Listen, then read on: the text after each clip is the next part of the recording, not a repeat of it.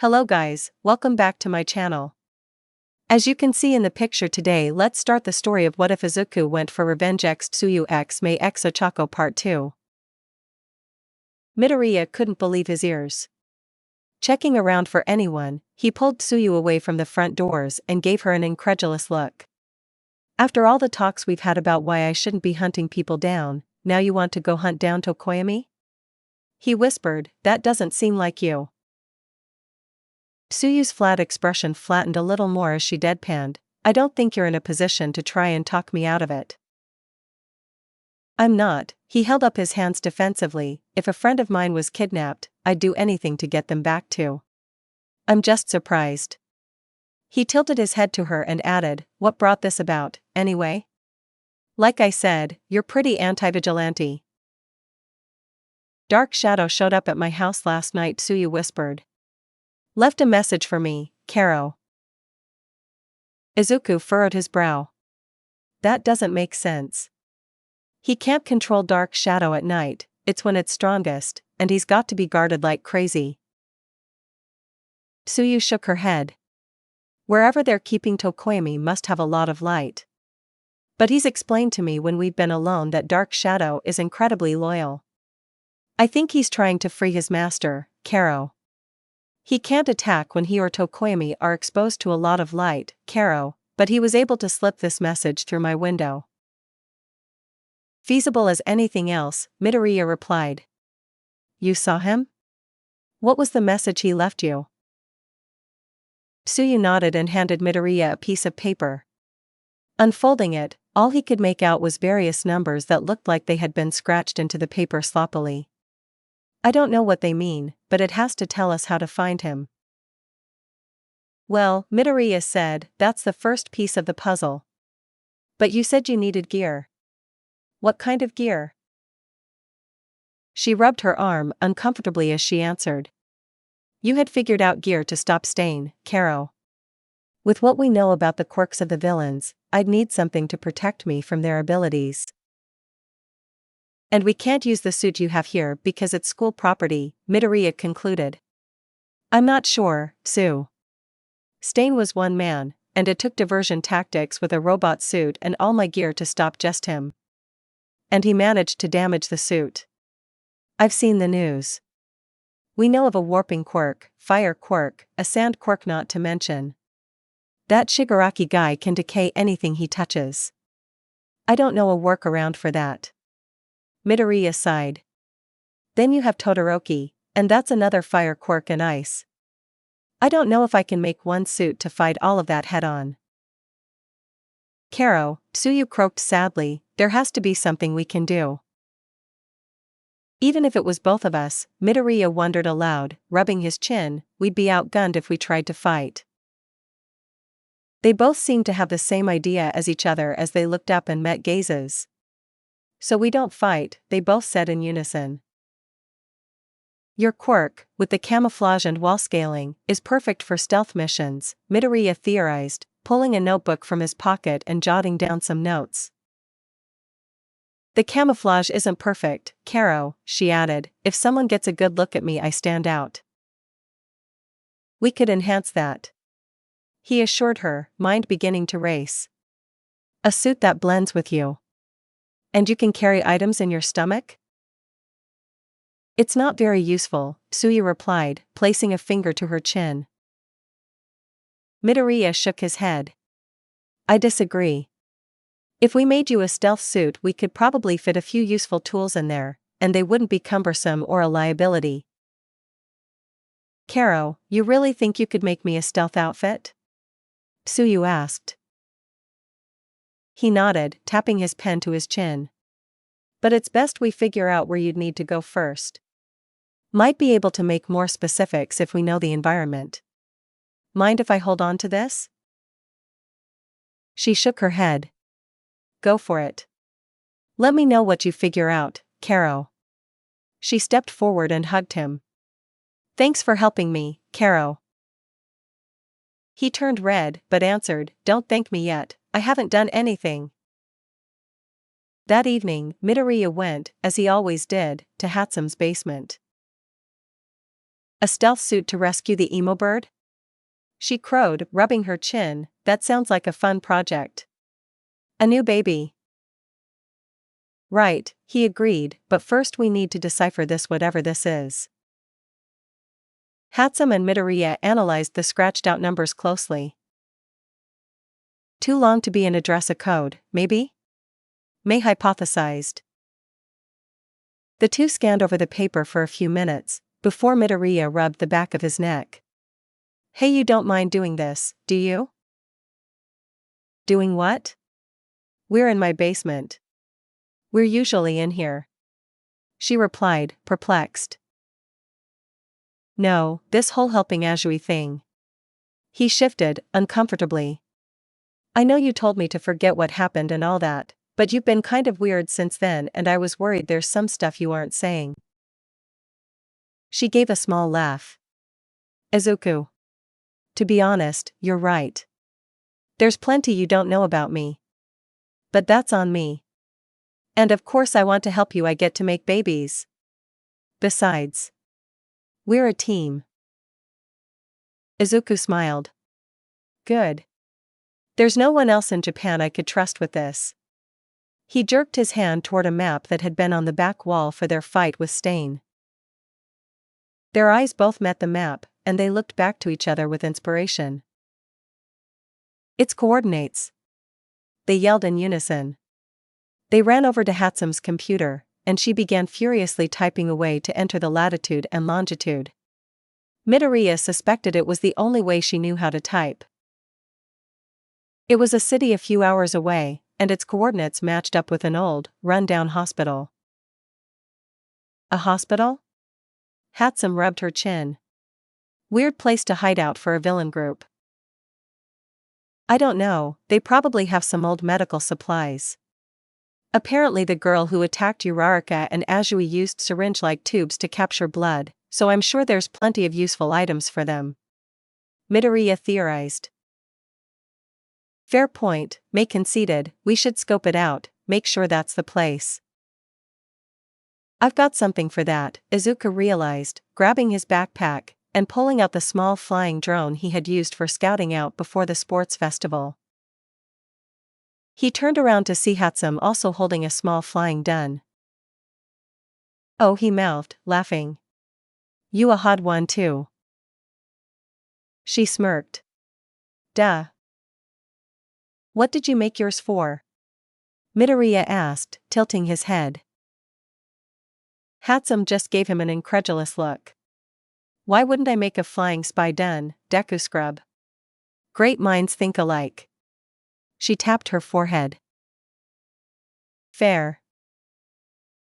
After syncing the two drones up to Hatsum's computer, Deku climbed the bus towards the area of town they had seen. The hospital had a few hours of daylight left to burn, and the sooner they found anything out about the new villain hideout, the better chances they had to make some particular equipment before Tokoyami got moved. Stopping a few blocks away, Midoriya adjusted his earpiece in a back alley. You got visual? He asked, holding a drone up a few feet from his face. Yup. I've got a good shot of that pretty face of yours.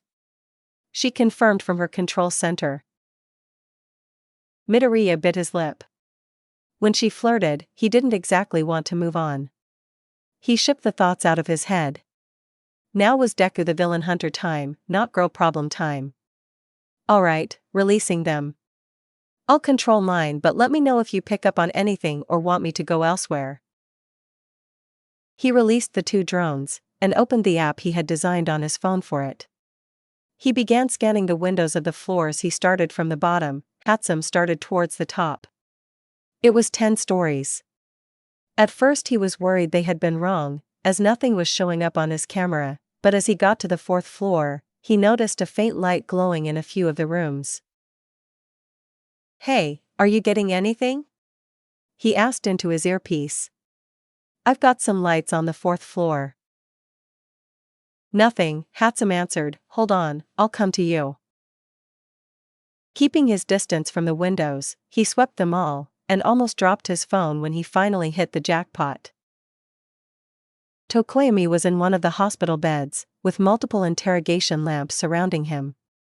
On one side of the bed, a man with multiple scars and burns stood by him, holding a blue flame up to his chin. To the other side, a girl in a school uniform was holding a knife to his right pectoral muscle. Holy shit, are they torturing him? Hatsum nearly yelled in his ear, making Midoriya jump. It looks like you two should get out of here before anyone notices us. Midoriya sighed. Hang in there, Tokoyami. Re-entering Hatsum's basement, Midoriya couldn't help but to smile seeing she was already working on some blueprints. Got some ideas? She looked up and gave him the ever-so-familiar smile she always had when inspiration took her. Oh Izuku, when you see what I've thought up and dug up, you'll gladly admit I'm the brains of this operation. You wish, he laughed. What do you got? Well, she grabbed his arm and pulled him over to the blueprints, making him blush a bit. I was able to see that they aren't on the power grid, so that means they're running the generator in the basement. We can shut that down easy. Which means we wait until it's night, and then Froggy uses the stealth suit. Blending technology fabric isn't easy to come by, Midoriya frowned. Hatsum beamed, and fiddled with her backpack, pulling out a long sheet of it. You don't think I've been sneaking some of this from school when we were doing the MT Lady project? You don't know me as well as you thought you did. Midoriya beamed back at her. Okay. You are the brains of the operation. Told you. Hatsum laughed, sticking her tongue out. Now, bring her back here tomorrow. I'm going to need to take her measurements. Well. This is weird. Midoriya thought to himself as he awkwardly stood in the basement the next day, watching Hatsum take Tsuyu's measurements for a stealth suit. So this will help the camouflage part of my quirk, Karo? Tsuyu asked. Mei nodded as she jotted down numbers on a notepad. Those type of quirks are rare, but the material is way easier to make or come by than, say, making clothes out of hair like MT Lady, or that guy Deku scrub has had to talk to lately. What's that been all about anyway, Midoriya? Azui asked, holding her arms out so Hatsum could wrap the cloth measuring tape around her waist. The principal says I'm not supposed to really spread this around, Midoriya admitted, realizing he hadn't really stopped to think about this when telling Hatsum the other day. But it has something to do with All Might. Quickly changing the subject, he added, I saw him for the first time in last year's sports festival. I can't believe they let him fight naked. It's probably a good fighting strategy if you're going one-on-one with someone, Karo, Azui replied, very distracting. Especially if you can go intangible like he can. Maybe you should have fought staying naked, Hatsum joked. Midoriya and Azui exchanged uncomfortable glances that went right over Hatsum's head. So is there a plan, Karo? Tsuyu asked. I've never snuck into a hospital. What did you guys see? Midoriya waved her over to another workbenches as Hatsum compared her notes to her blueprints. I got the schematics for the building. Apparently you can just find those on the internet? Weird. He pointed to the basement. The building is still off the power grid, so they must be using a generator here. If we can shut it down, you'll be nearly impossible to see in the stealth suit. We're also going to make plenty of smoke bombs and flash grenades in case you do get spotted. Hatsum added from her table, beginning to cut the fabric for the costume. This build is pretty old, so if you get spotted, Midoriya continued, the vents are big enough for you to fit in, which is funny, because most vents aren't big enough for people anymore. Action movies have been lying to me, Karo, Azui joked, getting a chuckle from the other two. You can just rip a vent grate off with your tongue if you can lift someone, you should be strong enough. Izuku advised. And Tokoyami Ishura. He circled the room. They were smart enough not to put him by any vents, Karo, Tsuyu grumbled. I'm sure he'll be guarded. That's why we're going to draw them out. Hatsum and Midoriya both answered her, beaming, and then laughing at each other. They had a tendency to think in tandem when they were on a roll. Karo? They had to act soon. Dormitory Movian was beginning next week, and there was no way they would be able to make a secret stealth suit and matching gear on campus without drawing suspicion. In fact, Hatsum was dreading the fact that she would have an 8 p.m. curfew for the workshop. Still, Midoriya forced himself to focus on improvements for Monoma. He'd managed to make a few good, minor additions, but felt he could do more to really give the guy an edge before the end of the week. He was pulled from his thoughts as Power Loader cleared his throat from the front of the room. Listen up guys, now that we've had a few days back, I want to talk about next week. Everyone's attention snapped forward, and the teacher continued, this is the time of year licensing comes up. For the heroes, it's provisional licensing. For business course, it's some accounting thing, who cares, right? The class chuckled. Still got it, Higuri. But for us? Well, it's commissions licensing, level C. Excited murmurs floated around the room. Hatsum reached over and grabbed Midoriya's hand, bouncing up and down on her feet like a kid in a candy store. Midoriya blushed, but listened intently to his teacher. Now, as you know, plenty of agencies offer internships for our students. Well, many of these agencies are always looking for more gear to make capture, restraining, and takedown of villains easier. UA has many promising young minds who have made many wonderful products for pros. Now, being licensed at a first-year level doesn't mean you can just go selling whatever you want online or whatever, but... He held up a finger for emphasis, it does mean you can patent some of your ideas through our school's program.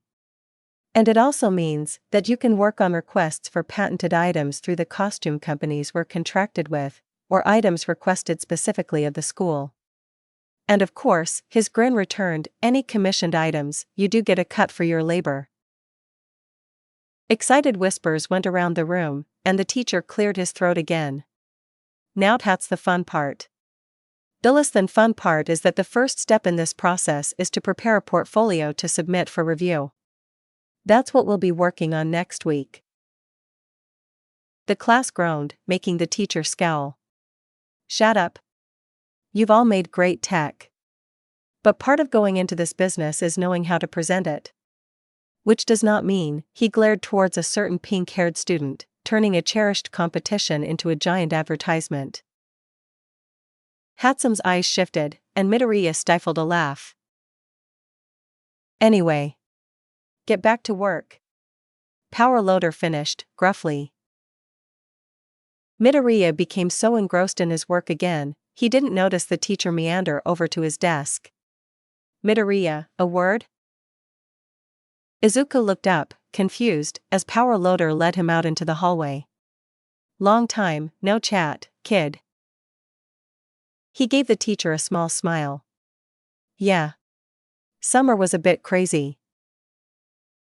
To his surprise, Mr. Higuri reached out and gave the boy a small squeeze on the shoulder.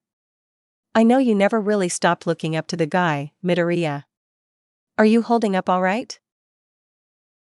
Izuku let his face fall. He had a feeling this might have been where the conversation was going. Did Principal Nizu tell you? The teacher nodded. Yeah. It's down to you or Mirio to be the next All Might. I wanted to see if you two had decided. Mirio said the power is mine, if I want it, Midoriya admitted, rubbing the back of his neck, but... I don't know if it's the right thing. Midoriya finished, eyes dropping. If I took one for all, I'd have to switch over to the hero course and try keep up, but I love what I do here and you've done so much for me, I wouldn't want to let you down. Hey! Power Loader commanded, grabbing both of his shoulders, taking the boy by surprise. I didn't do that so you'd owe me one, kid. I did that because I saw something in you. And look at you. The pro beamed. I was right. I'm going to be proud of you either way. Midoriya turned red. It was maybe one of the nicest things anyone had said to him. No matter what you do, Power Loader said, with a powerful tone, do it for you. Of course I want you to stay. You're one of the best I got. And, if you leave, I have no one to rein in Hatsum. As if on cue, an explosion sounded from the room followed by Hatsum's recognizable laughter. God damn it. Power Loader shuddered. But this is on you. Okay? Midoriya nodded, smile returning. Thanks, Power Loader. Giving him a final pat on the shoulder, Power Loader sighed.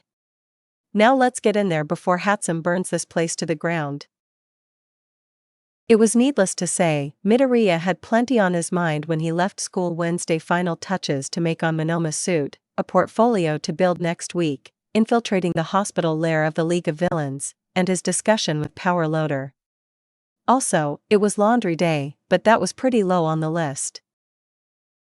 He was so wrapped up in his thoughts, he almost didn't notice Mirio's face poking out from the floor a few feet away, giving him a broad grin. Hey Midoriya! Mirio crowed excitedly. What the crap? Midoriya screamed, tripping over his feet, and crashing next to the older boy's face. Whoops. Didn't mean to scare you, Mirio laughed, heartily. Just wanted to see how you were doing with everything. Midoriya calmed down as he picked himself up. Still need some time. I'll get to you before Monday, no worries. Cool. Mirio nodded, catch you later. With that, he vanished back into the floor. Tilting his head to the side, he didn't notice Hatsum come up behind him. Hey, Deku scrub. Chatting with the floor? He chuckled as he stood up. Mirio was there. Anyway, let's grab Tsuyu and finish her suit.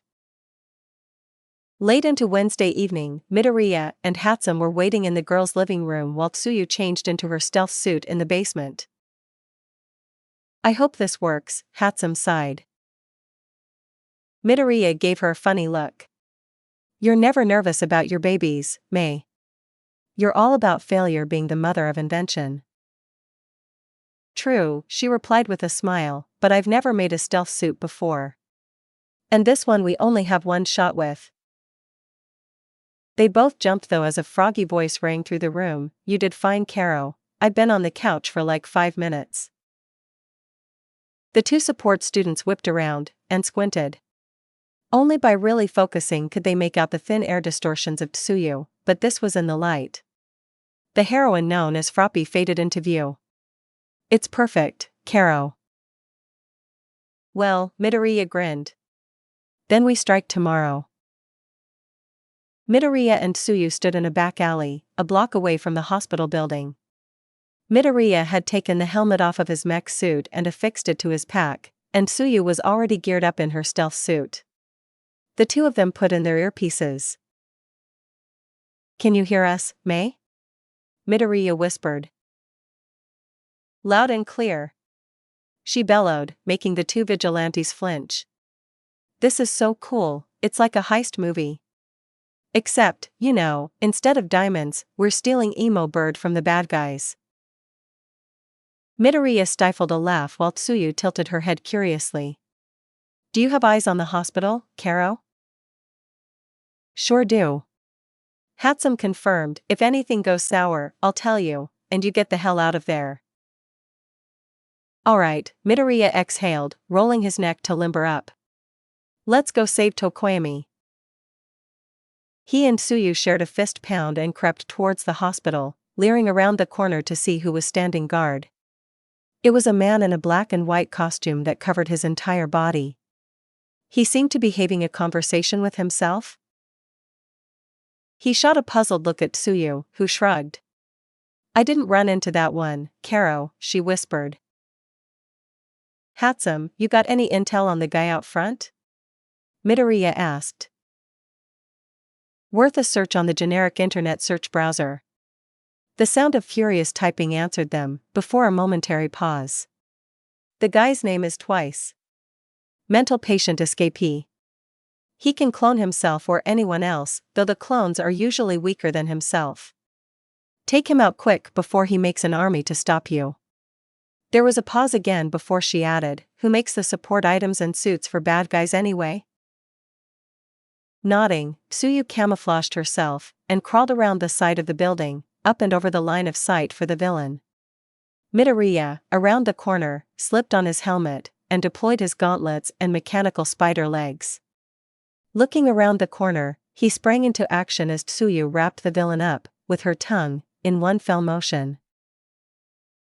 "Ooh, is it my birthday, Daddy?" Twice squealed in delight, just in time for Izuku to run in with a leaping Superman lunge across his left eye, knocking him out. Midoriya used a glue grenade to make sure he wouldn't be moving. "I'm going to need to scrub my tongue for days." Tsuyu shuddered. They quietly crept in. This was where the two of them separated. "Good luck, Midoriya," Tsuyu whispered. "Luck is for chumps, let's rescue Tokoyami," he replied with a smile. "Stealing my lines," Hatsum grumbled into his earpiece. "Just don't break my babies out there." Tsuyu tore a vent grate of the wall and climbed into it. Izuku went towards the basement, switching on the night vision in his headgear. Being careful not to make any noise, he peered down the stairs and saw a singular, buff person guarding the door. "That one's Magna," May informed him, chipperly, "uses her quirk as a magnet against people using that big ol' pillar thing next to her. She's tough, but nothing special. Wait until Tsuyu is in position and take her down." Waiting was the hardest part for these missions, Midoriya realized. Setting the proper projectile in his gauntlets, he and Hatsum had finally rigged projectile launchers like on the mech suit to his gauntlets. "She's ready, Deku Scrub," Hatsum chimed in only a few minutes later. Leaning over the railing with careful aim, Midoriya shot a tranquilizer dart into the neck of the buff villain. "Yua?" was all Magna managed to cry out before slumping into the floor. Midoriya had secured her in place with a glue grenade as well. He had made sure to prepare plenty for tonight. They were becoming his most useful too. He quickly made his way to the boiler room, and found the only generator still roaring actively. "Commence generator shutdown, Deku," Hatsum commanded. Midoriya brought down to armored gauntlets onto the machine, causing it to buckle and break under his blows. The best way to shut it down for good was to break it. "Shutdown complete," Hatsum hollered. "Go, frop it." Midoriya rolled his eyes as he turned and bolted. He had to get in position for part 2 of his job. Diversion. As he made his way out of the entrance, past a still unconscious twice, he looked up and took a deep breath. "Well, I guess it worked in product testing." "Don't doubt my genius, Midoriya," May growled in his ear, "we're on the job." Activating the hover function Hatsum installed on his pack, he kicked it full thrust until he was levitating just under the 4th-story windows. He could hear disheveled sounds of panic inside. Getting right under a window, he used a glue grenade to stick a small, wireless speaker under the window, then hovered up to smash it open with one punch. "What was that?" someone yelled from inside. Midoriya quickly flew as far away from the window as possibly, and whispered, "Cue the music." May laughed from her computer as she began shuffling her annoying and distracting music playlist, which had the small speaker under the open window playing "You're the Best Around" at full blast, making it the only thing the villains could hear. Even over the music, Midoriya could make out the sound of panic and commotion from inside. But he wasn't done. He knew that Dabi, who had some sort of fire quirk to his knowledge, would be left to guard Tokoyami, and with only that fire to subdue Dark Shadow, it would take a disaster to get him to leave his post. So a disaster was what Izuku would give them. He began zipping past 4th-story windows, smashing them in as random pattern as he could, shooting remote grenades into the hallway at Hatsum's command. She was tracking them both on GPS to make sure there was no friendly fire. Most importantly, he had done this on the other side of the fourth floor from when Tokoemi was being held. And once all the remote grenades were in place, he began flying back towards where the boy was being held, and triggered the detonators. Explosions rang out in the night sky, only partially drowning out the song, the final countdown. Tsuyu is in the room. Hatsum yelled, she's over Dabi and Tokoemi and he hasn't seen her yet. He's not leaving. Go. Midoriya got in position, right outside the window, behind Dabi. Tsuyu saw him, and prepared. They had gone over the sequence a million times. Midoriya punched out the window, having telegraphed the blow, to sync up with Tsuyu wrapping up Dabi in her tongue. Before he could react, Midoriya had already entered the room and smashed the villain across the back of the head, knocking him out. Quickly, Deku scooped up Tokoemi in his arms and jumped out the window, whispering, "Time to go." Tsuyu followed, using her powerful legs to leap to the next rooftop over. The hover function of the pack was not equipped to handle the weight of two teenage boys, but it did slow down their descent enough for Midoriya to deploy his spider legs for the landing, and charge along Azui as Tokoemi slipped in and out of consciousness. "And Midoriya?" the Gothic hero uttered, "Azui?" "Save your strength," Midoriya commanded as they jumped to another nearby roof. "We did it, Karo!" Tsuyu cheered, "We did." They froze in their tracks as they heard the sound of smashing concrete behind them. Whipping around, their hearts sank as they saw a giant of a man, with short, spiky blonde hair, and one eye, had burst through the wall of the hospital, and landed on the roof closest to the hideout. His quirk allowed his muscles to burst from his skin, as evident by his pulsating, fleshy, red arms and legs. Midoriya gulped. He knew who it was before Hatsum chimed in to both of them, saying, That's muscular. Guys, he's basically like a slightly less strong version of All Might. She's bad. Get out. Get out. Split up. Midoriya yelled, hoping they could lose the villain. Before he could react, Tsuyu used her tongue and yanked Tokoemi from his arms, and took the other hero to a roof to their right. Snapping out of his trance, he went left. Seeing them flee, Muscular let out a vicious laugh. Good. I love a good game of chase before a kill. Midoriya already could tell they would never be able to outpace him. He could clear a roof in 2 strides, and as the vigilante looked over his shoulder, he could see Muscular had made a beeline for Tsuyu and Tokoemi. Automate. He cursed to himself, stopping, and retracting his spider legs to use the hover function of his pack. Izuku, what are you doing? Mei yelled. I'm on the job, he grunted. Don't. He was able to catch up to the chase, Muscular reaching out with his right arm to snag Tsuyu's leg.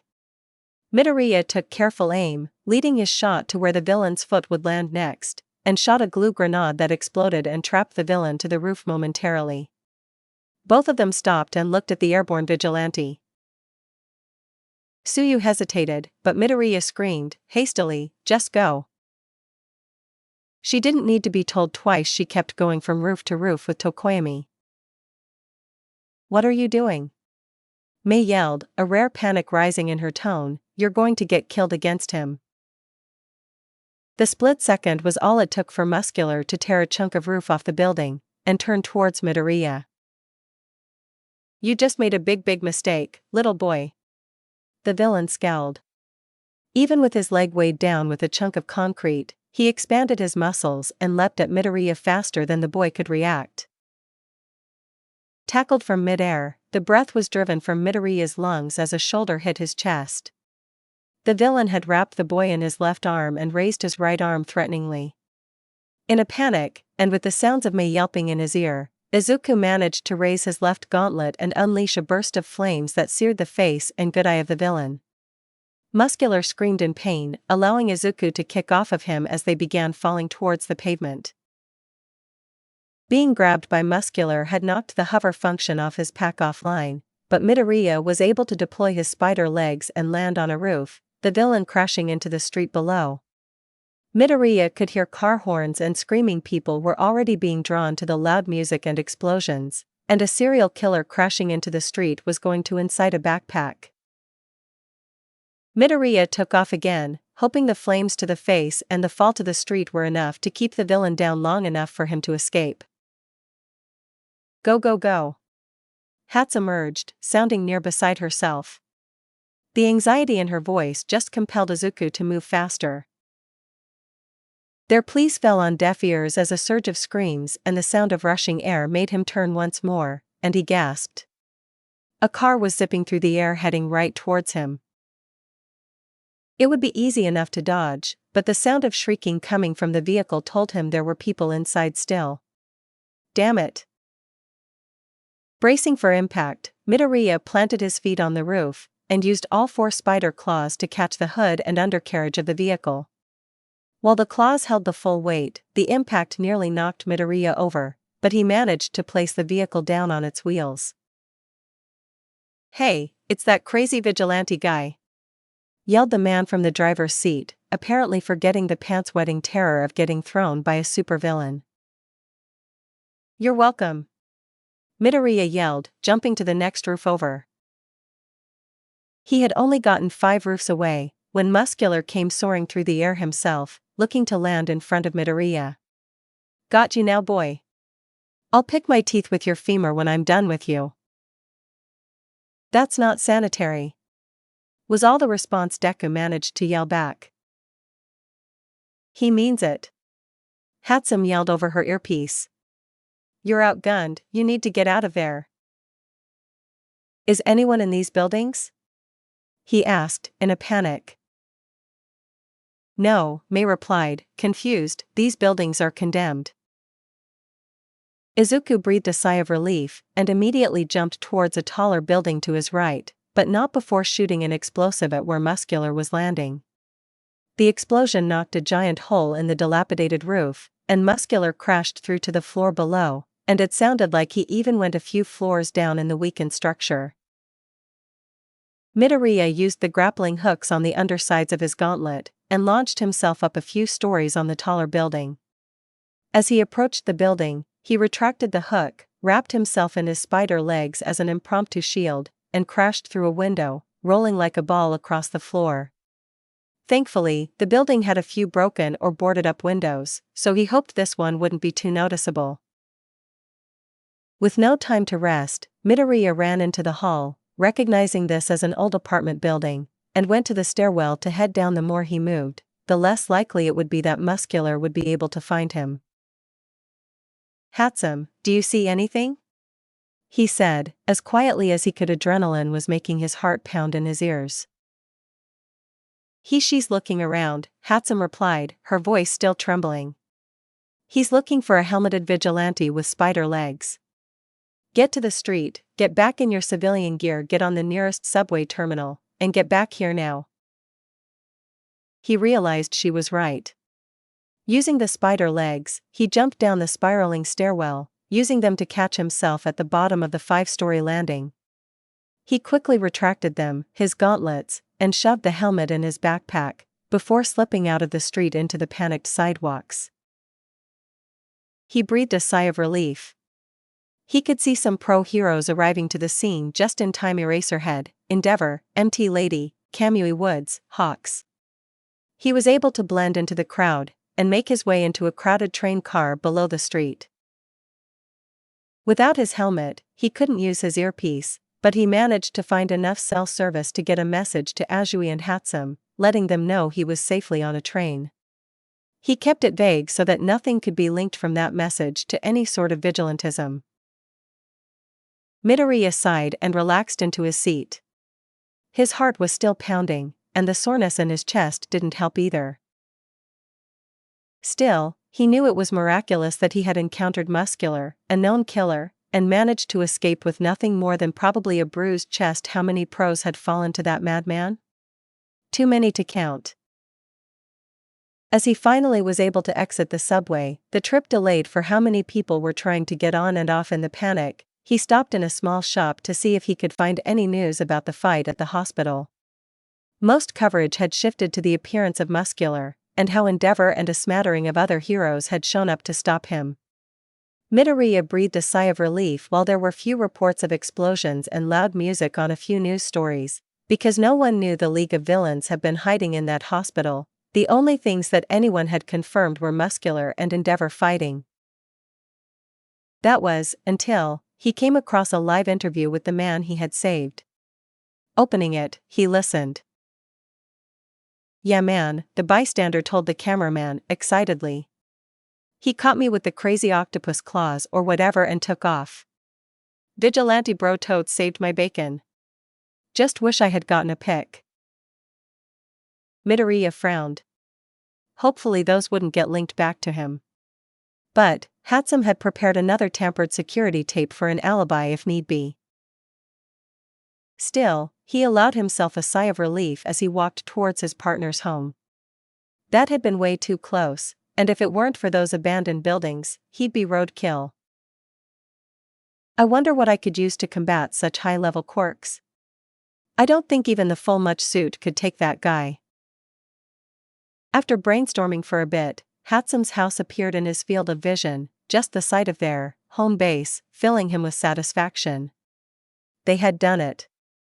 Sure, maybe things hadn't quite gone to plan, but all things considered, the only damage caused was one guy's car and buildings that were already condemned.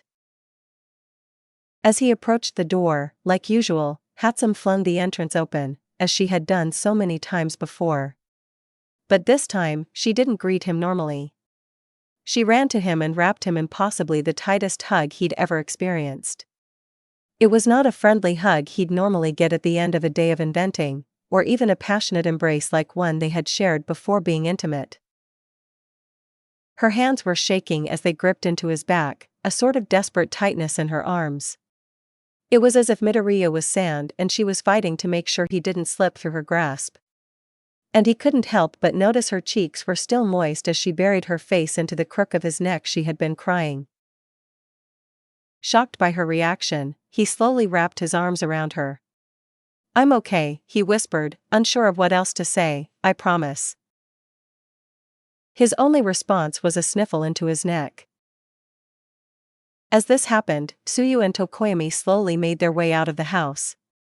Looking past Hatsum, Midoriya and the two hero students exchanged grins of triumph. The two snuck past the support students, not wanting to interrupt, but as they began walking down the block, Midoriya pulled away from his partner. "I just want to make sure they're okay," he assured May. She nodded, wiping her eyes, and he added, "I'll be right in." As she headed inside, Midoriya jogged over to Tsuyu and Tokoyami. "Hey, wait guys." The two turned their heads and looked at him. It was then Midoriya noticed they were holding hands, and perhaps he was interrupting their moment. "I just wanted to make sure you were both okay." He recovered, smiling at them. It was a relief to see them both in one piece. They both beamed at him. Tokoyami himself made a full turn and bowed, deeply, to Midoriya, causing the vigilante tech head to blush. "I am forever in your debt, Midoriya Izuku," he replied, "and your secret vigilantism will be safe with me." He finished by shaking Midoriya's hand firmly, with both hands. "Hey, what are friends for?" Midoriya replied, scratching the back of his neck. "How about you, Tsu? Muscular didn't get you, did he?" Tsuyu shook her head, and wrapped Midoriya in a hug. After a brief moment, she let go and her hand found its way back to Tokoyami's. "I'm doing great, Karo. Don't worry about that. Go to May. She needs you." Izuku tilted his head to the side. "Huh?" "She was beside herself with worry when you were distracting Muscular," Tsuyu explained. "I heard every yell. She forgot to switch off my headset. And you should have seen the look on her face when we showed up without you." "It was the true face of fear," Tokoyami added. Midoriya mumbled. In their time partnering together, he had never considered that Hatsum was scared for him. Even when she sounded worried, it just seemed like heat of the moment emotions, not a long-term effect. She loves you, Karo. Tsuyu smiled. It's easy to see when she looks at you. But before you hank you again, Karo. She touched a finger to her chin. You're maybe more of a hero than anyone in our class, Midoriya. We've got your back. Tokoyami nodded. Midoriya gave an embarrassed laugh. Thanks guys, be safe, okay?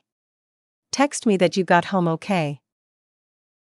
The three parted ways, and Midoriya made his way into the house, to find Hatsum standing in the kitchen, leaning against the counter. She must have still had too much adrenaline to sit. Walking up behind her, he wrapped his arms around her midsection and pressed his face into the nape of her neck. She didn't flinch from his embrace, and placed her hands on top of his arms. Glad you're okay. He gulped. He had no idea what he was doing. But it felt right. He loosened his grip and spun her around gently with his hands. She looked at him, confused, as he cupped her cheeks with his hands, and kissed her. She did not resist though, and reciprocated. After a few moments, the two separated into an embrace again. Quietly, Hatsum whispered, I can't lose you, this is a bad idea. You won't, he assured her. I don't care if this is a mistake, or dangerous, or risky. I love you. She let out a small sob. I love you too, you reckless idiot. You broke your hover baby. Let's go fix it before you leave. How? Shigaraki seethed, kicking over a trash can in their new, cramped temporary hideout. It was the best Kurogiri could do on short notice. How does this happen? I didn't get a look at either of their faces, Muscular scowled. But if I ever see those stupid spider legs or that long tongue again, I'll kill on sight.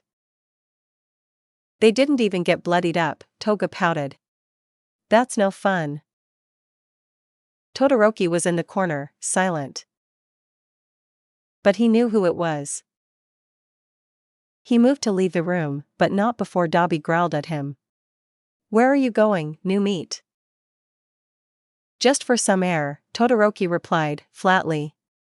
No one bothered to stop him, so he moved to the room of the dilapidated, shut-down pizzeria.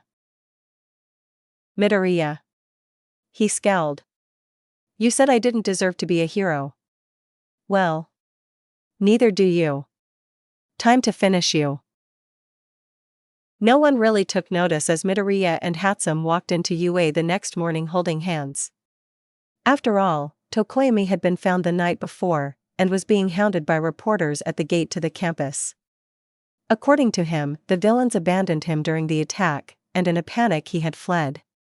His return was the sort of good news and press the school needed that the aspiring hero was eager to come back even after his deadly extended encounter, showing a resolute faith in the hero school.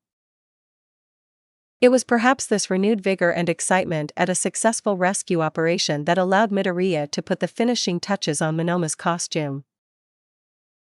Yeah, this is perfect. He smiled to himself. Some small springs in his heels will let him leap towards people to copy quirks if he gets a hold of them, but won't make it too hard to run. Hatsum leaned over as she finished making some additions to Kaminari's suit, and whispered, this is the sort of thing I was hoping I'd get to make in my internships. He'll be able to project his blasts without frying whatever brain cells he had left. He looked over at her additions. She had certainly tricked out the costume. All the hero costumes had got at least a little something changed. As the morning ended, Power Loader took the hero costumes back, making comments or pointers as one would expect of a teacher. Alright. So. Monday, you guys move into Heights Alliance's Class 1H building, and we'll start on portfolios. He pointed to the large pile of gadgets in the back of the class. And Hatsum, you're going to need to put some of those damn babies in your room. All the space they're taking up is fire hazard. Can't I just stay in the development studio? She whined. Midoriya stifled a laugh. It would take me the whole weekend to list why that's a horrible idea. Power loader deadpanned. So, no. The lunch bell rang, so the class began filing out.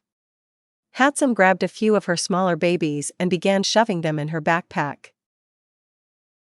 What are you doing? Midoriya asked. Some of these I want to take back to my house, she beamed. Some of these are home babies.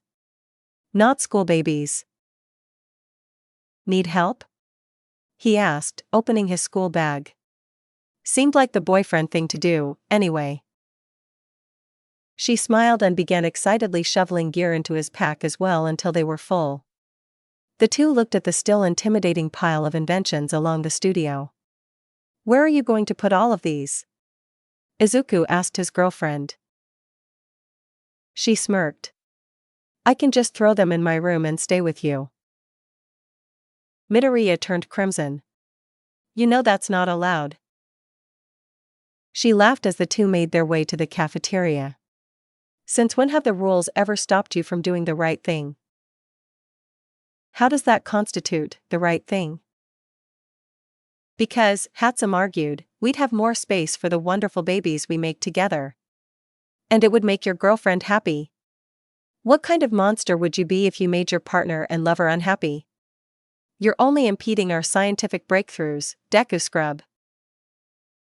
You sure know how to sell someone on an idea, Izuku laughed at her somewhat convincing argument. Maybe. I will take your maybe as a blood oath. They were so engrossed in their conversation that they both jumped as Mirio's head popped through the table. Greetings, Midoriya. He cried. What the crap? Hatsum and Midoriya yelled in unison. Mirio gave a hearty laugh. Sorry, I couldn't resist.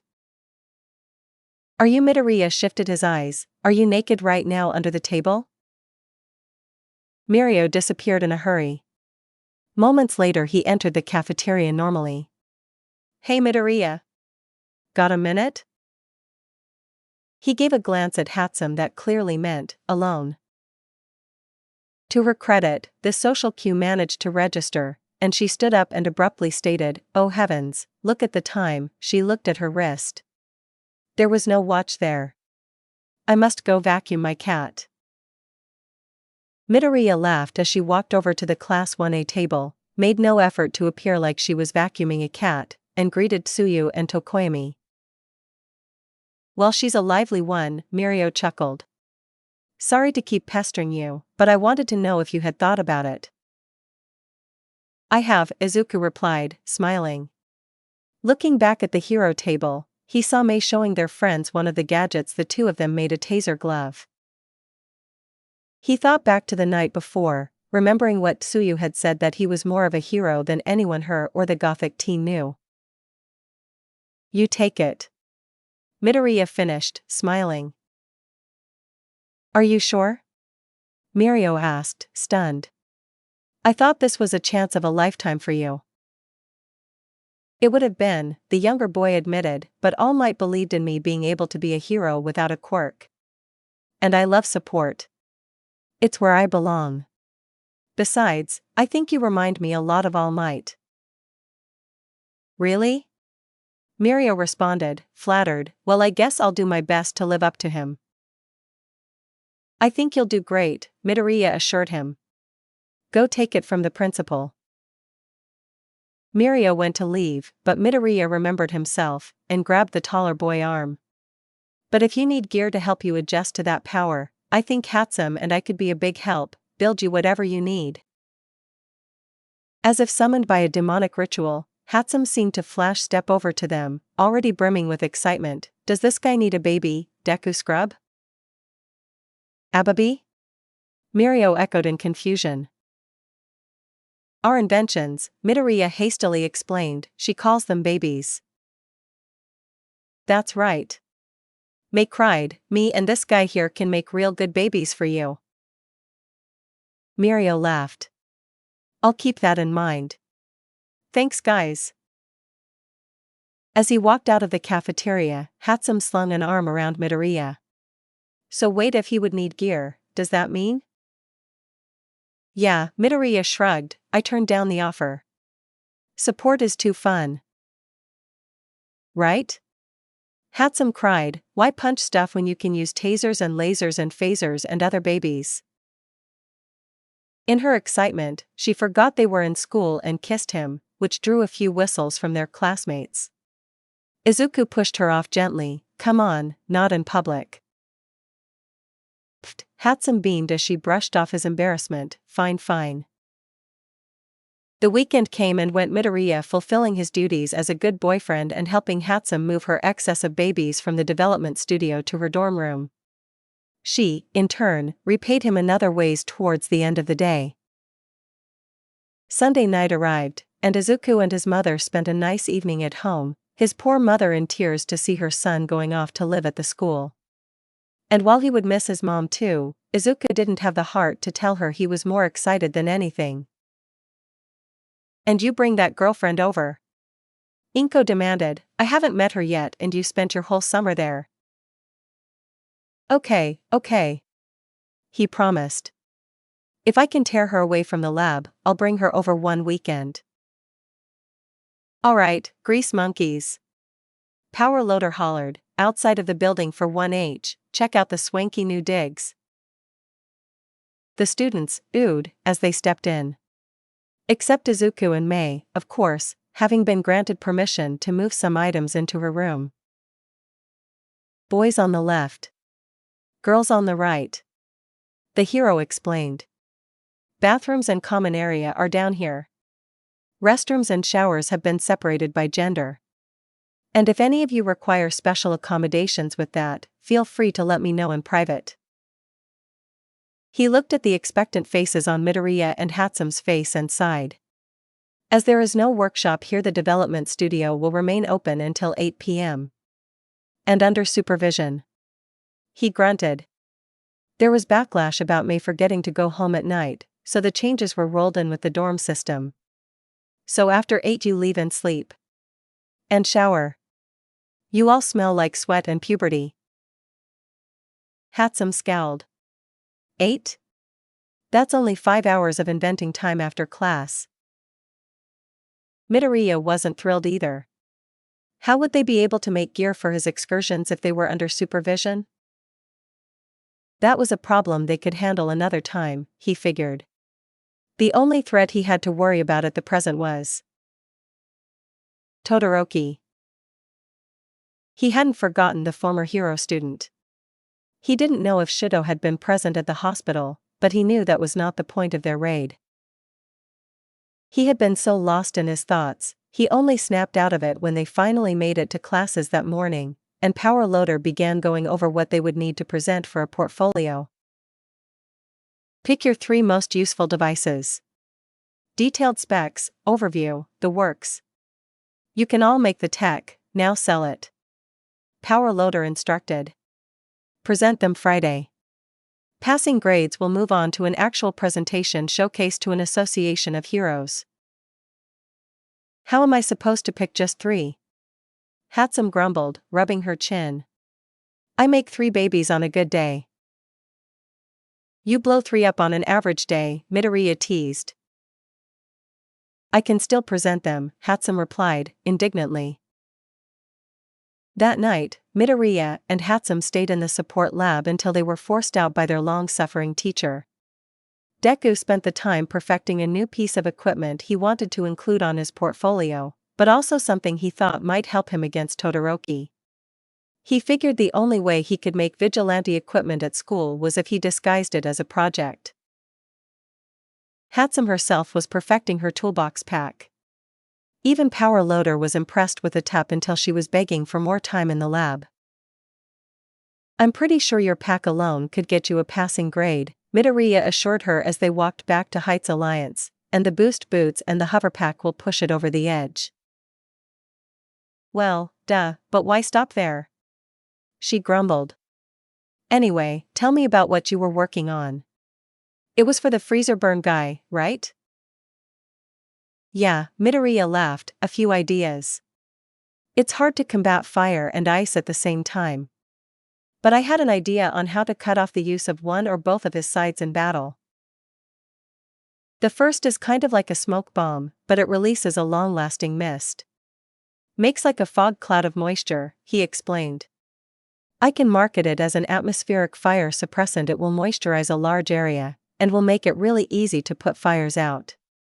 But really it will make it harder for Todoroki to use fire against you, Hatsum finished. Dual purpose. Always thinking. Smart. That will just make using ice easier though, Midoriya admitted. And then my flamethrowers won't be as effective. There was to be a weakness for both of his quirks. I've got a few ideas but I don't know how they'd work. What about your glue things? Hatsum suggested. They might work, but the chemical will break down and melt under high enough heat, Midoriya sighed. Well, it's not like we're being timed like Stain, she shrugged, we'll figure something out. It was a nice sentiment, although they would soon find out that wasn't quite right. In their talk, Midoriya hadn't realized she had followed him up to his dorm. He blinked as it dawned on him. Aren't you not allowed to be in here after curfew? He asked, a little nervously. She pushed him inside, mischievously smiling. Oh no. I'm making babies tonight, one way or another. He gulped but grinned. She was much more confident now that he had convinced her that dating was worth the risk.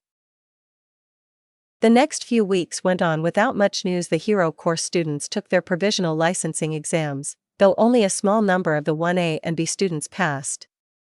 Hatsum and Midoriya's portfolios passed the initial commission's license phase, along with 3 or 4 other classmates, and they were pressed to complete their 3 products for a showcase at the end of the month. If they impressed, they would get their commission's license. It was the Saturday before the showcase convention, and Hatsum and Midoriya were hard at work perfecting their 3 items. Midoriya rounded out his portfolio with his glue grenades, and his other idea for nullifying Todoroki's quirk. He was surprised that the last one had so much interest. He marketed it as a way of nullifying quirks that altered a user's internal temperature, but perhaps for how common fire-type quirks were, it was a larger market than he thought. As they were working, Power Loader himself was finishing up a project on some excavation gear. As he was working, his phone began buzzing, and he cut himself on a tool. Damn it. He ran over to a towel and held it to the wound and answered the phone on his shoulder. Yes? Curious, Midoriya tried to listen in on the conversation, though he was only able to make out a feminine voice. Power Loader grunted. Yes. I'll be there at 8:30. I didn't forget. He set his phone down and cleaned his wound. That's what I get for dating a younger woman so needy. Hatsum and Midoriya exchanged a small smirk. Neither had expected the pair to last this long, or more surprisingly, that their teacher would be the one with complaints. You two will need to be out of here at 8 sharp, the long-suffering teacher instructed. None of this, let me just tighten this screw for like 8 minutes, crap. Actually, we have to leave early tonight, Hatsum beamed. I get to meet Midoriya's mom tonight and probably embarrass the crap out of him by looking at baby pictures.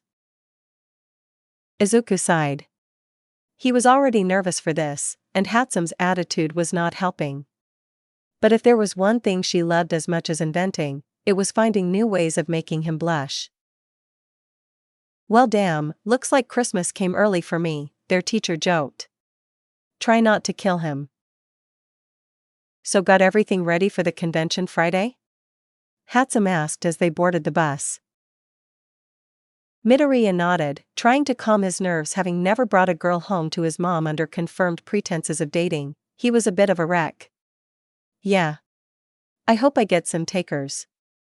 I can't believe we could already start making money off this stuff. I know. Hatsum exclaimed, bouncing in her seat in excitement. I love it. Imagine how in demand we'll be if we already are getting our names and babies out there. Izuku laughed. Yeah, we'll be able to open our own development lab if this stuff takes off. Hatsum Midoriya Industries. She crowed, excitedly. You get top billing, huh? Well duh, she beamed, I'm the brains of this operation, as has been established. Fair enough, he conceded, lightheartedly, although we should tackle this convention first. As the bus screeched to halt, Midoriya took a deep breath as Hatsum grinned up at the building. Anything I should know about your mom? Hatsum asked. You know. Brownie points. No, he replied, leading her in the front doors and to the elevator. Just be on your best behavior. My behavior, like my baby's, is always immaculate. Hatsum declared. Midoriya decided it was in his best interest not to argue that with her. As they reached the door, Midoriya took a deep breath and knocked. His mother came to the door almost immediately. Izuku. She cried, hugging him, it feels like I haven't seen you in years. And this must be May. Hatsum smiled, not her usual wild grin, but a polite smile that she had been rehearsing all week, and bowed. Nice to meet you, ma'am. Izuku was thoroughly impressed. She was pulling out all the stops with her manners for this one. Inko was almost in tears as she embraced Hatsum, surprising the girl. Son, why didn't you tell me she was so gorgeous? Hatsum and Midoriya made eye contact, and he smiled. You're right, Mom. How could I forget?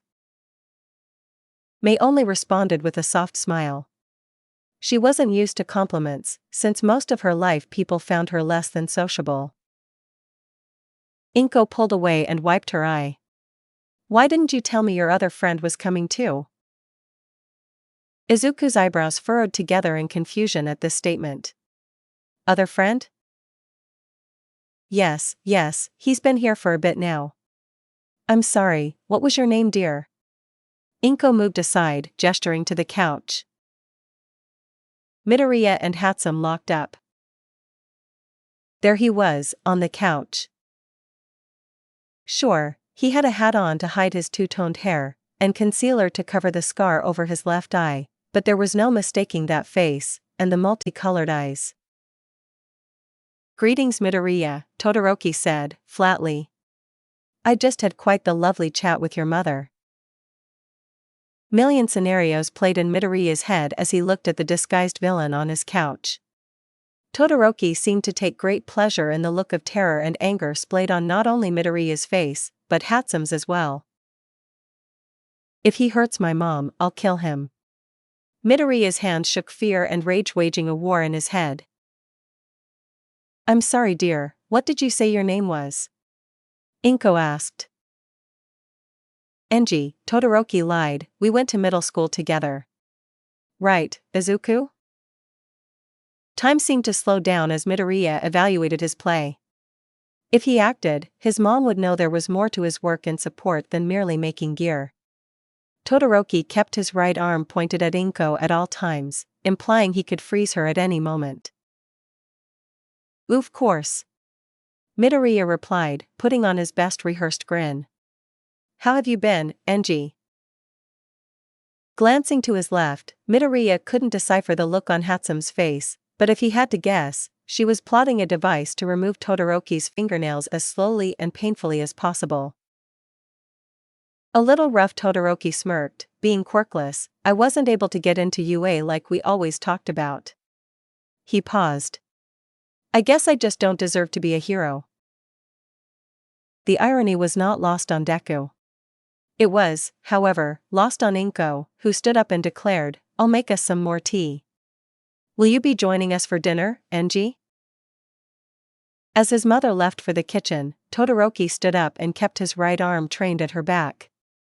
No thanks, I'll be leaving now. Izuku's hand twitched for the release switch on his pack. He could use a spider leg to impale Todoroki in seconds, but no way he could do it without his mother noticing. Don't be hasty, Todoroki whispered, seeing the looks on the faces of Izuku and Mei. Wouldn't want anyone to get hurt in the crossfire.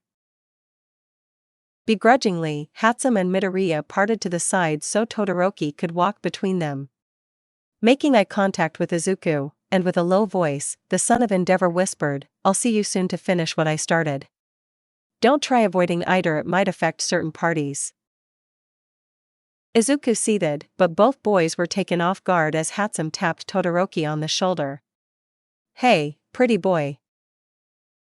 Todoroki turned, and was greeted as Hatsum spat on his face. He grimaced as he wiped his eye, the girl adding, "Get the hell out of here." Todoroki regained his composure, and merely smirked again and walked away. Izuku gawked at his partner. "May, that was the coolest thing you've ever seen me do that didn't involve cranking out super cute babies?" she asked.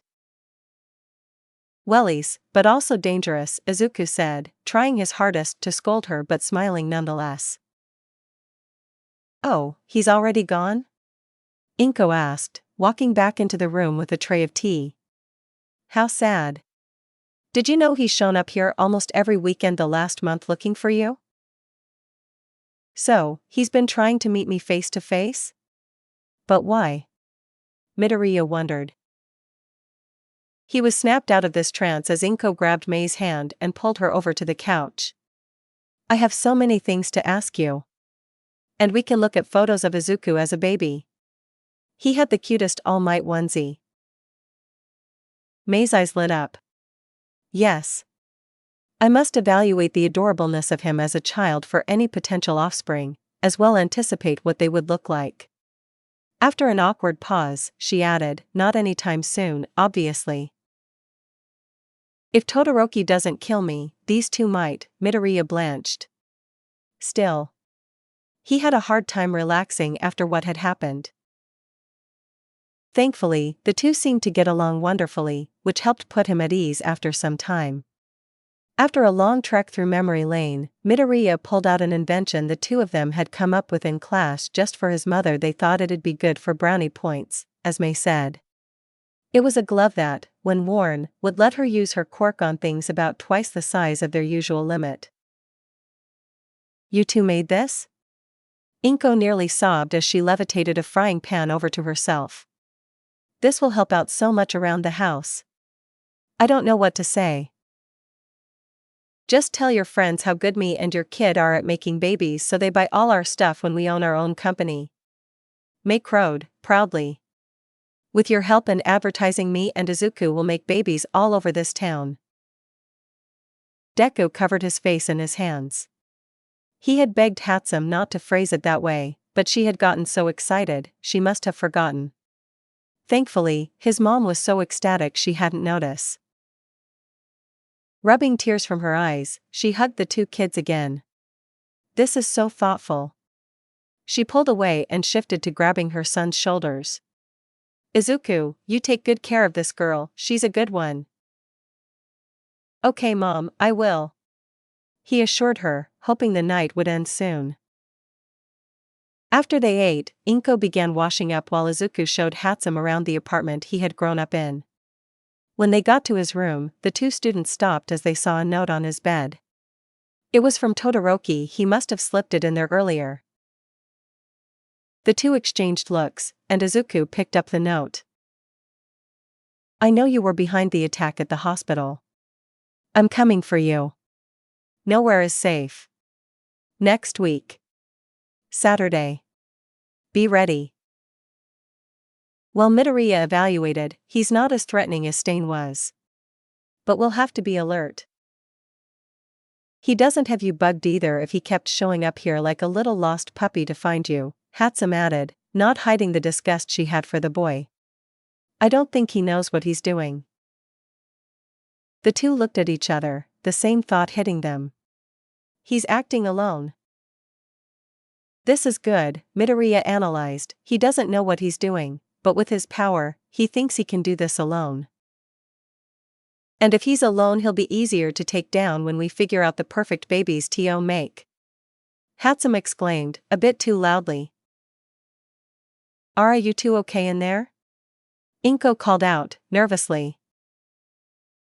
"You have to cool it with that," Izuku stammered. "We're fine, Mom, just talking about inventions." He yelled towards the door before turning back to his girlfriend to whisper, "We'll talk more about taking Todoroki down later." "My bad," Mei laughed. "By the way, your mom is like some sort of classic mom and it's great." "I'm glad you like her," Izuku laughed. "Well yeah, I can see where you get that cute face from," Mei snickered, pinching his cheeks as they left his old room. After another round of embarrassing stories, Midoriya finally had convinced his mom to let them leave so they wouldn't miss curfew. Once finally at the street and out of earshot of his mom, the two glanced up and down the street for any sign of Todoroki or anyone suspicious. There was nothing to be found, thankfully. "Alright, so he's tailing us." "We know that much," Midoriya whispered as they boarded the bus. "Not well, obviously," Hatsum added. "He probably just looked up where you lived off the internet and hoped you'd come by." "And he came by to threaten me," Midoriya added. "Which makes no sense. I don't even know where I'm going to be next Saturday." "How can he know?" "He must have some sort of plan."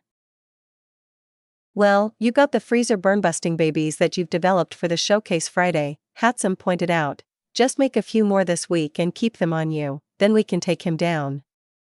Besides, whatever he's planning, he hasn't changed anything." "What do you mean?" Izuku asked. "I mean, change what?" "He's still the same standoffish kid was at school," Hatsum shrugged. "Not that we knew him, but he always was by himself, completely confident he could handle whatever. Like he separated himself from everyone else. He's not even acting like a villain." "You don't think showing up at my house was acting like a villain?" Midoriya deadpanned. "I mean, a little," Mei relented, "but come on, if he wanted to be villainous, he could have kidnapped your mom. Told you to come alone to some remote location or she died. Held her at icicle point. Any plethora of crazy stuff." She made a stabbing motion. "Cut off a toe and mailed it to you with a ransom note just like in the old movies. Those used to give me so many ideas for babies that could capture villains and make them talk." The thought made the boy squirm more so than anything because she was absolutely right. "I wonder why he didn't think to do that. Speaking of which, why are you so good at knowing what a villain should do?" A sly grin overtook his girlfriend's face. "Deku scrubbed the best villains in history are geniuses. And I, if you haven't noticed, am a genius." "As long as you aren't an evil genius," he chuckled. "Of course not," Mei rolled her eyes, but then narrowed them, in a mock-threatening way. "Of course, if you ever break my heart, I could think of ways to torture you." She leaned forward, almost seductively. "Unless you think that sounds kind of fun. Never thought about bringing any of our toys to your bed." Izuku turned crimson and felt some blood rushing to other parts of his body, before stuttering out, "WWE in public. Let's talk about that later." He cleared his throat. "Anyway, you were saying something about Todoroki." "Call me crazy," Hatsum began, to which Midoriya interrupted her to add, "I call you crazy at least once a day." Hatsum gave him a deflated glare. "Anyway, call me crazy, but All Might is probably right. I don't think Todoroki is fully into this whole villain thing yet. He's basically challenging you to a duel with some vague threats. He might have switched teams, but he's still acting like some sort of samurai-type hero with some code of honor or something." She paused and thought. Samurai movies aren't as good. They only use swords, no fun babies. Ignoring her last non-sequitur, Midoriya's eyes widened. "You're right. This must be what All Might meant. Which means we gotta strike while the iron is hot." Hatsum whispered, screamed, excitedly. "Or icy hot, to be precise, and I actually have some ideas." Midoriya grinned back at her. "Yeah. If we can get him now, before he sinks too far into villain life, that would be the best way to fulfill the mission. And since we don't know what he's planning, we'll go on the defensive." What are your ideas? Hatsum beamed. I've had an idea for a baby like this for a while. Hey, wake up! Hatsum shouted in his ear, bright and early the next morning.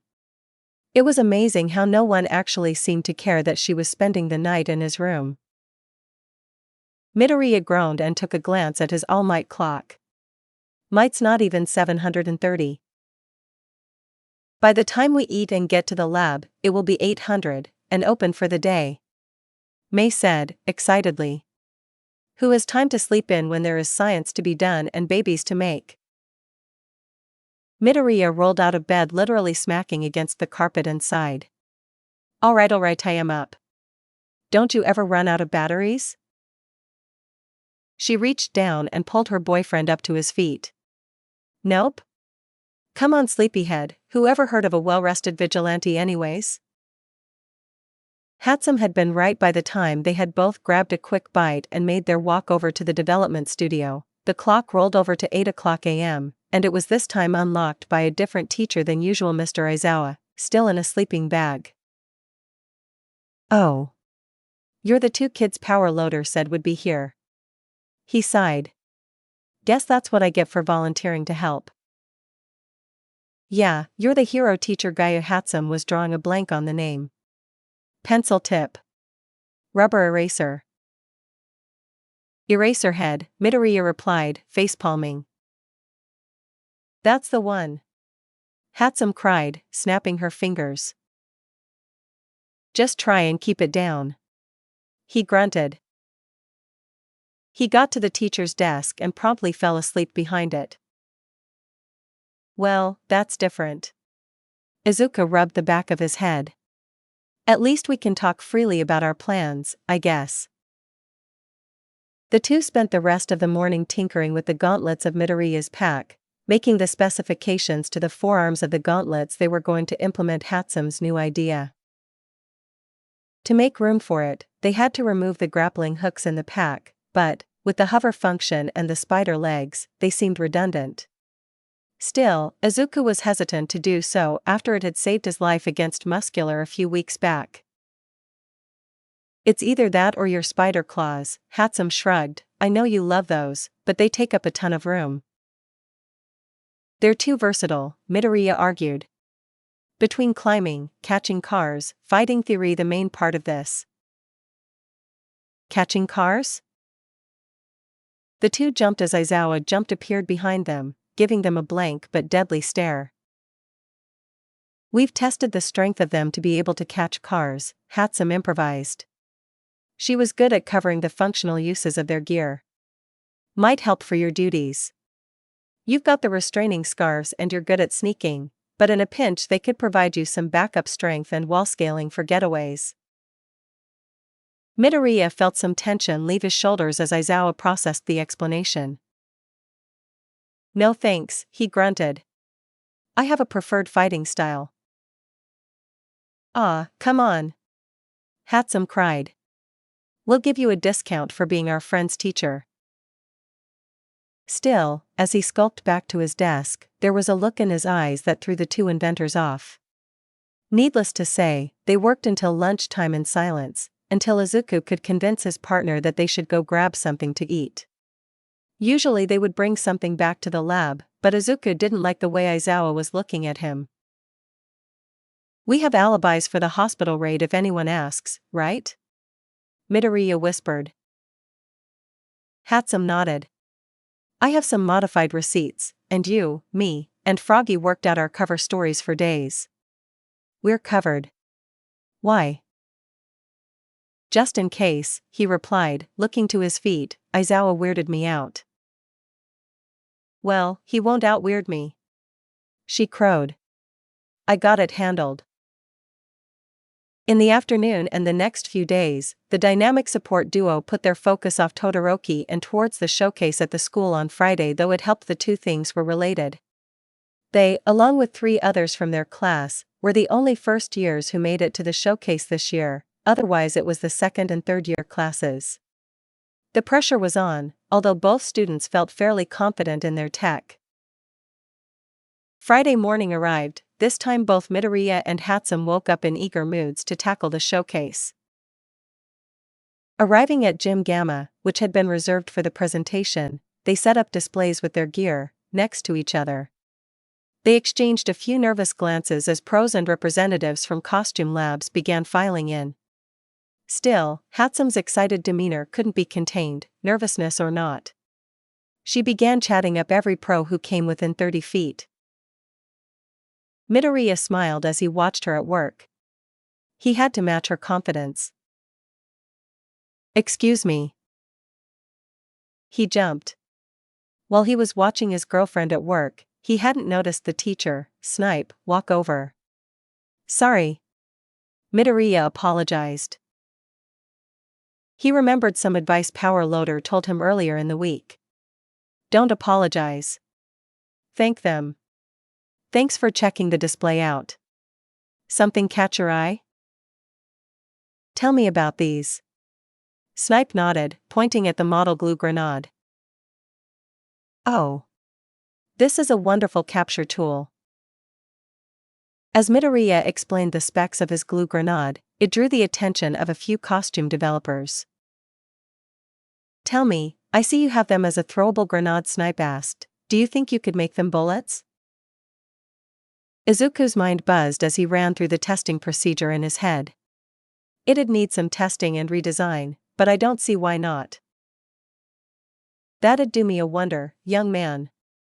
Snipe replied, earnestly. You get those done, and I'll get you and Higuri a contract. Deku nearly wet himself. His first contract? This was a breakthrough that could set him up for life. Yes, sir. He beamed. The presentation had drawn attention from a few costume designers, who asked about his other inventions. As the morning wore on, he became more comfortable discussing his products with potential buyers, even proposing potential changes if needed to suit specific roles. He had a few more offers at the end of the day. As they were only going for license level C, all contracts would go through Power Loader, but as the day wound to a close, both students had 6 potential deals to discuss with their teacher on Monday. As they cleaned up their booths at the end of the day, Hatsum finally had time to run over to him and squeeze him from behind, lifting him off his feet. Deku scrub. We did it. He laughed as he took down his display models. I know. Our babies will be going out into the world soon. Our tech will be produced for pros and legit costume firms. So many people want my boost boots. She cried, the world will be filled with incredible jumps soon. Midoriya beamed. He loved seeing her so psyched. It was contagious. Let's go celebrate. Dinner, my treat. It was the sort of night they needed, dinner at some American-themed place Hatsum was a fan of, and then back to the dorms for a night on the couch with a movie. It was a perfect night, so perfect the two had forgotten about Todoroki. But in the middle of the night, Midoriya was woken by a chill. Amidst her snores, Hatsum shivered and sunk into him more. But it was late summer. The building itself seemed to be dropping to sub-zero temperatures though. Quietly, Midoriya hugged himself as he got out of bed to check the window. He gasped. The window was covered in a thick layer of ice. Through the distorted ice, Todoroki was standing in the courtyard. It was time. He had been hunted down. Midoriya changed into his day clothes and slung on his battle pack. Hatsum rolled out of bed and saw, giving him a confused look. The boy just pointed out the window. She peeped out, and in an instant understood. Todoroki was here to fight. However he had gotten in, he was there to call Deku out and settle whatever score he had against the green-haired boy. Midoriya wasn't quite sure why Todoroki was after him because of what he said at the sports festival, because he had freed Tokoyami, or because some other slight that he couldn't remember. Nor was he fully sure why All Might left it up to him to save Todoroki when there were numerous pros or even students probably better suited to the task. But it didn't matter. He was here. And if Midoriya didn't come fight, he was going to freeze the two. Please be careful, Hatsum whispered. He nodded. Get to your room. I think he's contained the ice to mine. Call for the teachers if it gets bad. She nodded and grabbed a few of her things. Midoriya grabbed his devices off his desk, having known not to let them out of his sight as this day approached. As they hit the common room, they embraced again. But as they split apart, Hatsum sprinted back to her room, leering out her window to see that Midoriya had been right. Todoroki was freezing his room in an effort to call the shorter boy out. She began rifling through her pile of babies. Come on, where are you? She'd be damned if she was just going to sit on the sidelines and watch. Stepping into the cool night air, Todoroki nodded at Midoriya in greeting. I see you woke up before hypothermia set in. He raised an eyebrow. It had gotten incredibly cold in his room, true, but not nearly cold enough to cause any damage. The villain was just trash talking. You could have sent ice crashing through the building and killed me in my sleep. What are you playing at, Shuto? Todoroki had a look of surprise go across his face. It was clear he had never even thought of something like that. I was there at the hospital, Midoriya. Todoroki explained, calmly. And I knew from the descriptions it was you. He flicked his left wrist, forming fire along his arms. So, you show up to my house to threaten me, call me out in the middle of the night, and again, don't just kill me in my sleep, Midoriya replied, deploying his spider legs. Sounds a bit more personal. He put on his helmet to hide his face in case any security bots came around. Tell me why you're really here, Todoroki. He zoomed in to see the taller boy scowl and rear back his hand to throw fire. So, it's like that, huh? Midoriya shot a fog bomb that covered the whole courtyard in a damp cloud, causing Todoroki's flame burst to fizzle out a few feet in front of him. For good measure, he shot another one to thicken the cloud around them. Midoriya switched to thermal vision and made a note that Todoroki was, in fact, rendering as half cold and half hot. He leapt to the sides on his spider legs as Todoroki searched around frantically in the fog. He dove with his armored gauntlets, hoping a quick punch to the temple would end the fight. Todoroki was able to create an ice wall, blocking the punch. Instead of using flames, Midoriya flicked his wrist upwards, using the underarm speakers he and Hatsum installed to unleash a high-pressure sonic wave attack that shattered the ice and forced Todoroki backwards. I'll need to thank her later. Mei has the best ideas. He jumped forward and landed a metallic punch across the temple. Izuku flicked a switch inside his left glove to deploy the armbands he had developed, but as it hit his palm, Todoroki unleashed a flame burst at Midoriya's legs. In short range the flames were still effective, and Midoriya was forced to leap back. Gotta fight smart, Midoriya thought, patiently, can't get too heated like last time. Come out here and fight me, Todoroki yelled. He flung spikes of ice in the direction Midoriya had been, but the shorter boy had long since strafed away from there. Midoriya responded by shooting an incendiary grenade at the boy's midsection. It exploded against the chest of the boy, throwing him backwards. Sensing a chance to end this early, he jumped forward so that he was hovering above the villain and shot his tasers at the boy. But a quick, jagged ice wall sliced through the taser wires and Deku tried to withdraw as a burst of ice came from below him, socking him in the chest. All it took was for him to be blown back for a second for Todoroki to encase him in a wall of ice. Midoriya fiddled with his gauntlets to fire up his sonic speakers to shatter the ice, eyes widening as he saw an ice spike coming right for his head. He was able to break free from the chamber with the sound pulse, but as he tried to escape the ice spike by lunging to his right, it struck his top left spider leg, knocking it completely off his backpack. Shit! Midoriya cursed, running into the fog to create some distance. However, his footsteps made too much noise, and Todoroki created an ice wall that the vigilante ran smack into. As Izuku crashed to the ground, Todoroki jumped on top of him, pinning him down with his right hand, left arm wreathed in flames above the support student's head. Disappointing. You haven't gotten any better.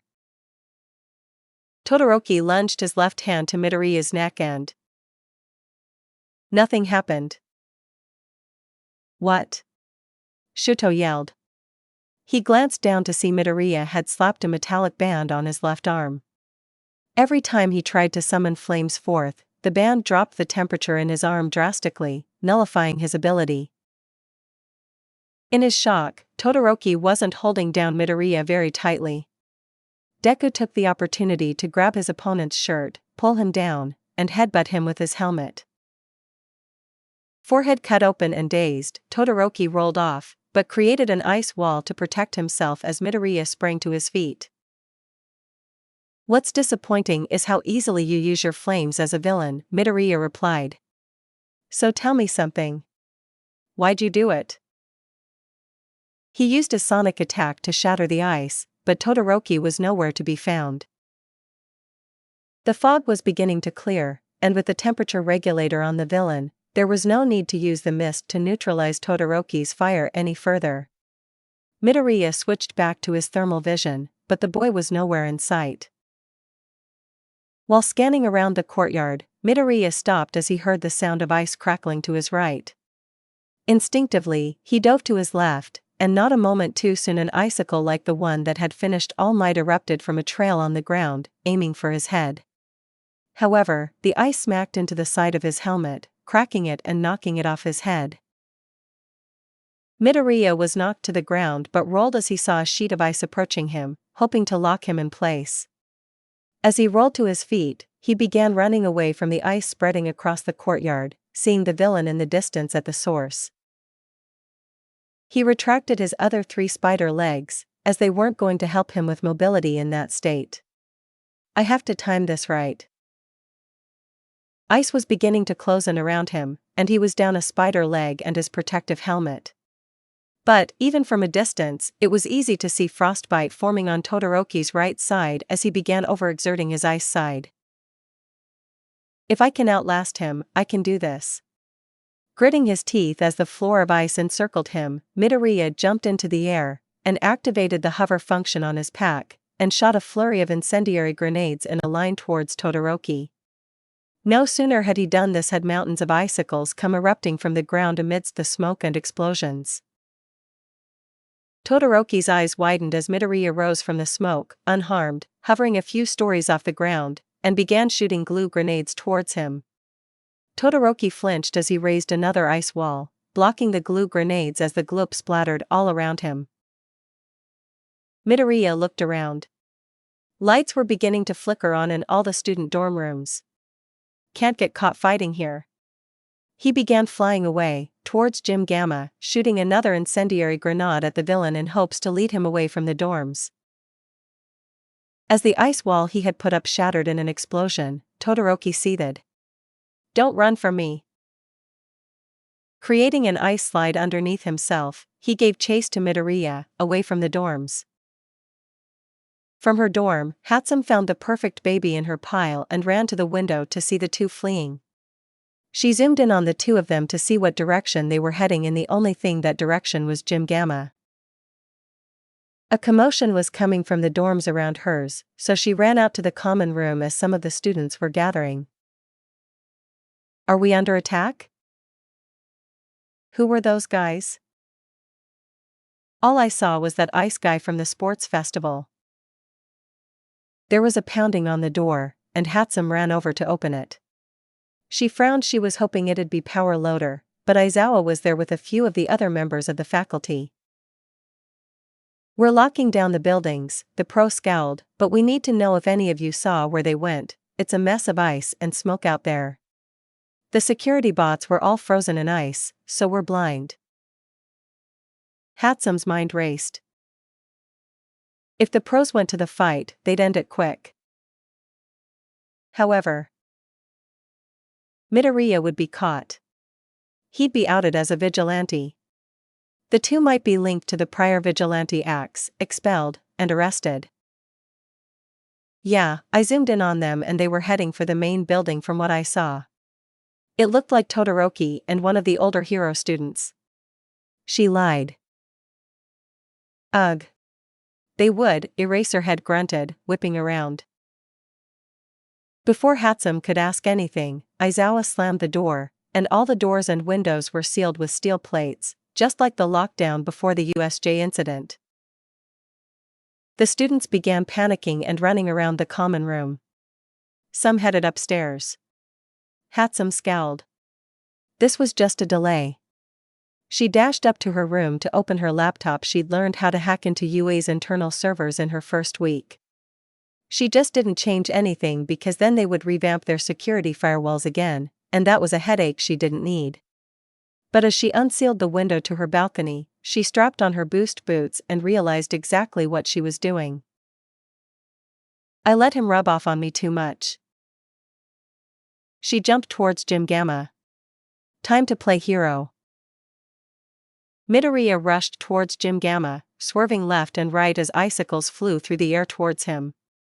Gotta see if we can make this hover stuff go faster. As he reached the roof of the gym, an errant icicle struck the bottom of the pack, shorting out the hover function, sending Midoriya crashing onto the building and rolling across it, cutting up his legs. Just my gauntlets and grenades. He frowned as Todoroki emerged from an ice ramp onto the roof, forehead bleeding, shivering from the overuse of his right side. You want to run around and play hero with your toys, Todoroki spat, trying to hide how cold he was, but you run from any real challenge, don't you? He seethed. You don't deserve to call yourself a hero. He unleashed a flurry of ice spikes, but they were slow.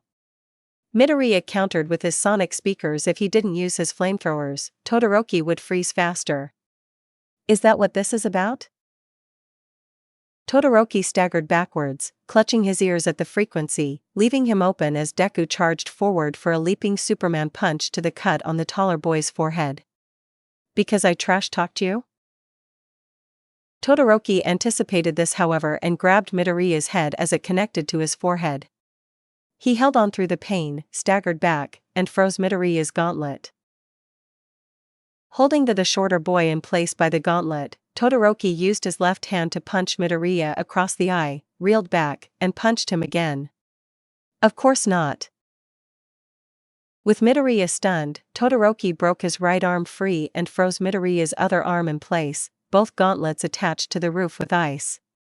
Don't think about the noise thing again. You're surrounded. Deku glanced around. Todoroki was right. A ring of ice had formed around him. There was no way he could get the whole thing. If not because of Mui, do it? Why kill All Might? Midoriya asked. Todoroki paused, and looked at the brace on his left arm. Is Idasid your dad? Midoriya asked. Todoroki flinched at the mention of Endeavor. If he could keep him talking, it was Deku's best shot. I heard you guys talking before our match, you know. Todoroki looked up at him, and Deku could see inner conflict written all over his face. I didn't understand it. Both's been pretty shitty to you, hasn't he? It's why you didn't want to use your fire. Todoroki let out a big sigh. Do you know what happened after I won our match? Midoriya shook his head, so the taller boy continued. I never wanted to use my fire, first and foremost. You're right. Endeavor has made my whole life a living hell. Put my mom in the mental hospital, forbidding me from making friends, treating my brothers and sisters like dirt under his heel. My whole purpose in life was to be better than All Might. He's been training me since the day my quirk developed. Not the best life for a kid, Midoriya conceded. No, Todoroki sighed. So I got here, to UA, on recommendations, and I told myself I'd never be like him. That I wouldn't be this hated, asshole hero. That I'd reject him, I'd reject his power, and I'd use my mom's power instead to be the #1 hero. Like All Might. Todoroki rounded on Midoriya, making the support student flinch. And then I fight you. Me? Midoriya echoed. Everyone talked about how brave and cool it was that this quirkless boy was able to push the son of Endeavor to his absolute limits. To drive me past my own restraint, and how ruthless I had to be to defeat you. Todoroki quivered, anger rising back to his voice. I couldn't be happy with my win. That's why that photo of me scowling after the festival was news. It's why the League of Villains went after me. And you know how people looked at me after seeing me fight? After seeing me like that? Midoriya shook his head, although he had a hunch as to what the answer was. Todoroki stomped over to his opponent, getting directly in his face. They looked at me like I was my father. Midoriya bit his lip. I didn't know, Todoroki. It doesn't matter. He yelled. Suddenly I was just this chip off the old block. So you know what I did? I decided to be the opposite of my old man. Todoroki readied an ice spike in his hand. My father is the absolute worst hero, but he still gets fame and fortune as the new #1 pro. But I did the one thing he couldn't. I killed All Might. And I'll bring him all the shame I can as being the failed son. Todoroki held the spike to Midoriya's neck, the ice making the support student shudder. So now all I have to do is put you behind me too. Todoroki reared the ice spike back and shook violently. Midoriya recognized the look of conflict and agony on the villain's face now. It was the same one he had borne months before when he finally tracked down Bakuga's killer. You don't want to do this, Midoriya stated. It wasn't a question either, but an observation. Todoroki flinched and reared the spike back again. I have to. Hey pretty boy.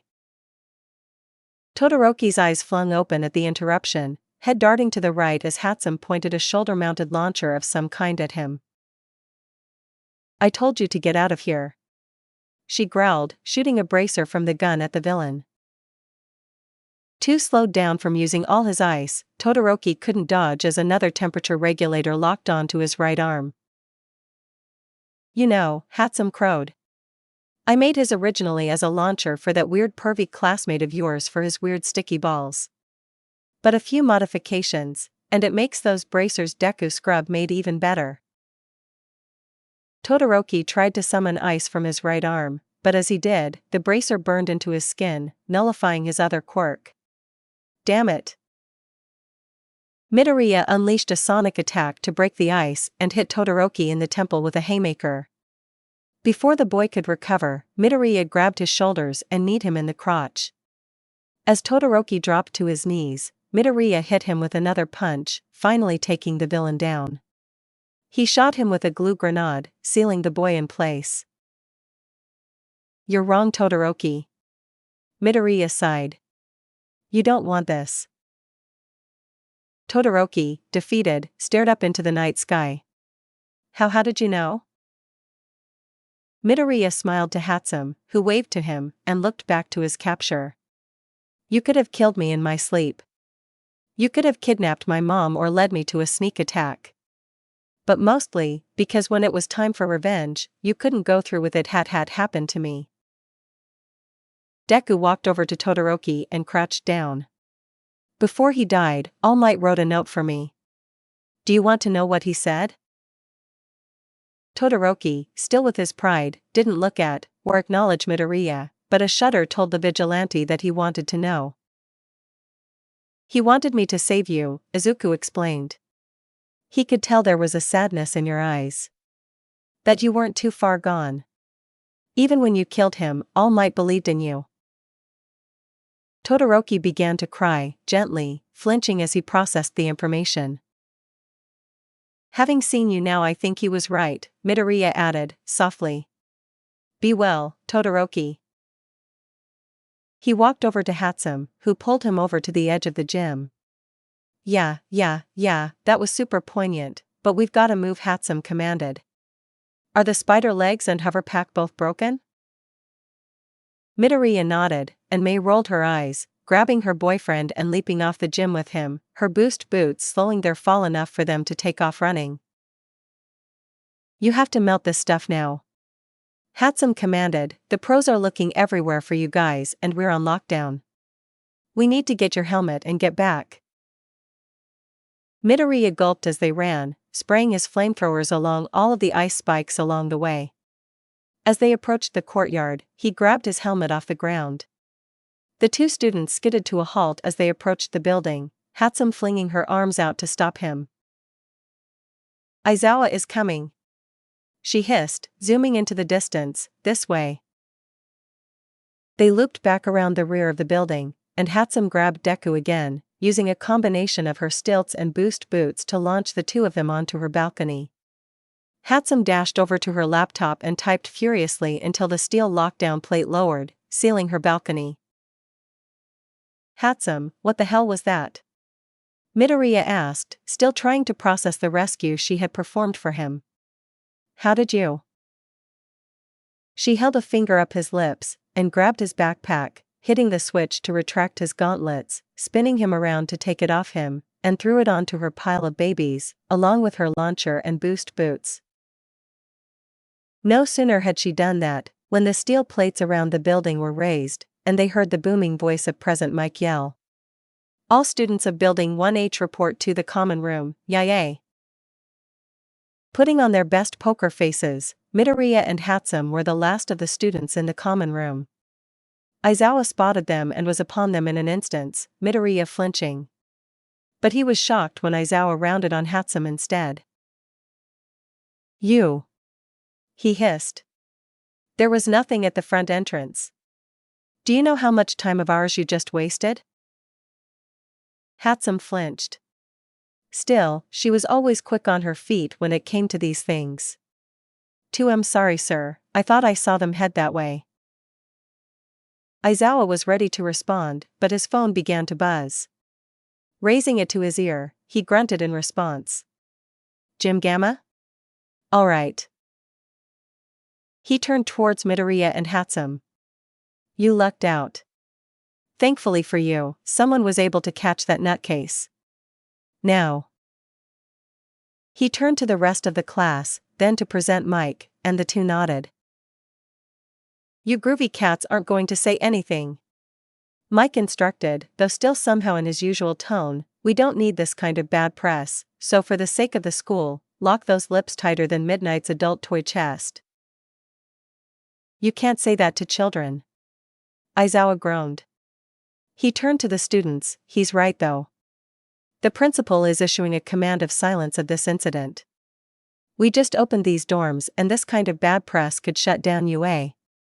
So if you value your future in support, you'll keep this to yourselves." The students, including Mei and Izuku, exchanged uneasy looks. This sort of sweeping things under the rug did not seem like something pro-heroes should be doing. But no one wanted to leave UA, so all the students eventually nodded in agreement. "Good," Aizawa said. As he and Present Mike turned to leave though, he paused and gave a glare towards Izuku and Mei. After a very uncomfortable pause, he finally turned and left. The common room was buzzing in excitement, making it easy for Hatsum and Midoriya to slip back to his room, where they collapsed onto his bed in exhaustion. But after a moment, Midoriya rolled onto her and hugged her. "You saved me again." Hatsum laughed. "Yeah, you're rubbing off on me." They kissed, and after a moment, he pulled away, and said, "I'm sorry. I didn't want to put you in Dan OW." Hatsum hit him in the arm. "Don't tell me that.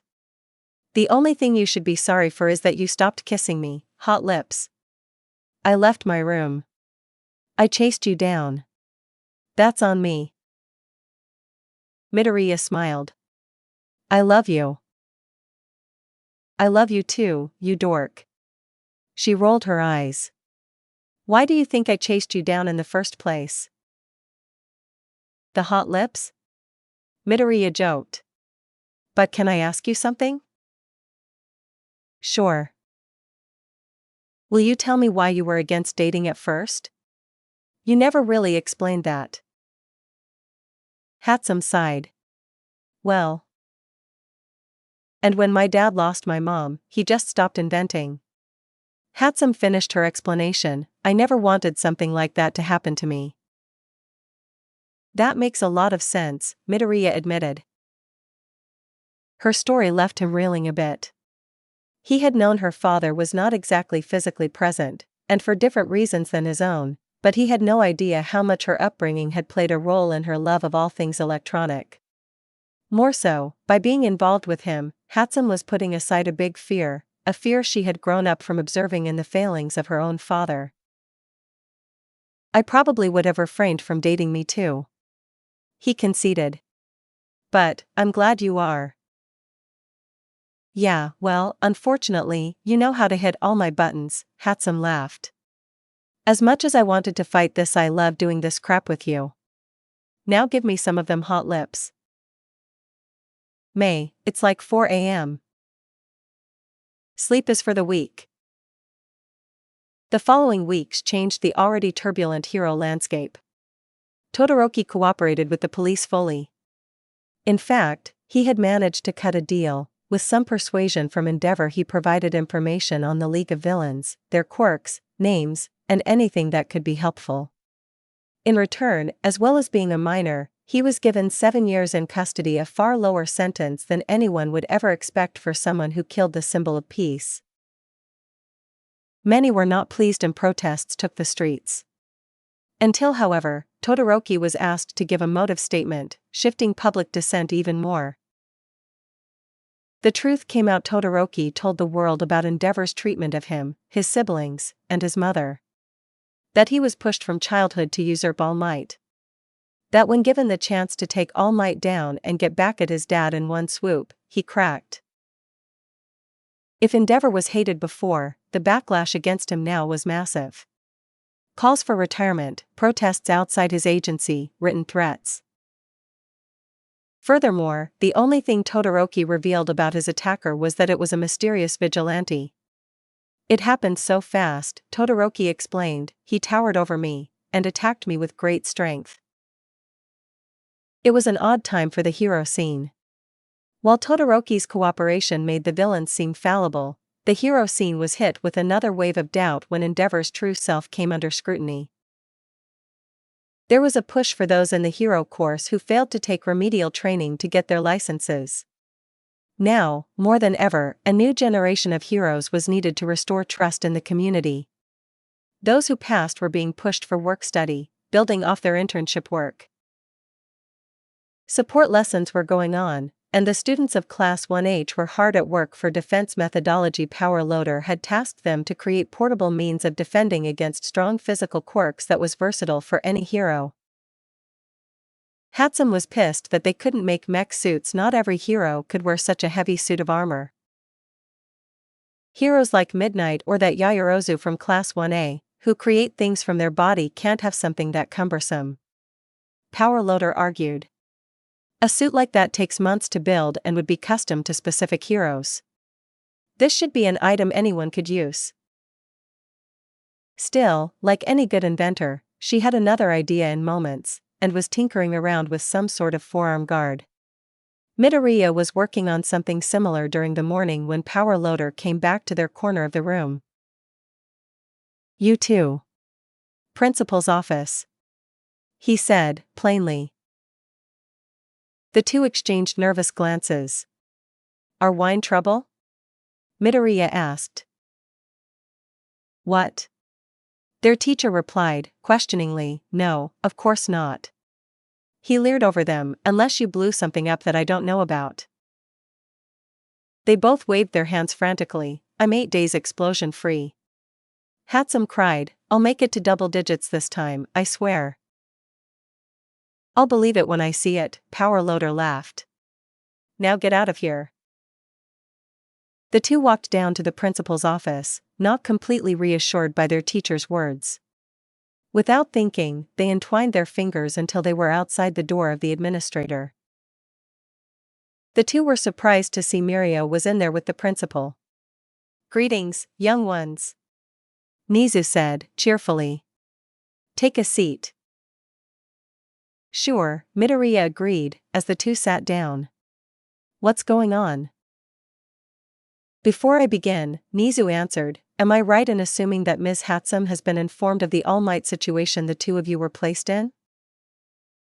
Izuku blushed while Hatsum just beamed. How'd you know? The green-haired boy blushed. Higuri tells me the two of you are practically inseparable, Nizu explained. I imagine with such a large decision, you'd go to a confidant for guidance. It's because I'm the brains of the operation. Hatsum bragged, grinning ear to ear. The principal laughed, as did Mirio. He older teen added, don't feel bad, I asked Nijire for advice too. Quite, it's human to seek the opinion of those we hold in high esteem, the principal advised. I assume it did not spread further. The three students all shook their heads. Good, the mouse continued, with all that established, we know Mirio has taken on One for All. He is primed to be a hero, and a fitting replacement for All Might. However, Mirio rubbed the back of his neck, One for All is a bit much to handle. What do you mean? Mei asked.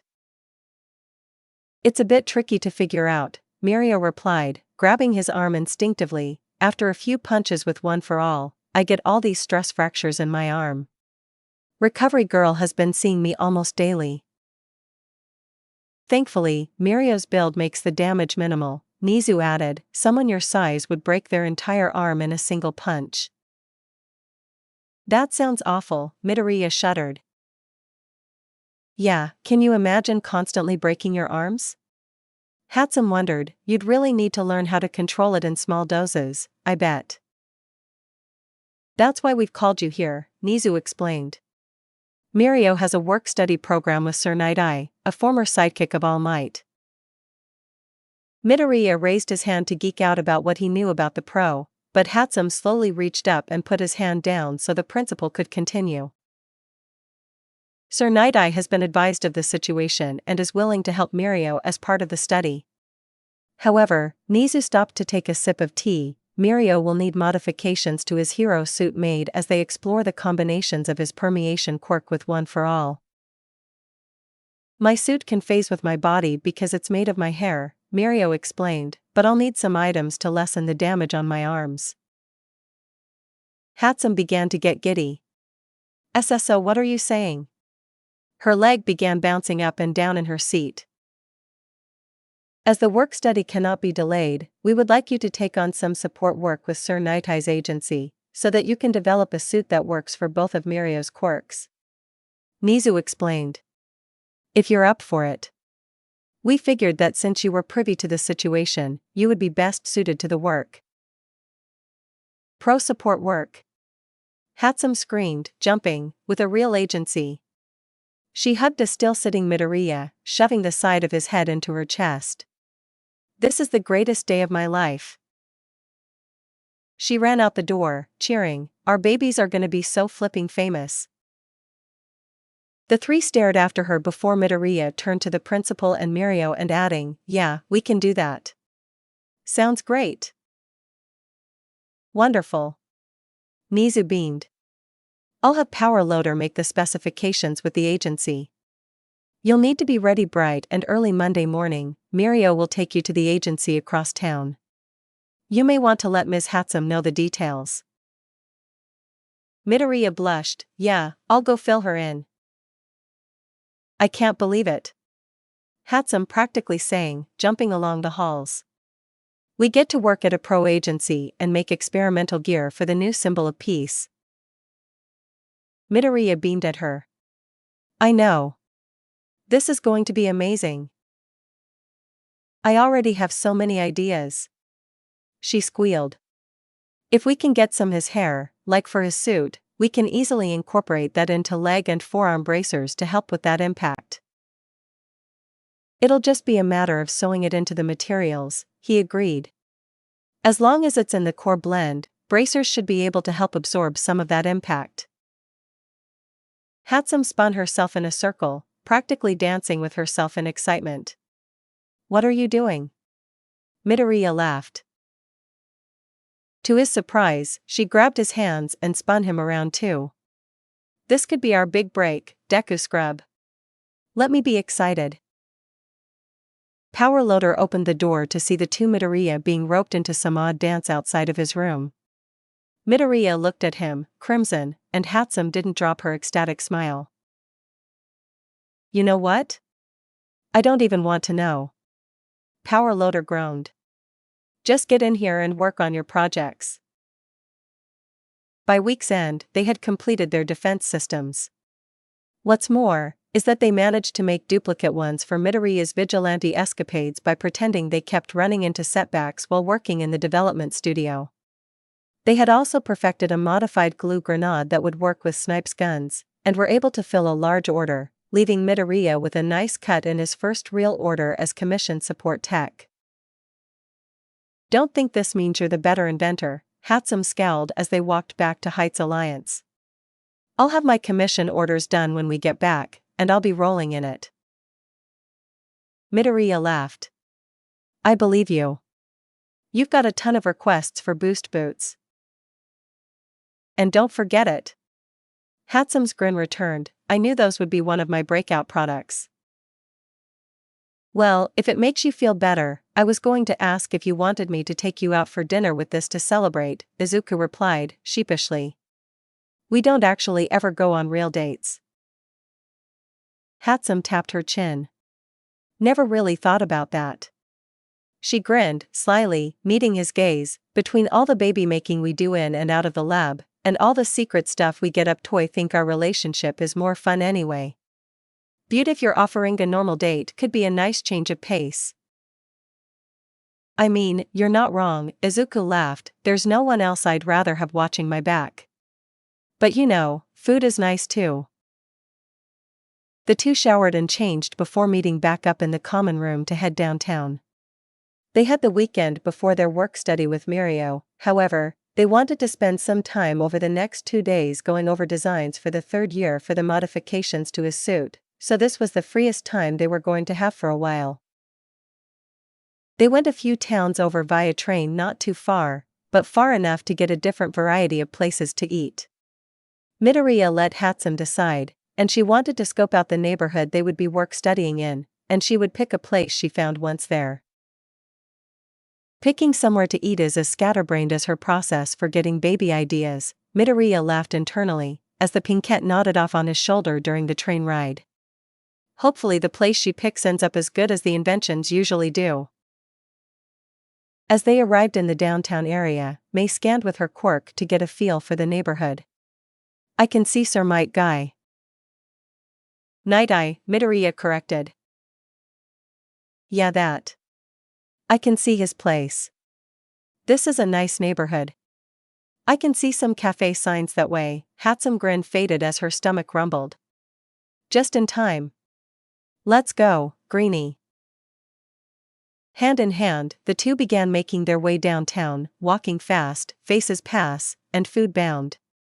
They jumped as they passed a chicken joint, with a chicken statue that clucked at them via motion sensor, compelling them to eat at Hellfire Chicken Pyre.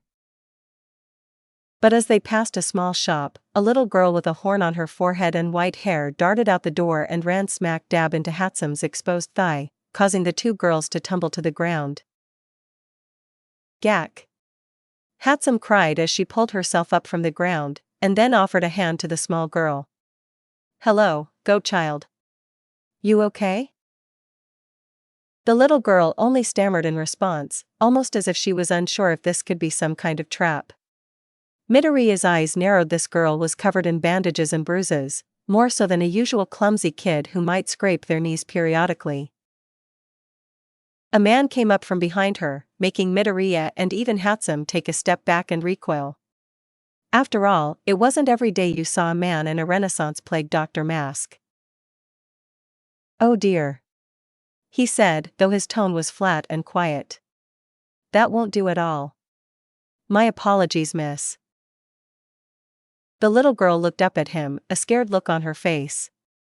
Now, he said, come along, Eri.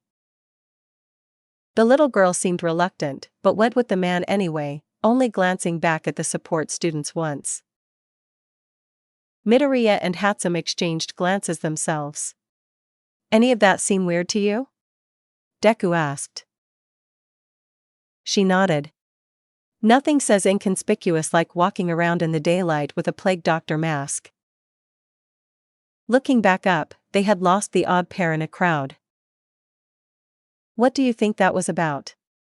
Midoriya frowned. He had a bad feeling about that man, but he couldn't place his finger on it. Hatsum shrugged, who can say? It's quite a bit odd. But it gives me an idea for a gas mask. She looked across the street and flung her arm out to stop Midoriya, who ran into it. Sushi! Babe, let's get sushi. There. He rolled his eyes. Alright, let's get sushi and you can tell me about this gas mask. Monday morning came a bit earlier than either of the support students would have liked. Still, they managed to pull themselves out of bed, get coffeed up for the day ahead, and met Mirio outside the gates for their first day of work study. Since you guys are with me, it shouldn't be a big deal, Mirio advised as they stepped onto the train, but while most people see Sir as this stern guy, he has a really big appreciation for humor. Now this was arranged so you can help me with his eyes shifted around the crowded compartment, but if you get on his good side, this might be more enjoyable. Hatsum and Midoriya exchanged nervous looks.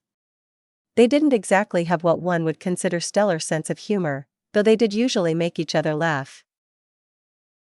As they stepped into the agency, they were greeted with a rather unusual sight. Relatively new Bubble Girl, was hooked into a tickle machine of sorts, laughing uncontrollably while Sir Night-Eye himself watched.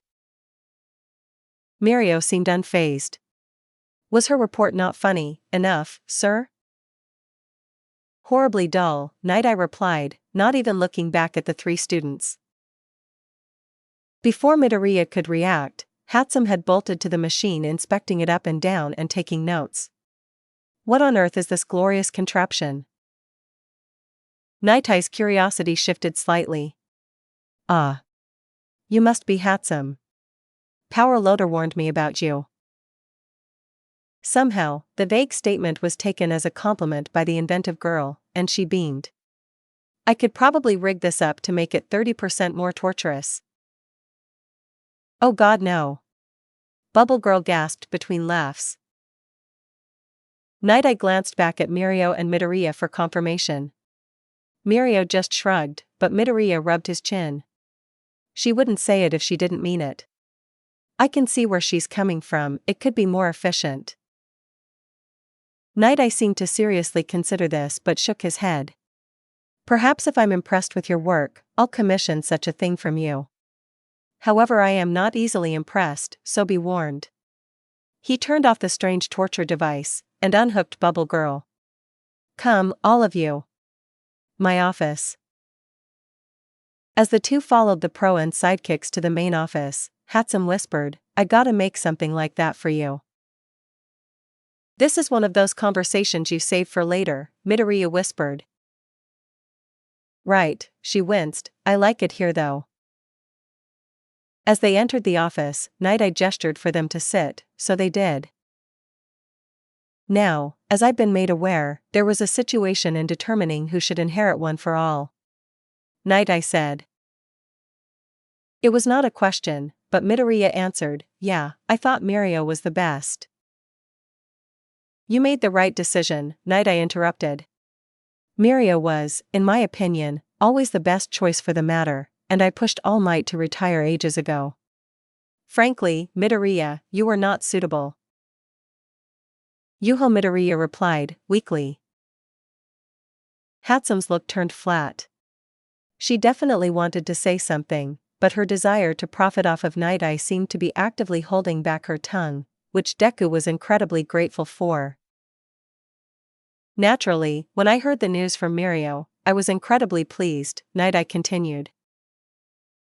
We can tell, sir, Mirio added, trying to alleviate some of the tension in the room, you're absolutely glowing.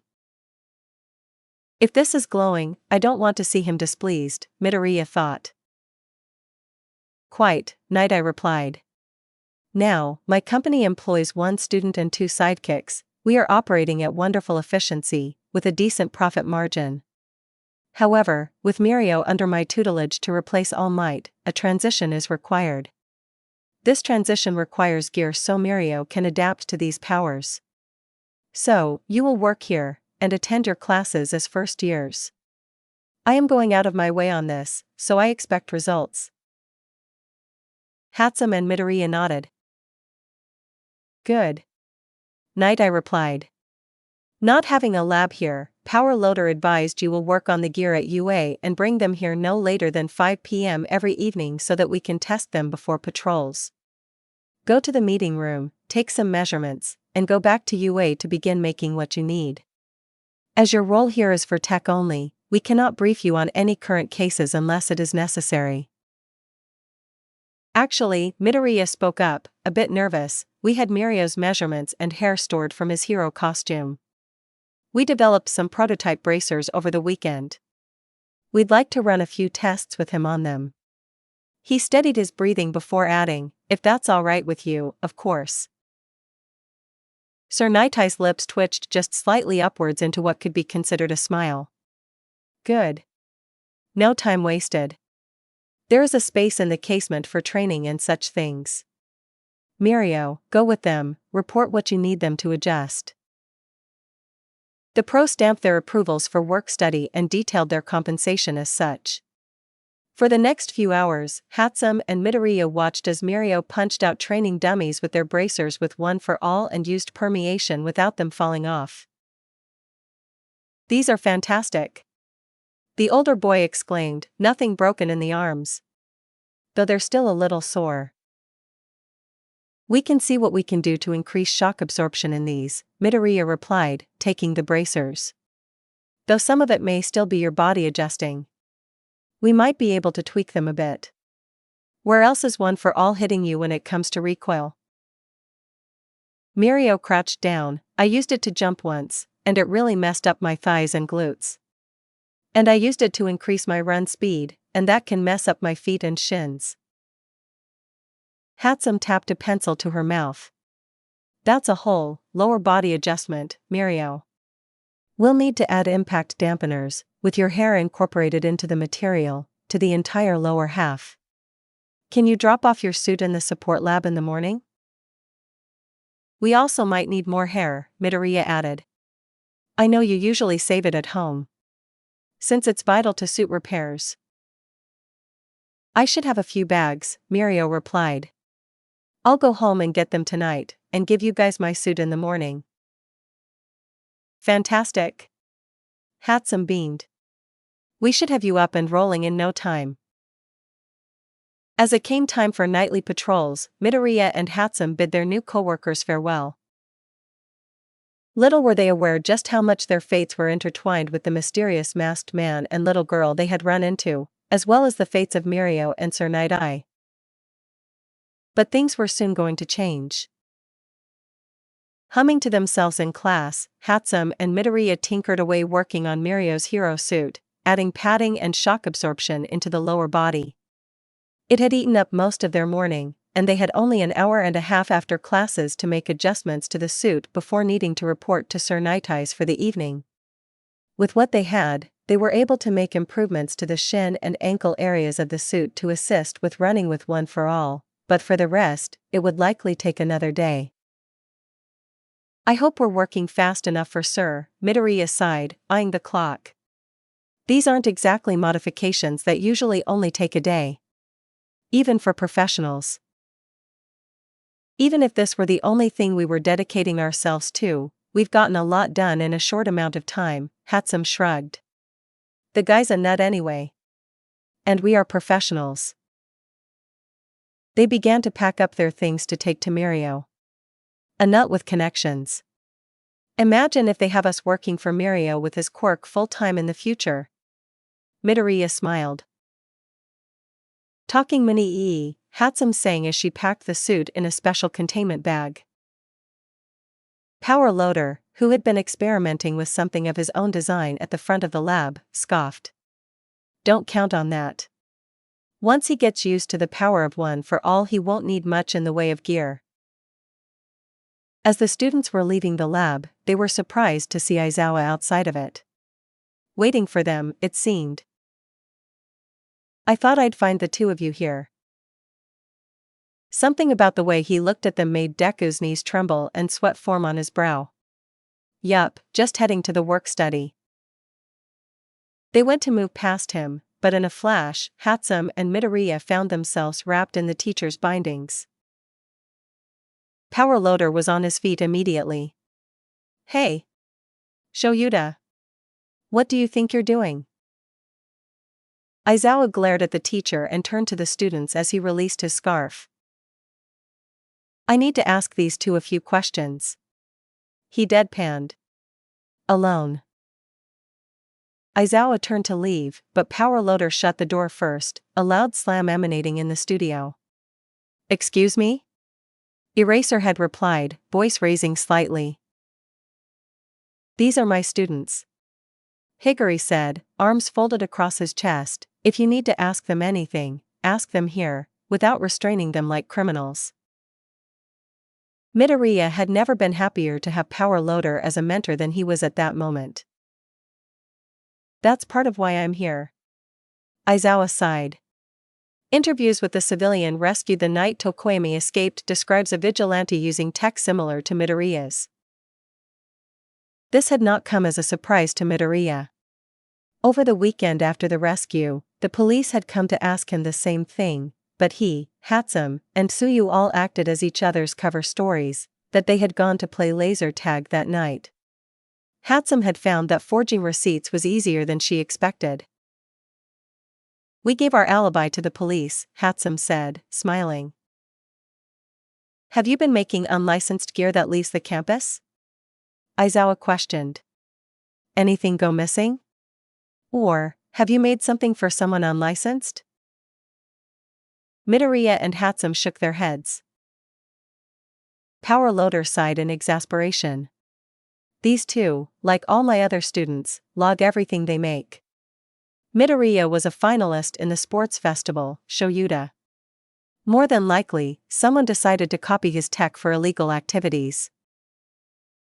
That may be so, Izawa snapped, but ever since Stain was captured, vigilantism has been on the rise, and some of these captures resemble Midoriya's products. We need to make sure he's not supplying vigilantes illegally. I would never sell vigilantes my tech. Midoriya objected. Technically this was true. I just make it for myself.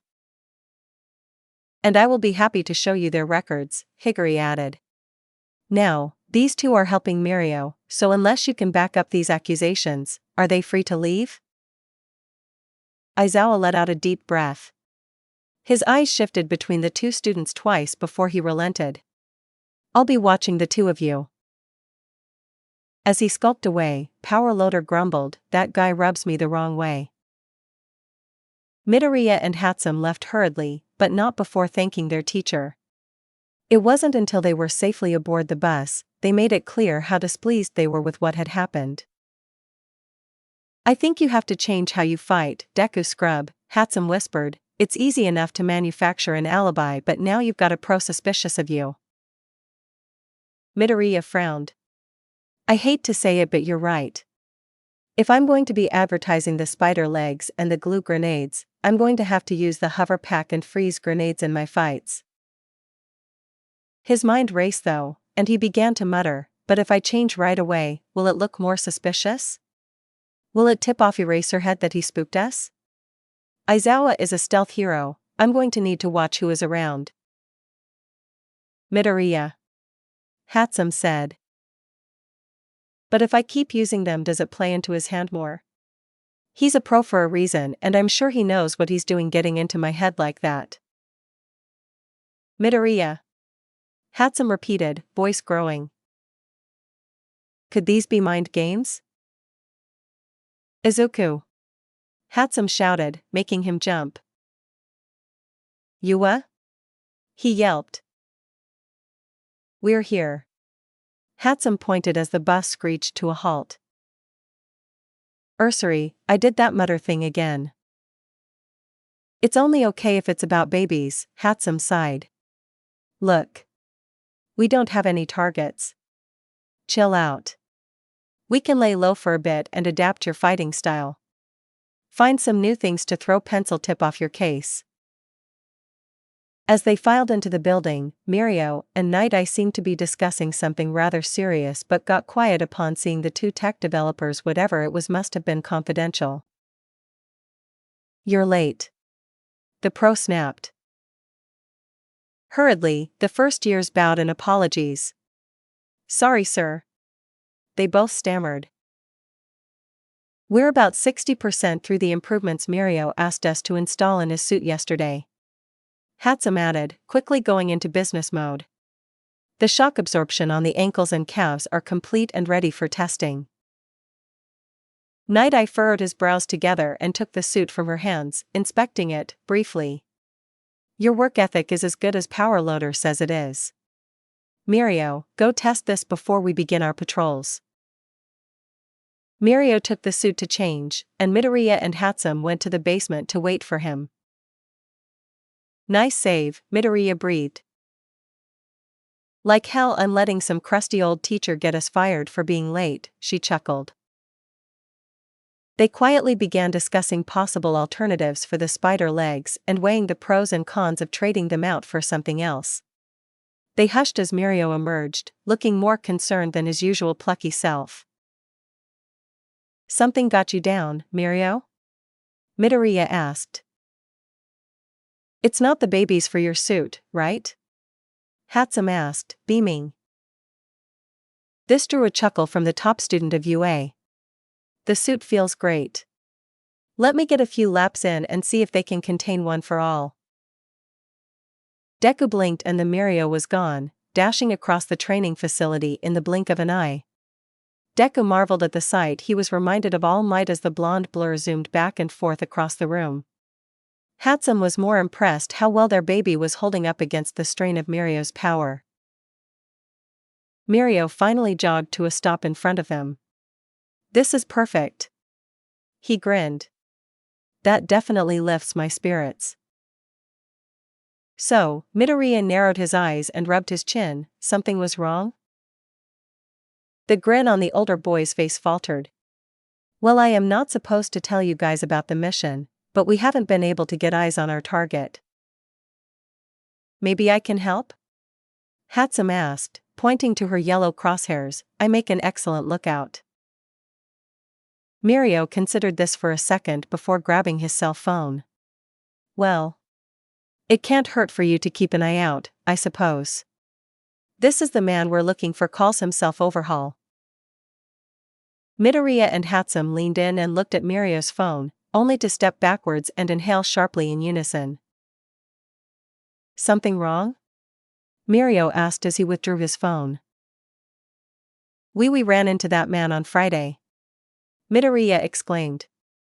Plague Doctor mask and everything. Mirio dropped his phone. You what? They what? Sir Night Eye shouted. He rounded on Midoriya and Hatsum, and you didn't mention this suspicious activity to me sooner? Thank goodness you were smart enough to reject one for all. Midoriya flinched. That was like a punch in the gut. Sir, Mirio interjected, they didn't know anything about the mission or who we were looking for. There was nothing about the guy's behavior that screamed, Yakuza, or, associated with the League of Villains. Hatsum explained. Midoriya nodded, he just seemed like a weird guy. We didn't get a good enough look. Enough, Night Eye sighed. You are correct. I shouldn't have lashed out, but time is of the essence. Take us to the area you saw them in. Now.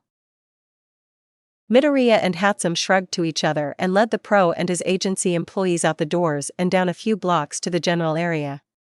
They passed the cafe they had eaten at under the pinkish hue of the setting sun and stopped in front of the store. She came barreling out of the store.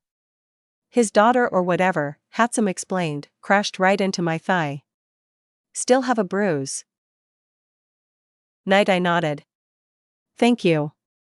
Again, I should not have scolded you regarding this, but time is of the essence. I will go question the employees about what he had seen, and I will give the rest of you your scouting assignments.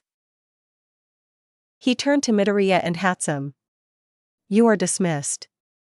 Mirio will drop off his suit in the morning for more work. The two nodded and began to leave, but when they were a few blocks away, Hatsum looked to her boyfriend and couldn't help but notice how crestfallen and restless his expression was. You want to help, don't you? Of course I want to help. Midoriya blurted out. We left a child in the care of a Yakuza, League of Villain guy. I was right there, and I didn't save anyone. That's all well and good, but we have no babies right now. Hatsum replied, and we didn't know that guy was villain material. He could have just been a germaphobe for all we knew. Besides, we can't scope out this area and risk running into Sir Night-Eye and getting outed. I know, Midoriya relented. I can't resolve this situation the way I did with Todoroki or Stain. Whoever this guy is actively has other people on his tail. Real, licensed pros. If I come near, I'm finished. So, we don't go near. Hatsum's wild grin returned, cluing Deku in that she already was hatching a plan. What do you have in mind? He asked, a smile on his face. Come on, we need to get back to the dorms. Before he could ask further, his rambunctious girlfriend snatched him by the hand and pulled him down the street. Once safely in his room, Hatsum shoved Midoriya's laptop into his hands. You scan the dark web for this overhaul guy, I've got hacking to do. Midoriya nodded. Been a while since I've had to do anything like this, good thinking. It was true. When hunting down Stain and the sludge villain, he would spend hours each night doing recon work. But ever since abduction of Todoroki, things had been happening so fast in his life that he was a bit rusty at hunting villains down. Mentally, he scolded himself. He worked best in the element surprise. With his ranged weapons he had to operate more like Eraserhead and stop trying to emulate All Might. Still, once he hit some of the shadier areas of the web, he found some interesting connections. I can't see much about the guy himself, Izuku muttered, but his name comes up in all these drug deals. What kind of drug deals? Hatsum asked, leaning over from her laptop. He tilted his screen towards her. Take a look. Two kinds of drugs. One is a syringe-type bullet that will nullify someone's quirk for a few hours. The other is an injectable drug which boosts quirks for roughly an hour or so. You sure it's the same guy? Hatsum asked. Midoriya nodded. Seems like it. The Yakuza has been small time for a while. But drug deals are up their alley. Check out this post. Overhaul is name dropped a few times. Hatsum's eyes darted back and forth over the screen. Damn, these drugs are moving quick. Right? Midoriya confirmed, turning the screen back to himself. But no known substance can do that. Quirk boosters have always been a thing, but nothing like this. And Eraserhead is the only one I've heard of being able to negate quirks. Too bad we didn't have anything like that for Todoroki, Hatsum deadpanned. Inventions are more fun. Midoriya argued. Of course they're more fun. She bellowed. But it would have made it easier. If only we knew where these drugs were coming from, we could help Mirio and Night-Eye, he sighed. Yeah, too bad no one could track him down by hacking into traffic cameras. Oh wait. That's me. Hatsum grinned. I did that. Deku's jaw dropped. You managed to get in? We tried that for days with Stain. I've been kicking around some ideas since we failed, and they proved to be winners, she beamed. Come take a look what I've found, and let's see if we can't piece this detective work together. She turned her screen and bragged, I spliced the videos together, so you can get a clear picture of where he went. Izuku studied the grainy video. It showed the two of them in a corner, but he could see the man in the mask walking away from them and turning a corner with the small girl. The video jumped to another shot, which showed the two of them walking down a street. There were multiple jump cuts in the video, but finally, the two turned into an unassuming building just off of a main road. It looked like any nondescript apartment building one could find anywhere. "That can't be far," Midoriya cried. "It's not, it's in the normal patrol route for Night Eyes people," Hatsum agreed. "But look. I focused on that building and that guy, Overhaul, is rarely the person who ever leaves. Whatever he's doing, he's laying low and letting some crony go out and do everything. Watch." Hatsum opened up videos from the same location, but the timestamps showed they were from the days following their encounter with the Yakuza leader. Very rarely did any ever go in or out of that building, it seemed, but it was never the same person twice. However, they always left carrying a box of something, and whenever they returned. "They're carrying toys?"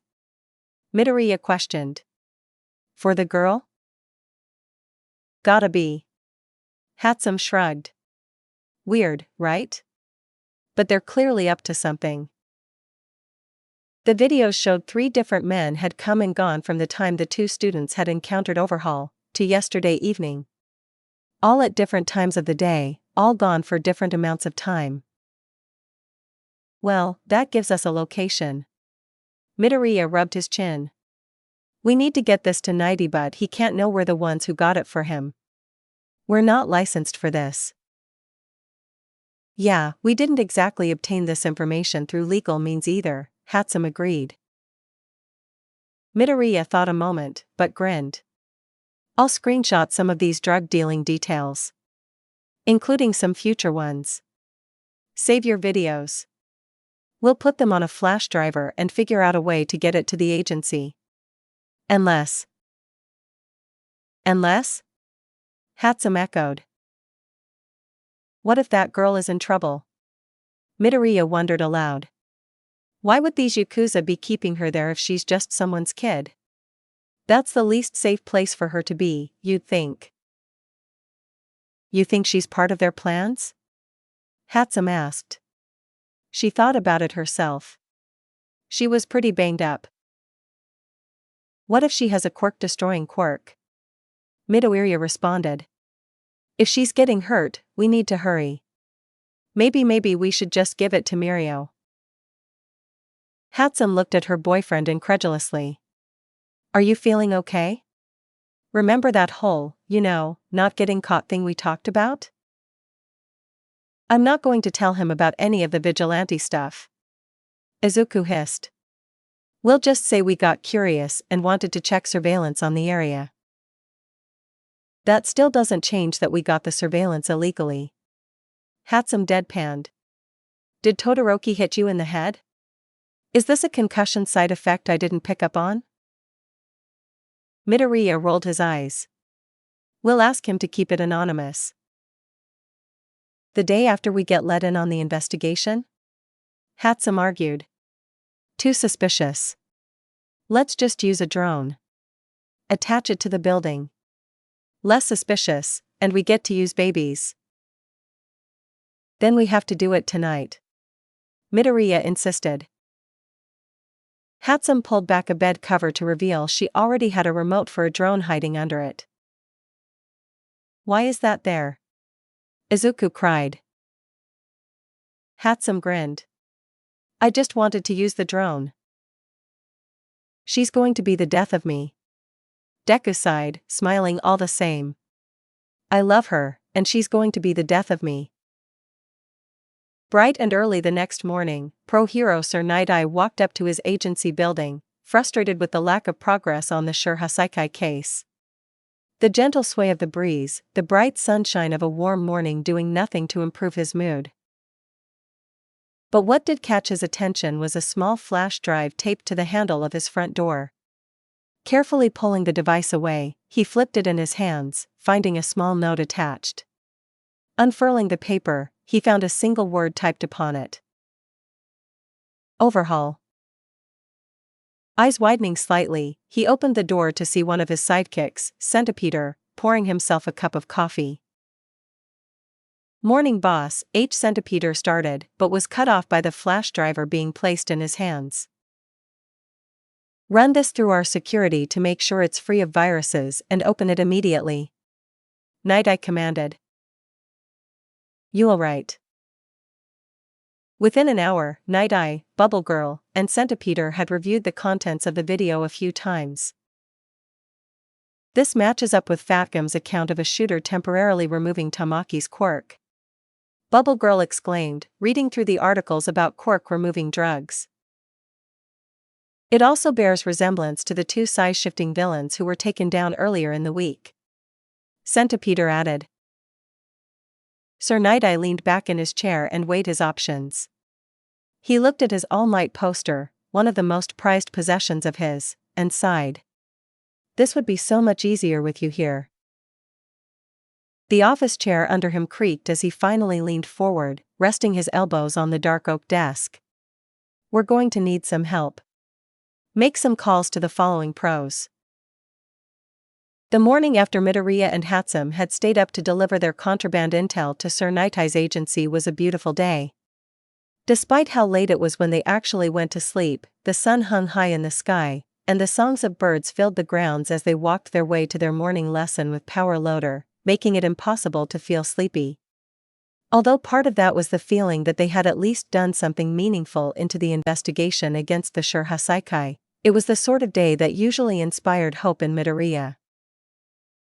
The two were going to be working on some their contracted orders, as well as put the finishing impact absorbers on Mirio's suit, so they had a full morning ahead of them.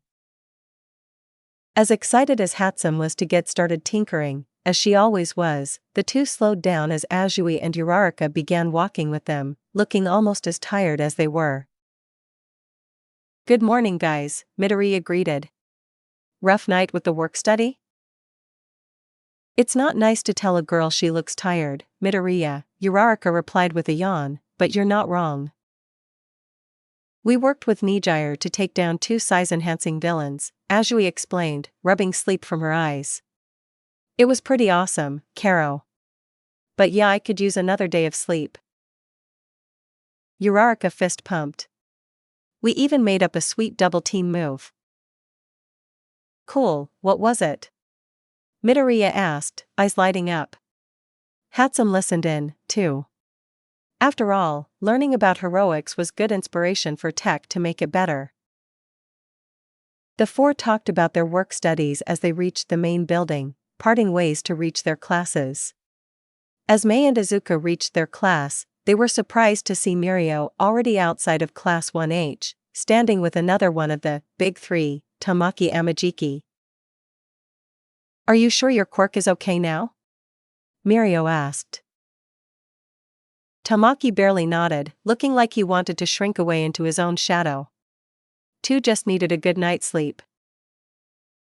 Good thing your junior hero was able to catch that guy Mirio sighed, before seeing his coworkers approaching. "Hey guys!" he bellowed, waving down the two. Upon the increase in volume, Tamaki jumped, hiding behind Mirio for a moment before slinking down the hallway, unseen. "Hey Mirio," the two support students greeted. "Any luck on patrols?" Hatsum asked. Mirio shook his head. "Another night of nothing. Well, I caught a convenience store robber, but nothing about you know." "Bummer." Midoriya frowned.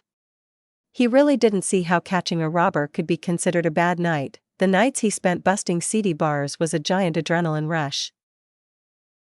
"But," Mirio beamed, already regaining his usual confident demeanor, "I received a message from Night Eye. He received some very promising intel first thing this morning that he's going to share with us tonight. So, it looks like we're getting somewhere." Hatsum and Midoriya grinned to each other, the confirmation that their scheme had done some good filling them with determination. "Anyway, the suit is coming along great." Mirio beamed, handing the garment back to them. "I appreciate all the help."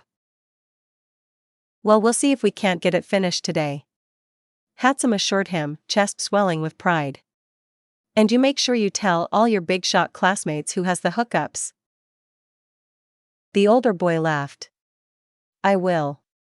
Thanks, guys. As Mirio left, the couple waited until he out of earshot and high-fived. We are so good at this. Midoriya bragged, a rare moment where pride overtook his shy demeanor. I dare say this partnership might be the greatest thing to ever happen to you. Hatsum teased. Deku rolled his eyes as the bell sounded, prompting them into the support studio to begin another day of work. They left the support lab ahead of schedule that afternoon now that Midoriya had perfected bullet versions of his glue grenades, making them was much simpler, and the additions to Mirio's suit had become easier the more they got used to working with it. It was a productive day, and those made him pleased with his day career. That Night Eye is going to love us. Hatsum cried, I hope he lets me take a crack at that tickle machine, I can already imagine the improvements. Midoriya opened a small notebook that he used for tech ideas, with some of his improvements he had thought for the torture device for it as well. What do you think of this? She studied his sketches intensely. Oh. That's brilliant, anyone would talk after enduring that. As they left the grounds, they noticed 3 hero students heading to the train as well as Azui, Uraraka, and Kurashima. They looked deeply engrossed in conversation, so at the time, the support pair didn't bother them. But oddly enough, the 5 of them all boarded the same train. Upon seeing the 2, Ochako flagged them down. Hey you two. She beamed. Do you guys normally take this train? Hatsum nodded. Yeah, this takes us to our contracted assignment. Haven't seen you guys go this way. Midoriya added, extending a hand to Kurashima, I don't think you and I have met, either. I'm Midoriya Izuku. Kurashima shook his hand in return, a toothy jagged grin forming. Yeah, I remember you. You were the cool guy using all the flamethrowers at the sports festival. I would have loved to have thrown down with you. Nice to meet ya. Maybe next year, Midoriya laughed. It was a weird request, someone wanting to fight as a sign of friendship. So what brings you guys out this way, Tsu? Karo, our agencies for our work studies have been contacted for a special assignment, Tsuyu explained, smiling. Someone named Sir Night Eye has requested lots of help for a special mission. In stereo, Hatsum and Midoriya's eyes widened, and they looked at each other in surprise. Has he already been able to crack the case with what we gave him? Midoriya pondered. That's actually where we've been working, Hatsum laughed. Helping that Mirio guy with his suit. You guys work with Mirio? Uraraka exclaimed. He's so cool. You guys know him? Midoriya asked. Well, I guess that makes sense. He's the top student, right? Karo, Tsuyu laughed, he mopped the floor with our entire class to introduce the work-study thing to us. It was the coolest but kicking I've ever had. Kurashima added, enthusiastically. He phased right through my stomach and then poked me in the eye. Hatsum and Midoriya chuckled back. That sure sounds like him, Deku replied. He was taking a liking to Kurashima. I wonder what the special assignment could be. Mei questioned, sneaking a small wink to Izuku when no one was looking. It sounds top secret, Uraraka answered, pride welling in her chest. We probably won't be able to tell you much. Hatsum leaned over and pat the heroine on the shoulder. Totally understand. We're just here to make neat gadgets. Can't help but wonder though. The 5 chatted until the train pulled into the station, and they walked together to the agency. It was more crowded than Deku had ever seen it before, but he recognized pros like Rock Lock and Fat Gum there, along with the 1A teacher, Aizawa. Mirio smiled as he saw them, running up to grab his suit. How is it? He asked. Will you need it in the morning? Should be all set. Hatsum crowed proudly. It's all yours. Do you want to test it a few times? Midoriya asked. Mirio shook his head. Can't, unfortunately. Looks like everyone is here. Sir Night-Eye cleared his throat as he approached the 3 student employees. Mirio, chipper as ever, held up his suit to the pro. They've finished the improvements on my Lemillion suit, sir. Night-Eye's mouth twitched. Though his actions always proved to be subtle, Midoriya and Hatsum were able to see that this was a genuine article, a really smile proving the pro was actually pleased. He slowly took the suit and caressed it in the places they had altered, each finger movement analytical and appreciative. Exemplary work, you too. He said, none of the disapproving time he had originally had when first discussing One for All with Midoriya. Glad to have a satisfied customer. Hatsum beamed, Midoriya nodding in agreement next to her. Did you want us to look at that tickle machine? The hint of a smile left his face. For now, no. I'm afraid we have a meeting to discuss private matters. I'm afraid I must ask you to leave. Only licensed heroes may be privy to what I am about to discuss.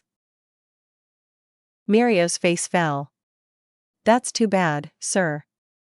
I trust these guys. Deku couldn't help but smile at such a frank showing of emotions.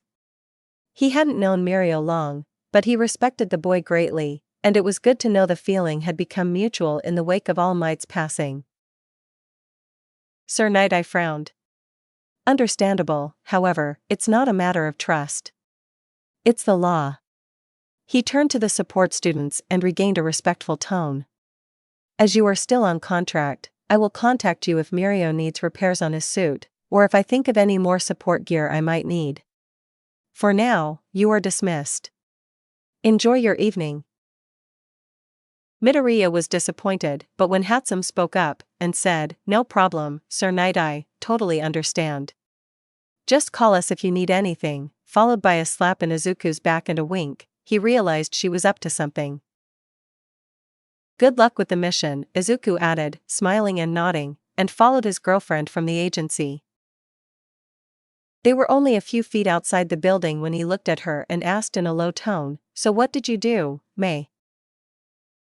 She squealed excitedly, jumping once and grabbing his hand as they approached the train terminal under the setting sun, drawing a few confused looks from various passerbys. I was hoping you'd notice. May replied, giddily. She handed Midoriya an earpiece and placed one in her own ear as well. Eyebrow raised, Midoriya put the earpiece in, and he could hear several familiar voices chatting, including Mirio's as he talked to Nijire. Suddenly, it struck him. You put a bug in Uraraka when you pay her on the shoulder, didn't you? He whispered. Of course I did. She giggled. I figured if it worked against us from you-know-who, I could use it. She put on a mockingly stern voice. Strictly for research. You're diabolical, Midoriya laughed, and the two listened in as Night-Eye called the meeting to order. Attention! Night-Eye called, silencing the crowded room. He wondered if the task force he had thrown together would be enough. Rock Lock, Fat Gum, and Eraserhead were no slouches, and Centipeder and Bubble Girl had proved themselves to him time and time again. And with the big three of UA, he hoped they wouldn't need their junior heroes, but the extra manpower never hurt. He only wished Mirio had more time to incorporate and master his 2 quirks. Let's get down to business, he began. Through various breakthroughs in our Shur Hasaikai has found a way to nullify quirks via injection. In their dorm, Midoriya and Hatsum listened in on the conversation. Rock Lock was arguing against using teen heroes, while Fat Gum was livid they hadn't just smashed into the hideout. We can't risk the life of Overhaul's daughter, Night-Eye answered. She's the key. The poor girl is being made into bullets. Hatsum, who had just taken a long drink of water, spit it all over Deku's face in shock. Say what now? Deku was hardly concerned with getting soaked like that, wiping his face off on a towel as he listened intently. Whatever the girl's quirk is, can be extracted. Night Eye explained, grimly. And so Overhaul takes and then uses his own quirk to rebuild her. How can you know this? The voice of Izawa rang out from near Uraraka. When I received the intel, I took a walk over to that area, and pretended to clumsily bump into a henchman from the footage as he was leaving, Night Eye explained. I activated my quirk, and I saw some of the manufacturing process while it was foresight. The actions seem rehearsed. Practiced. Midoriya and Hatsum shuddered as the pros and their sidekicks formulated a plan to raid the hideout of the Yakuza. How could you make someone into a bullet? Midoriya whispered. It's not feasible. You're right. Hatsum agreed, the amount of iron in someone's blood isn't great enough to manufacture bullets en masse. It has to be some sort of quirk-related process. I wish I had noticed how messed up she was, he sighed. Maybe we could have done something. Like what? Mei replied, snorting with a raised eyebrow, be real, Deku scrub. We can't just go snatching children without proof of abuse. That's called abduction, and according to my research, it's bad. You're right. He admitted. Still feel like I failed. She chopped him on the top of the head. Stop it. Listen. Deciding to listen to his girlfriend, he pushed the guilt aside and focused on the earpiece. We only have one shot, and we will need all hands on deck.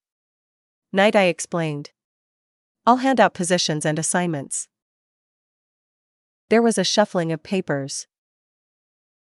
Ah, damn it, Hatsum cursed. Papers? I can't spy on those. They listened to a wave of murmurs that flowed across the room. Everyone was going over their positions, but the jumble of low voices made it impossible to figure out anything that would help the support students figure out who would be where. Any questions of your positions? Sir Night Eye asked. Silence answered him. Then go. The sound of scraping chairs, heavy footsteps, and low voices was all that could be heard on the earpieces now. Midoriya sighed, taking his earpiece out and setting it on his dresser. Of course. Hatsum took out her earpiece. Sad you can't be out there? Kind of, Midoriya answered. Then again, if I went out there, with Izawa out there and everything? I'm sure I'd get caught. This might be a good time to let the pros handle this, Hatsum suggested. You know the weight of the world doesn't rest on your shoulders, right? Not even All Might did everything himself. The wind outside their now shared dorm space gusted, sending the branches of a nearby tree scraping gently against the window. The room had grown dark as the sun retired for the evening, replaced with the clear, starry sky. The only light in the room was the soft glow of the two humming laptops, illuminating the oddly colored yellow eyes of Hatsum Mei in a blue light. He smiled back at her. Yeah. I guess you're right. Maybe I should take the hands-off approach on this Anna just this once. And for a few hours, the two forgot their bouts of vigilantism. They discussed business ideas, schematics, and possible new babies. They laughed and talked, excited about the possibility of what their licenses could bring, and grumbled over English and mathematics homework as one would typically expect of two teenagers. Like most good times, it passed too quickly. The pair were interrupted by the sound of faint screaming. Confused, they looked around, and realized a discarded earpiece Hatsum's, as a matter of fact, was still switched on. Sitting on the dresser next to them, they placed it between them and listened. Whoever was nearby Uraraka was fighting, and the grunts of pain sounded like Uravati herself. The thuds of physical blows across a body could be heard, one after the other, and various objects crashing into the pavement, followed by the odd noise of cracked glass and some sort of animal sound. A particularly gruesome grunt of anguish was followed by a car horn and made the two drop the earpiece. Deku ran pale. Something in the raid had gone lopsided. Hatsum grabbed her boyfriend's shoulder, tightened grip as she watched his look shift to an angered determination. Well? Confused, he parroted her. Well? What are you waiting for, hero boy? She gave him a small smile. I see that look in your eye. Go save the day. Midoriya grinned to her as he ran over to his battle pack and helmet, which had both been repaired after the fight with Todoroki. The camera is fixed, right? Yup. I'll have eyes on you. Hatsum confirmed. As he opened her balcony window, he turned and gave her a kiss as she connected her laptop to his helmet's signal. Love you. You too. She beamed. Now give him hell. Without further ado, he leapt out the window. Somehow, he knew his night would end this way. He lived for this. The sound of car horns had let Midoriya and Hatsum know that Uraraka was outside, so with no other leads, Midoriya was using his spider legs to leap roof to roof towards the building the sure Hasaikai had been entering on their surveillance footage. The hover pack was too slow to get him downtown faster than this less subtle approach. Any live feed or news coverage, Hatsum? In his ear, Hatsum crackled back. Nothing yet. The package is en route, but it's hard to navigate and watch the news for anything. Let's just focus on getting to the entrance. You focus on delivery. I'll be there soon. Roger that. Midoriya looked down at the concrete maze below him. He already had lost time by taking a train to the area. It was simply too far to travel by foot and he had no other means for distance travel. Maybe that could be his next project. Rain had begun gently cascading down across the cityscape, causing the street lights to look blurred and muted between the droplets. Visibility lowered, Midoriya looked down at the targeted building hesitantly. He couldn't barge in. A vigilante would cause distraction in a villain raid, benefiting no one, and he'd be as much of a target as any villain. No, Deku had to be careful. Eraserhead could be on any rooftop, though with his fighting expertise, he was more than likely inside. The first priority was to locate Uraraka and determine what happened when she was in combat now 1 hour prior. Internally, Deku cursed at himself as far as response times went. He was woefully late. Any combat would be long over and removed. Hey, can you replay the last clip we heard before we lost feed, May? Midoriya asked. I told you to call me Pink Eagle when you're in the field. And yeah, hang on. Midoriya leaned against a ventilation duct as he listened to the anguished scream of the newly licensed hero, the blaring of car horns, and an odd animal noise he couldn't quite place. Eyes narrowed, his mind began to drift.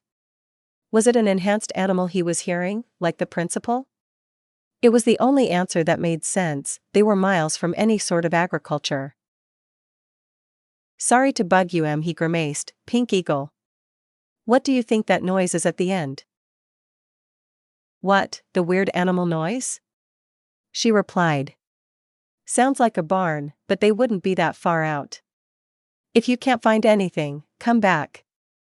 It's not like you can barge in. A barn, huh? Eyes snapping open, Midoriya flashed back to the weekend before his work-study. When he and Hatsum first ran into Eri and Overhaul, they had passed a Hellfire Chicken Pyre location, with a chicken statue that clucked as you walked past. Turning on his heel, he jumped a few more rooftops until he could see the greasy diner from his perch. No signs of police or traffic buildup, so the car horn must not have been from an actual impact, perhaps a close call or alarm from a motorist. And if there was no response from the authorities, it couldn't have stayed in that spot for long, if it had even been here at all. Adjusting the settings on his helmet, Midoriya zoomed in on the restaurant, looking for any signs of a struggle, and couldn't help to grin in spite of the situation that his hunch had been correct. The glass on the front door was cracked from impact, and at the door was what looked like a chunk of white, broken-off plastic. At first, its design was completely foreign to Midoriya, but then he remembered Yukio had been working on Uraraka's hero costume earlier in the term, and that chunk was a dead ringer for one of Uravity's forearm guards. This isn't good. I need to get closer and see if there is a trail. Midoriya looked around and hopped over onto the roof of the fast food joint and scanned the alley next to the building. It was narrow, but not an impossible route of travel. Slowly lowering himself, he crouched down to the pavement and inspected some odd markings on the ground. Upon zooming in, he could tell it was blood, and readings from his hardware told him it was recent. He unscrewed a slot on the gauntlet of his ring finger and used a small chute to absorb and analyze the blood splatter. Obviously, he didn't have any of Uraraka's blood to confirm DNA. That would be weird and creepy, but he was able to confirm the blood type and that it had been dropped within the last hour. He scanned the blood, using a setting to highlight the splatter in a fluorescent orange against the darkened pavement. With this setting, he found similar blood splatters in a trail down the alley. Midoriya switched briefly to thermal vision to make sure that no one was around any corners, but switched back to follow the blood trail, weaving between a few buildings, but not before snagging the piece of Uravity's costume. Midoriya followed the trail until it ran cold, right outside a cellar door in the back of a pawnshop. Dingy and covered in mold, it looked like the kind of place ne'er-do-wells would hide in. "This is seedy for sure," he muttered. "I'm seeing it too," Hatsum chimed in. "Package is en route. Should be there soon." Midoriya took a deep breath and opened the cellar doors and vaulted down the stairs. "This isn't a cellar," Midoriya breathed, worried. A labyrinth of underground tunnels greeted him, stretching in all different directions with no indication on where they might go. His earpiece began crackling, causing him to flinch as Hatsum tried to reach him. "Cutting Luke's maze. Carefew." "Pink Eagle?" Midoriya asked, but only static answered him. "Guess I'm on my own." He switched over to the blood vision, and immediately wished he hadn't. This whole tunnel system was covered in old, fading blood stains, the orange fluorescent glow of which began straining his eyes. The various ages of the stains told him this was a place where violence was a common occurrence. Stuck at square one, a loud bang answered his conundrum, sending the wannabe hero's blood pumping. He turned and ran down the nearest hallway to his right. He could hear yelling, but the voices were echoed and distant, making them impossible to distinguish. Midoriya looked down at the broken forearm guard. Right now, he had to make sure no one was hurt, but the sounds of crashing furniture and the thuds of metal didn't exactly have him brimming with confidence. Heart racing as he turned down the corridor, he was unable to stop before. Crash! Springing to his feet, he took a fighting stance, as did Azui, who he had crashed into. "Midoriya?" She croaked, "What are you doing here?" "No time to explain, where is everyone?" He hissed, "I think Uraraka is in trouble." "Karo, she is, we all got separated by the maze, but she called for help." As his eyes adjusted, it looked like they had gotten more than just separated. "Tsu, you're bleeding, how are your arms?" Midoriya's only answer was her hand grabbing his arm and pulling him down another hallway. "There's no time for that either. Karo, we have to find Eri." "You wouldn't believe it, Midoriya." "I was listening in," he explained as they turned another corner. "They're using the poor girl to erase quirks. And call me Deku or Hunter, I can't have anyone find out it's me." "How were you listening?" "I may have gotten curious and put a bug on Uraraka's suit." Even through his helmet and iron spider legs, Deku couldn't hide the sheepishness in his voice at the confession. "But then after a while I just heard this fight and the feed cut out." "What happened?" Tsuyu gave him an exasperated look. "Well, I got partnered with the pro Ryukyu and Nijire, and had to take down this villain who could steal vitality. But after he got subdued, Uraraka radioed for backup, and I rushed over to where she was staked out. When I got there, she was gone." "Any chance she was by some fast food chicken place?" Midoriya groaned. Tsu nodded. I reported back to Ryukyu and Mijire, and we decided to come here to try and find her. We also lost contact with Sir Night-Eye, so we split up. Loud bangs and screaming interrupted them, causing them to whip around and look down the corridor. We should get moving, Karo. With no arguments, Midoriya and Tsuyu picked up their pace as they charged the hallway. As they followed the twists and turns of the maze, they stopped as they hit a window overlooking what looked like a child's bedroom. Is that Midoriya began? Mirio and Uraraka. Tsuyu yelled. Down in the room below them, Uraraka was collapsed against the floor, as were a few of what Midoriya could only assume were some of Overhaul's men. It was just Mirio and Overhaul on one side of the room, the small Eri off to the side, curled up against the wall, frightened. Overhaul had a gun pointed at Eri. You make one move, and I shoot her. Overhaul commanded, calmly. You wouldn't. Mirio seethed, she's your whole crooked operation. You can't make those drugs without her. The gun was cocked by the villain threateningly. Do you really want to try me, Lemillion? There was an uncomfortable hesitation by all parties in the room. Even Midoriya and Tsuyu watched, frozen in place by anticipation. And then the bad thing happened in a blur. Overhaul pulled the trigger, but Mirio flicked his fingers with one for all at the same time, using a gust of wind that knocked the bullet and gun against the wall.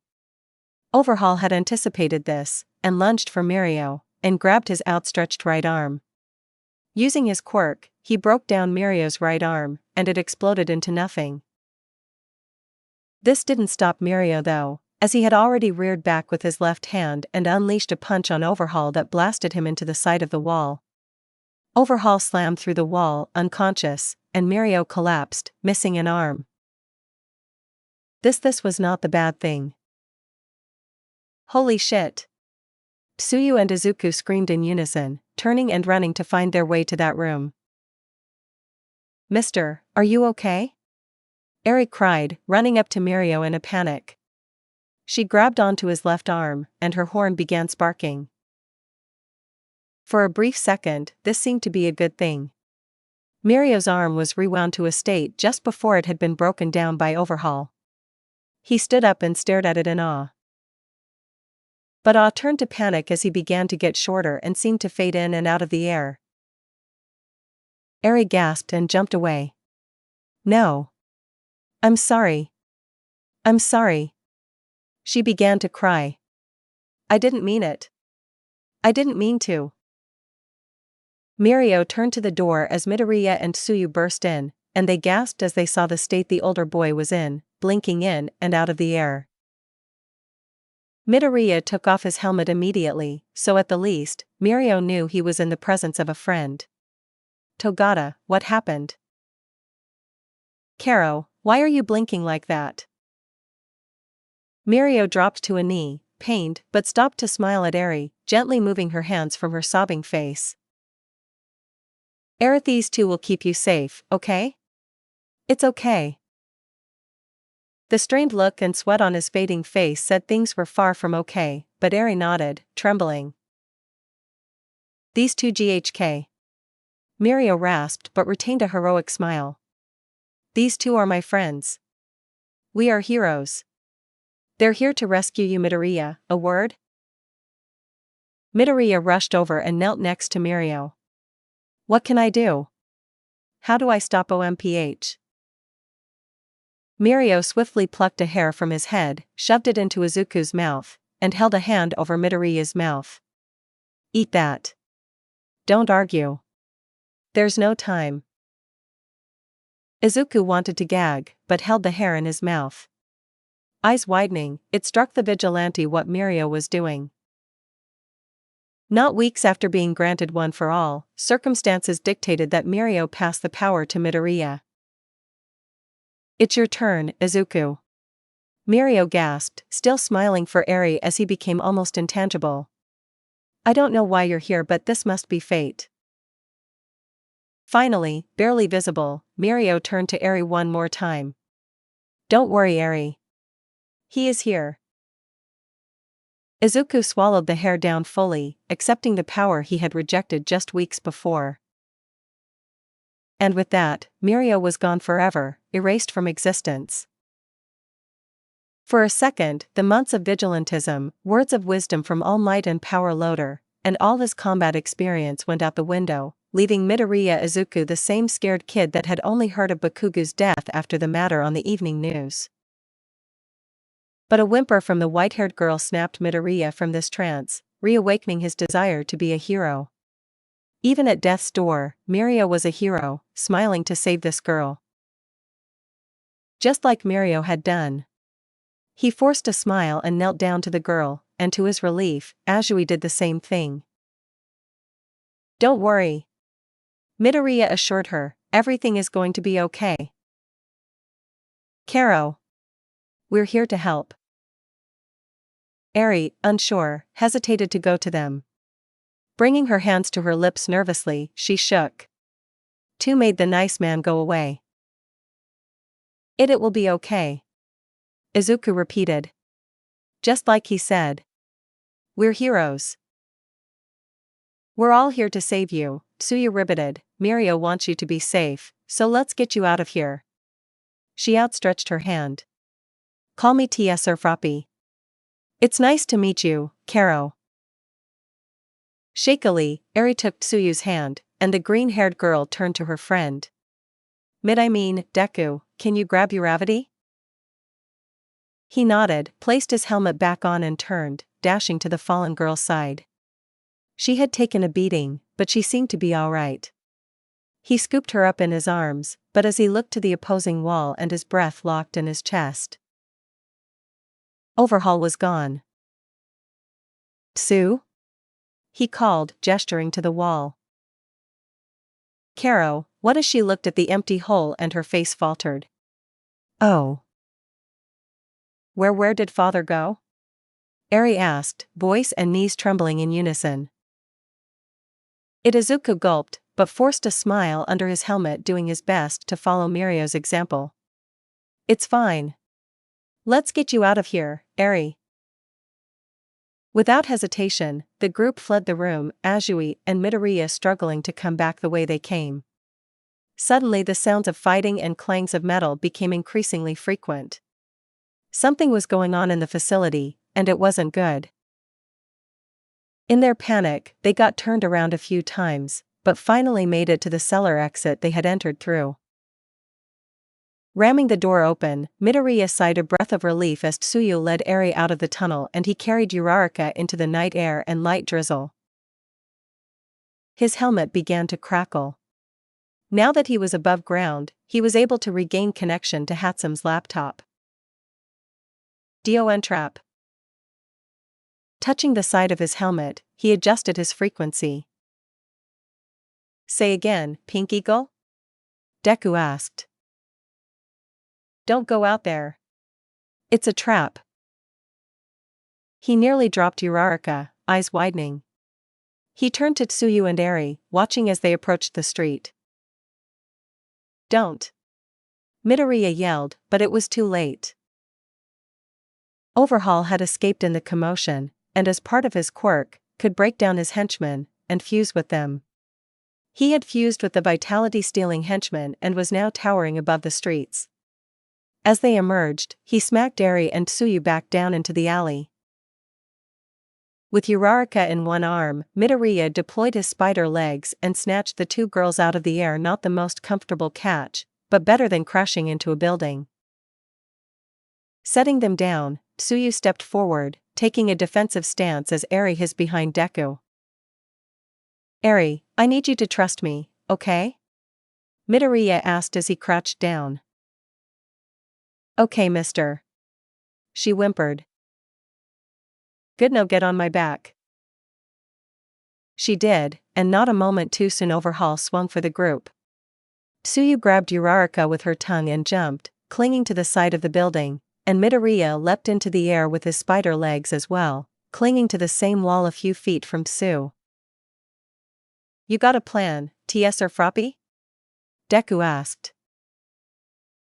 They both jumped onto a neighboring building as Overhaul's hand smashed into the wall they were on, leveling the building. As they landed, Tsuyu grimaced as she looked at her friend to answer. Survive. A giant fist came crashing down towards the rooftop Froppy and Deku were stranded on, forcing the two heroes to jump away from each other, Tsuyu grabbing Uraraka, and Midoriya with Eri clinging to his back. As he jumped, a surge went through Midoriya's legs. Even though most of the jump had been with his spider legs, he got way more distance than normal, and his legs ached. Did I accidentally trigger one for all? Regaining control in the air, he and the small girl landed 6 rooftops away, and even with his tech he'd be lucky to get 2 at best. No training, no teacher, no guidance. Deku was in full possession of One for All, but had no idea how to activate it, and with a kid on his back, it probably wasn't a good time to try. Restraint was key. Pink Eagle, you got eyes on this situation? I sure do. The voice of May chirped into his ear, and package has arrived. Want me to say hi to the big guy? Please. Overhaul began reaching past the buildings, destroying everything in his path to get to Eri and Midoriya, having forgotten Froppy and Uravity. But as he approached, from a neighboring alley, the mech suit that Deku and May had used to subdue Stain sprang from the darkness and used its gauntlet spikes to leave a gash across Chisaki's face. Knife to meet you. Hatsume's voice came, distorted by the suit's speakers. It was a bitch to get here. Overhaul grabbed the suit out of the air, but before the gigantic villain could act, Midoriya shot a few rounds of incendiary grenades at his open wounds, sending the villain stumbling back. As he stumbled, a tongue wrapped around the villain's wrist, and Tsuyu shot herself towards Overhaul, kicking him directly in the face. Let's seal him down. Midoriya said into his headset, before looking back over his shoulder. You okay, Eri? She nodded and shook slightly before whispering. Don't let him get me. To hear her so afraid sent anger jolting down Deku's spine. Never. He and Hatsume stood on the ledge of a building and unleashed a barrage of glue grenades, their entire stock, cementing the giant legs of the unholy Overhaul fusion in place.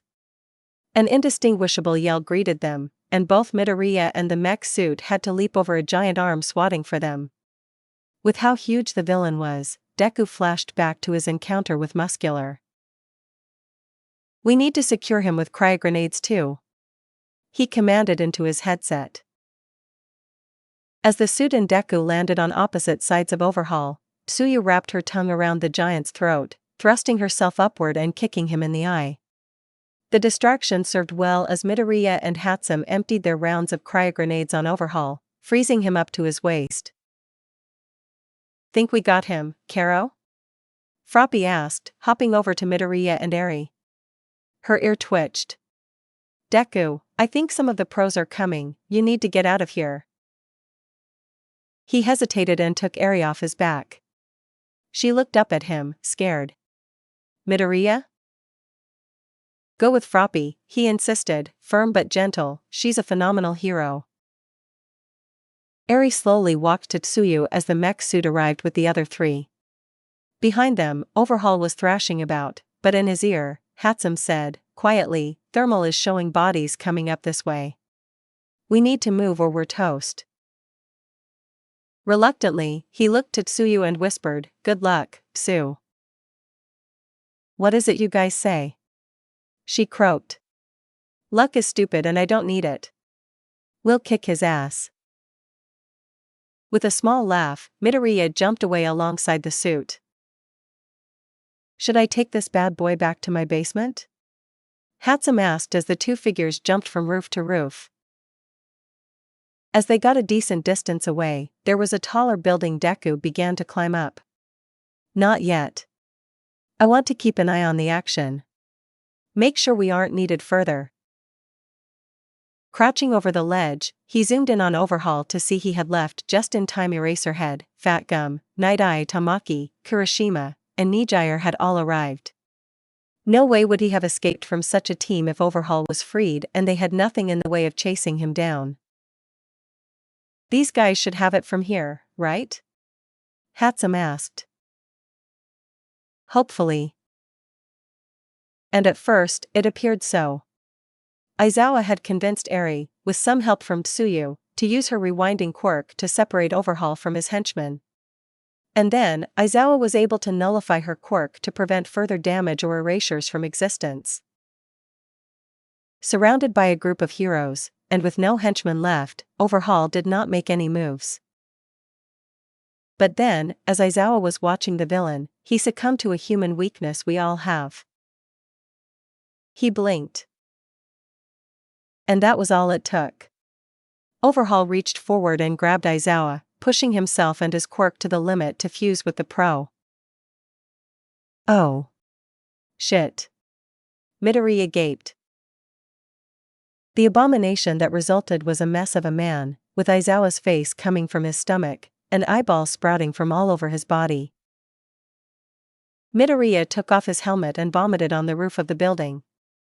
Even from a distance, such a transformation was sickening. He wiped his mouth and put his helmet back on. He'd need to toughen his nerves if he was carrying one for all. Focusing back on the villain, he saw that all the eyes sprouting from Overhaul's body were prevent 360-degree quirk nullification. Sir Night Eye stepped forward as the leader of the operation. But Overhaul was not slowed down by the horrifying fusion in the least, grabbing both of Night Eye's arms and making them explode into nothingness. Kirishima charged forward, but without his quirk, Fat Gum held him back as Overhaul finished off Sir Night Eye, reducing him to a pile of blood on the ground. Shit, Midoriya realized. He's not physically imposing, but if he touches any of them it could be all over. Redeploying his spider legs, he jumped towards the fight again, crossing from rooftop to rooftop in a rush. Can't let anyone else die. I can't. Mirio left this power to me. He trusted me. I have to finish this for him. What are you doing? Hatsum cried in his ear. Get the robot out of here. He replied, and disconnect. I have to finish this and I don't want you to get caught. But. Just do it. She didn't fight him any further. I'll feel guilty later. The only person whose quirk wasn't affected was Azui's, as it was a mutation quirk. She began hopping around the alleyway, desperate attempt to draw Overhaul away from the rest of the group. It seemed to be working, and as the villain approached, Tsuyu began spitting rapid-fire poison all over Overhaul's gross body. While her poison was only mildly stinging, the various eyes covering his figure were exposed, causing Overhaul to cry out in pain in two garbled voices. Having inherited Aizawa's enhanced agility in the fusion, Overhaul kicked off a building next to them and booted Azui across the jaw, knocking her to the pavement. The rest of the heroes moved in to assist, but Overhaul pulled a gun from his jacket and pointed it at the fallen hero in desperation. One move. She dies. No one moved, though Kirishima swore loudly. Deku had made it to the commotion and peered over the ledge. After scanning the situation, he realized he was out of glue and cryogrenades, and using an incendiary grenade risked hurting Azui. He only had one play. But it would likely get him caught. Unless he could get a hit and run in. Tsuyu glanced up in his direction and made eye contact with Midoriya through his helmet. Despite not having a chance to talk about it, they knew what the other needed. Tsuyu quickly shot her tongue out, grabbing Overhaul's wrist and jerking the gun up and away from anyway. A loud gunshot rang out in the night sky, cueing Midoriya to act. Jumping from the roof, he used his front two spider legs to grab the hand with Overhaul's gun, and the back of Overhaul's head, and used his momentum to slam the villain into the ground, finally knocking the Yakuza leader out. The pros in the crowd gasped. With the threat diminished, Midoriya jumped back on the building and began to flee. He jumped from roof to roof, only daring to glance back once he was many blocks away.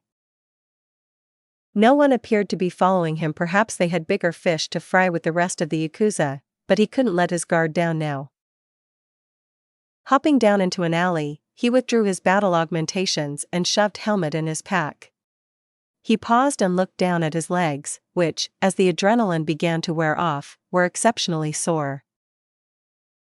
This must have been what Mirio was talking about, he sighed, briefly rubbing his sore thighs. Feels like I climbed a million flights of stairs. As he casually slipped onto the sidewalk, he walked as quickly as his tired body would allow towards the nearest subway station. He wondered if his jump hadn't been aided from his tech, if the pressure would have broken his legs. Checking the schedule, Midoriya cursed under his breath. The next train wasn't coming for a while, and he needed to get back to UA before curfew. He leaned against a light pole and looked down at his hands. If he was truly the next holder of One for All, what did he do? What would Tsuyu say? Or Eri? They witnessed the exchange. Tsuyu might keep his identity a secret, but they had no time to corroborate his story. And Eri would likely, if she talked, say exactly what happened. It was so tempting to mutter all this, but Midoriya bit his lip. Should he tell the principal? How would he tell Hatsum? He looked down at his phone to see a few messages had been received from her in the last few minutes. But the anxiety welling in his chest prevented him from looking, too many scenarios running through his head, each worse than the last. This was my most risky venture yet. Finally, the time for the train arrived, and Midoriya breathed a sigh of relief as he went underground, away from pesky phone signals. Half an hour wasted on just waiting around. By then, he assumed the heroes and emergency services would have apprehended the villains and treated to the injured. Possibly even the heroes were preparing to leave. He had to make sure he returned to the dorms before Aizawa. He'd have no excuse being out of the building at this time of night, and he didn't want to run that risk. The entire train ride, he was nothing but a jittery mess. He had been incredibly stupid in this endeavor, and he knew exactly why he kept engaging in such high-risk behavior. He still wanted to be a hero, more than anything. Perhaps as far back as when he saved Tsuyu from the sludge villain, he knew it was not in him to run away from someone in danger, because the one time he failed to notice trouble, Bakugo had died. And maybe that wasn't his fault, no, but could things have been different if Midoriya had been there for that attack?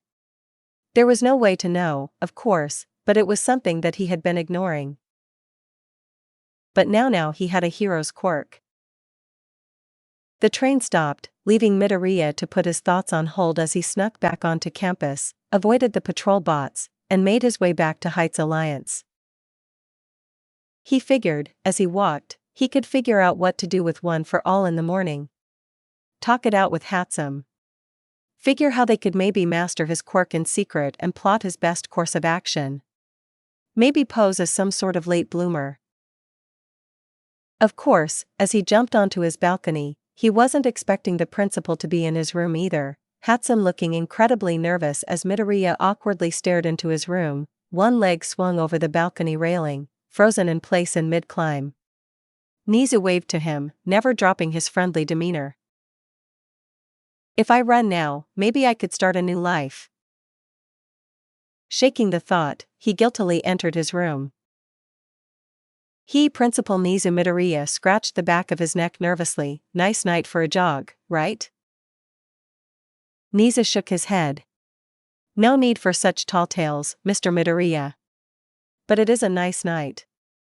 So I hope you and Ms. Hatsum wouldn't mind joining me for a walk back to my office. This, of course, wasn't a question. Midoriya and Hatsum guiltily shuffled behind the rodent, dejected, as they headed back to the main building. Despite the short walk, the anticipation of what was to come made it seem like miles. Once in the office, Nizu began to fix himself some tea. Can I offer you two some? Midoriya shook his head. Hatsum nodded, so she was presented with a cup that she lifted, shakily, to her mouth to calm her nerves. Taking a sip himself, Nizu said, calmly, we're just waiting for one other. Now, I know you two are aware of what happened, so allow me to explain. Midoriya held his breath. This was it.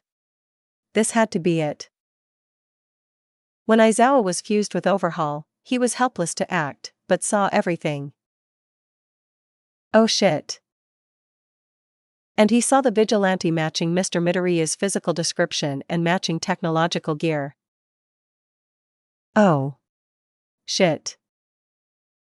When he was separated from the villain, he called me and told me to wait in your room, and assured me I would catch you sneaking in. Lo and behold, I made it just in time to see his prediction be true. Shit. A knock came at the door. Come in, the principal called. Izuku's blood ran cold as Aizawa entered the room, with Tsuyu and Eri herself. Even on her typically stoic face, Azui looked at the two with an expression of incredible guilt, while Eri just looked confused. Hello, sir. Aizawa greeted, flatly. Greetings, Eraserhead. I was just filling in our support students as to how they've ended up in this situation. To his surprise, Aizawa sighed. I'm afraid the situation with Midoriya is a bit more complicated than I originally thought. At his name, Eri's head perked up. Of course. She heard Mirio call me that. Breaking free from Aizawa, she ran over to the green-haired boy and threw her arms around him. Mr. Deku. Oh, I bet this looks great. What sort of complications? For once Nizu sounded a bit concerned. I took Eri's statement first, the teacher began. There were complications and Mirio began to disappear. From his arms, Eri sniffled, and without thinking, Deku began to rub her back gently. It's okay, he muttered gently. And, in her words, Mirio took a clump of hair and shoved it in Midoriya's mouth before vanishing altogether. Nizu dropped his teacup, it shattering against his desk. Azui saw it too. Midoriya and Tsuyu made eye contact, and she mouthed, sorry, to him. He gave her a weak smile. It wasn't her fault, and he'd never hold his decisions against her. Is this true, Mr. Midoriya? The principal asked, regaining his composure. He nodded. So why were you there in the first place? The rodent questioned. He drew a sharp breath, but before he could begin, Aizawa answered for him. Because he's the vigilante that was involved with Stain, Todoroki and... Nizu held up a paw to silence the teacher. That's not what I mean. Why were you at this raid, in particular? Midoriya froze. He knew this was the end for him. But maybe it didn't have to be the end for Hatsum. She, however, wasn't as hopeful and answered first. I put a bug on Uraraka. Nizu nodded. We suspected your involvement, Ms. Hatsum. Defeated, Izuku continued to explain. We were going to let it go, but I heard Uraraka get attacked. She's my friend. I wanted to make sure she was okay. He turned to Aizawa and gulped. Is she? She'll be fine, was the curt response he received. We ran into each other looking for her, Karo. Tsuyu explained. And we came upon Mirio as he was vanishing. Nizu stared down at his desk, absorbing the information. Super genius as he was, he seemed at a loss for what to do.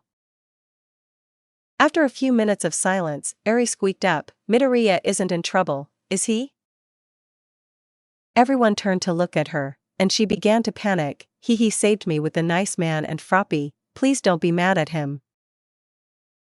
She began to cry, and Aizawa went over and picked her up. The principal frowned at the display and folded his hands. I believe she's had enough for one night, Eraserhead. Please see her back to the authorities. Aizawa nodded, and left without a word, leaving the three students with Nizu. The principal turned in his chair, and walked over to the window, pausing to look up at the night sky. "So what do I do with the three of you now?" Midoriya, Hatsum, and Azui all held their breath anxiously. The principal continued without their input after a moment, but he almost seemed to enjoy toying with them a bit. "Azui was compliant in your vigilantism, though minor. But laws dictate I turn any and all vigilantes over to the police. This is it. I'm doomed." "Of course, then, if I do that, it will surely be the end of UA. Imagine the reputation of the school after we provided the training and materials for a quirkless support student, unwittingly, to become a vigilante that took down Stain and even All Might's killer." He turned, barely, back towards Midoriya. "And I assume that was also you. All witness testimony matches yours." Izuku nodded, meekly. Nizu calmly walked back to his desk. "So where does that leave me?" "Well, let me tell you two things, children. I love this school. I've put my life into this institution, and I'm not keen on letting the foolhardy actions of a few teens ruin these hallowed halls. Second." He turned more to Azui. "As these two know, I was entrusted by All Might before his death to find a successor for his quirk, which is inherited from user to user. What you saw, Ms. Azui, was that transfer All Might left his quirk to Mirio, who decided to pass it to Midoriya. I promised All Might to guide the new symbol of peace. So." There was knock at the door, and Aizawa entered again, looking pissed. Just in time, the principal smiled. "The three of you will be under house arrest for 1 week. And then." He turned to Midoriya. "You will be transferred to Aizawa's class. You were chosen by All Might and Mirio. You wanted to play hero, correct? Well, now you have to take responsibility for your choices." It was Wednesday night, the night before Midoriya Izuku started his hero courses. With his week of house arrest almost up, Midoriya allowed his mind to wander over the last week while in the shower. No matter how he tried, his mind always went back to his conversation with the principal after rescuing Eri. The principal dismissed everyone besides Aizawa and Midoriya after his announcement. If Midoriya was upset about being transferred from support to heroics, it was nothing compared to the look of rage on the face of Eraserhead. "Sir," he seethed through grit teeth, "I beg you to reconsider. His acts of vigilantism are indeed a gross show of disrespect to the law. Yes, I remember you telling me that on the phone earlier." Nizu interrupted. "But the media is already growing with distrust in the hero scene. More so, some even trust vigilantes to get things done more than the licensed professionals. What will become of that trust if it comes out that we've had a vigilante amongst us? We can turn this situation into a win. But that means you will need to teach this boy how to control one for all. You may go. I will brief you on the quirk's details tomorrow." Again, this was not something to be questioned. And Midoriya Nizu said, bringing full focus on the boy, "From now on, we will all be watching you closely. Consider this probationary. Your last chance. Any more unlicensed activity, and I will be forced to forego my promise to All Might and then turn you over to the authorities. You are on thin ice. Do you understand?" It had been a turbulent week of cleaning, and the only time he was allowed to leave the dormitory was when Aizawa got him after class to begin quirk training. On the first day, Thursday, Aizawa made Midoriya run through an obstacle course to test his normal physical capabilities. While months of training, self-defense classes, and vigilantism left him in above-average shape, he was given a strict workout regimen to follow. This would be the easiest day of his week. One for all is a dangerous, destructive power, Aizawa had sighed from inside his sleeping bag as Midoriya hit 200 push-ups. "If it were in my hands, I'd expel you because it's difficult to control. But that decision isn't mine. You'll need to muscle up to handle such power." Sore and tired, on day 2, they began actually training his quirk. Or, trying at least. The first thing that happened was when Midoriya tried punching a sandbag. The sandbag exploded across the gym, and Midoriya shattered his arm in the process, ending up in Recovery Girl's office. Still, Aizawa told Midoriya that they would spend some extra time on the weekend to get that restraint down.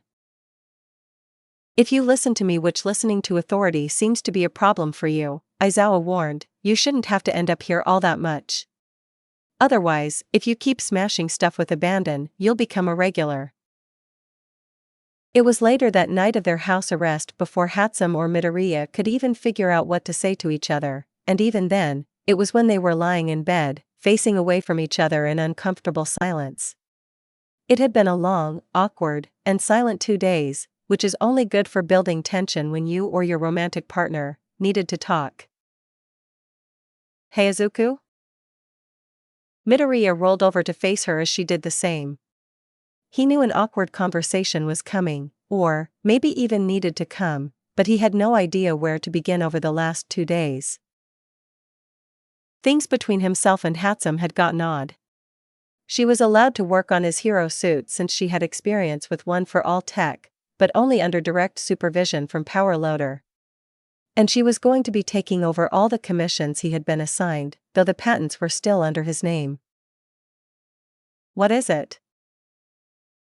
Does this mean her voice was strained, and even in the dark, it wasn't hard to tell she was trying hard to hold it together? "Does this mean we can't be partners anymore?" He hadn't expected the question to make him cry, or that his crying would make May cry in return. But it was what he had been fearing for the last 48 hours, and to hear it out loud just broke the dam. He pulled her close and held her tightly, her doing the same as they broke down. After a few minutes, the two managed to calm themselves down.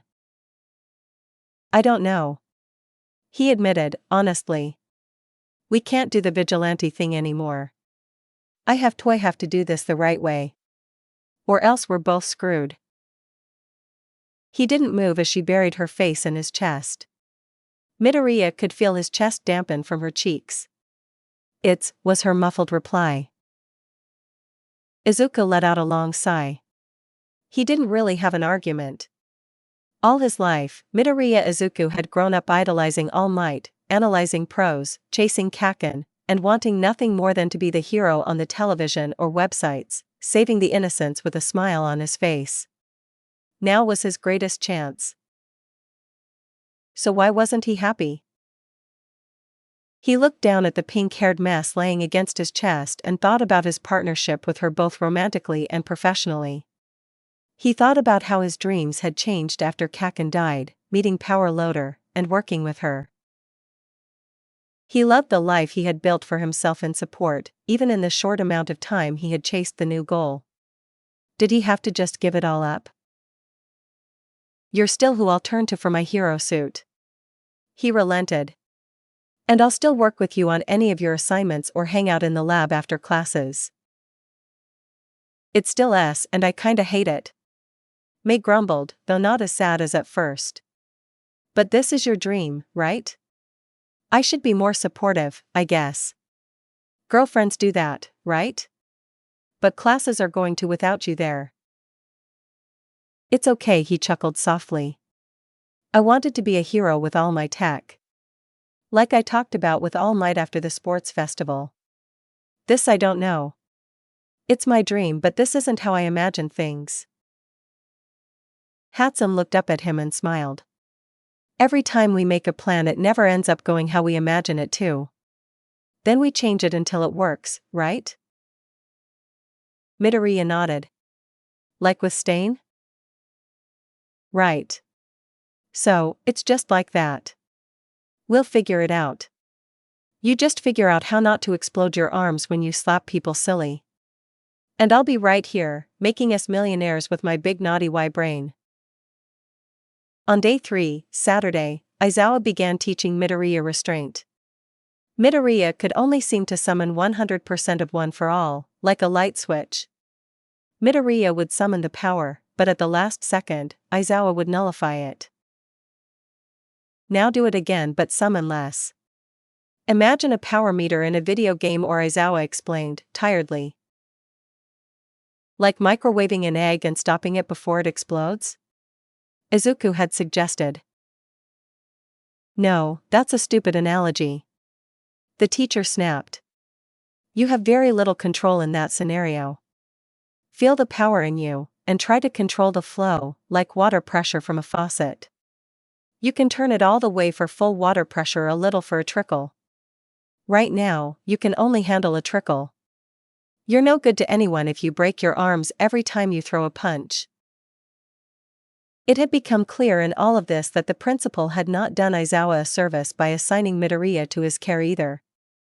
After all, it had become clear weeks ago to Deku that Aizawa had suspected him for his vigilantism and wanted him out of the school. Still, he was right.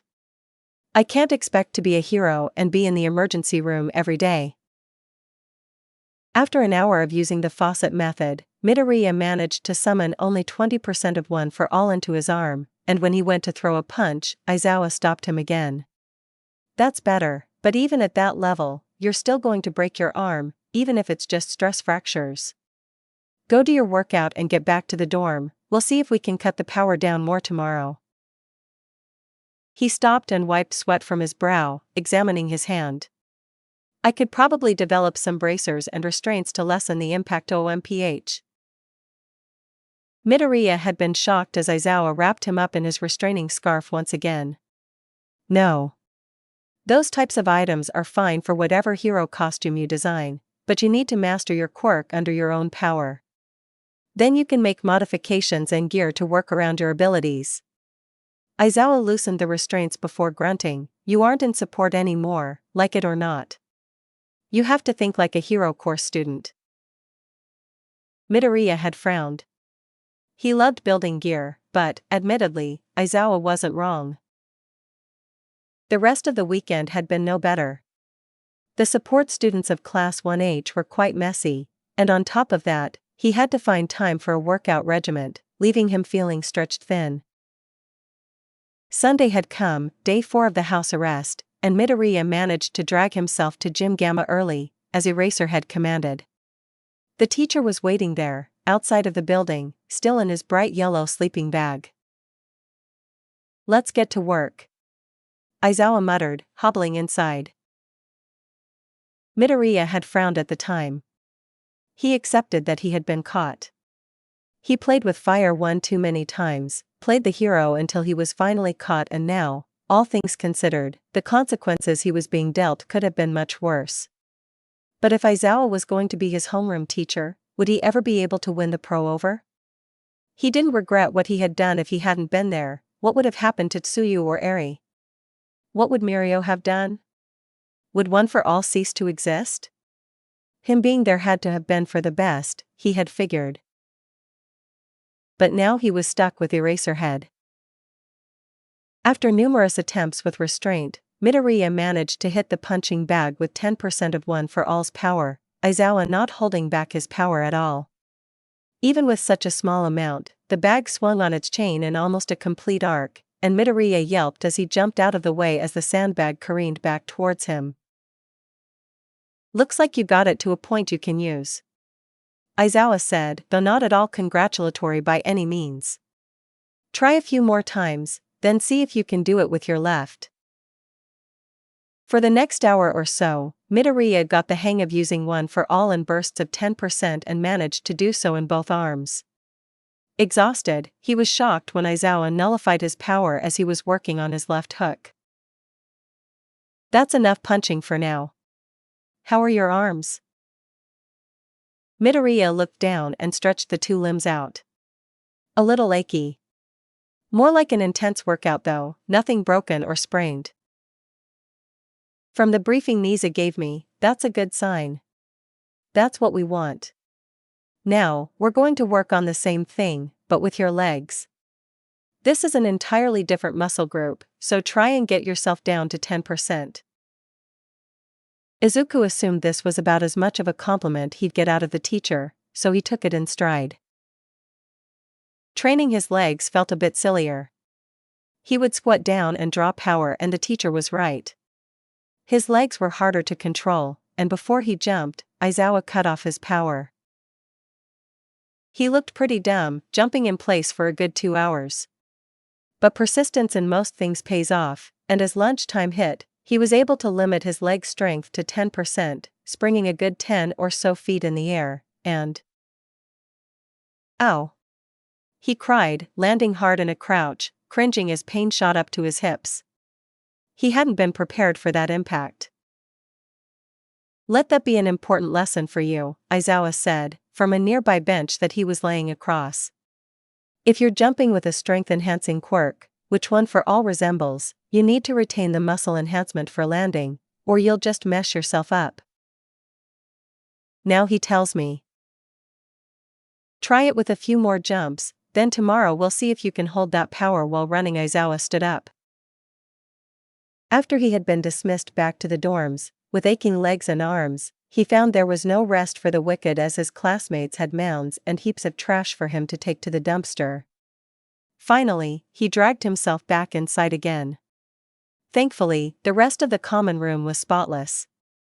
Hatsum was on a nearby couch, feet kicked up on a coffee table, as she watched the automatic vacuum cleaner she slapped together make its rounds around the room. "Thanks for taking care of the living area while I was learning how not to die," Midoriya had groaned as he collapsed next to her. "I'm not much for cleaning," Hatsum shrugged, which was nice during summer break since you did most of it for me. "But, inventing stuff to clean? Easy." "I'm sorry I got you banned from the lab for a week." Midoriya sighed. She chopped him lightly on the head again. "I told you to knock that attitude off. I knew the risks when I got involved. But now maybe I can make cool gear for you officially." She always bounces back quickly. "That's good. I actually had some gloves I was thinking about, got the idea from that friend of mine I told you about." Hatsum's eyes lit up. "The worst part about this has been not making tech babies. Tell me all about your ideas so I can get cracking when I go back on Thursday." Monday came, and while it was nice not to have to be in class, Midoriya didn't have time to enjoy it. He had to wash all the dirty clothes and dishes for Building 1H, and then get back to his workout regimen. Before he knew it, classes were out for the day, and Izawa was knocking at his door for his crash course in One for All. "Now's crunch time," the teacher said as they made their way over to the gym. Both in these last 3 training sessions, and for the rest of the term. Some of the students have had to take remedial training, but half of class has their hero licenses. Next term the ones who didn't qualify for the remedial training are taking a second qualifier. You'll need to catch up a lot to even dream of passing that. "Don't they only do those once a year?" Midoriya asked. They did. Izawa let out a deep sigh as the building came into view. But with All Might's death and the general public's distrust of heroes, more courses were added so that more heroes could fill the gap he left. The teacher stopped walking, making Midoriya stop as well, confused. "Sir?" "Part of the problem with your vigilantism is that you were short-sighted," Izawa replied. "You managed to put away 2 highly public criminals, which is true. However, when something like that gets news, it hurts the hero scene. The public begins to distrust us, turning more people to crime and vigilantism. We're not who should be seen as enemies, but if we seem incompetent, people will start thinking Stain was right." Midoriya bit his lip. That wasn't my intention, sir." "If it was, we wouldn't be having this conversation, you'd be in jail. All Might saw something in you, and the principal believes it. You weren't doing this for fame or righteousness or revenge. At least not that we know of. You genuinely wanted to help, which isn't something we can say about a lot of so-called vigilantes. It's why you were given some slack. I only finally caught you because you saved Azui when it wasn't in your best interest." Midoriya didn't feel the need to admit that the reason he started vigilantism in the first place was for revenge. He'd long since moved past that point. "That's enough chatter," Izawa said, walking forward again. "We're wasting valuable time." Running with One for All was much different than jumping. Every step sprung him forward, faster than he could react at first, leading to various faceplants around the spacious workout area. Even when he stopped tanking with every step, working up to a stride was a challenge, needing to know how far he was running with each step, and prepping each leg with just 10% of the energy to catch himself and spring back. As he managed 10 fast-paced strides and with that power alone was a good distance across the gym, he tripped up again. Maybe this is what they meant by crash course. Using this quirk in motion is going to be your biggest struggle. Izawa chimed in from his favorite bench. Keep this up tonight until you can run across the entire gym. Midoriya grit his teeth and tried again. It took well until after nightfall, but he was finally able to sprint across the gym. Splitting his focus was hard running and holding his power level steady, but if he could operate spider legs from inside metal gauntlets while fighting, he figured could at least manage this level of multitasking. It just required practice. Good. Tomorrow we'll try putting these moves and skills together, Izawa informed him. And hopefully get me to bed earlier. Sorry, sensei. Midoriya stuttered. On Tuesday, the penultimate day before hero studies, Midoriya found out just what Eraserhead meant by combining the skills. Various punching bags and cones had been lined up strategically along cones across the entire concrete floor.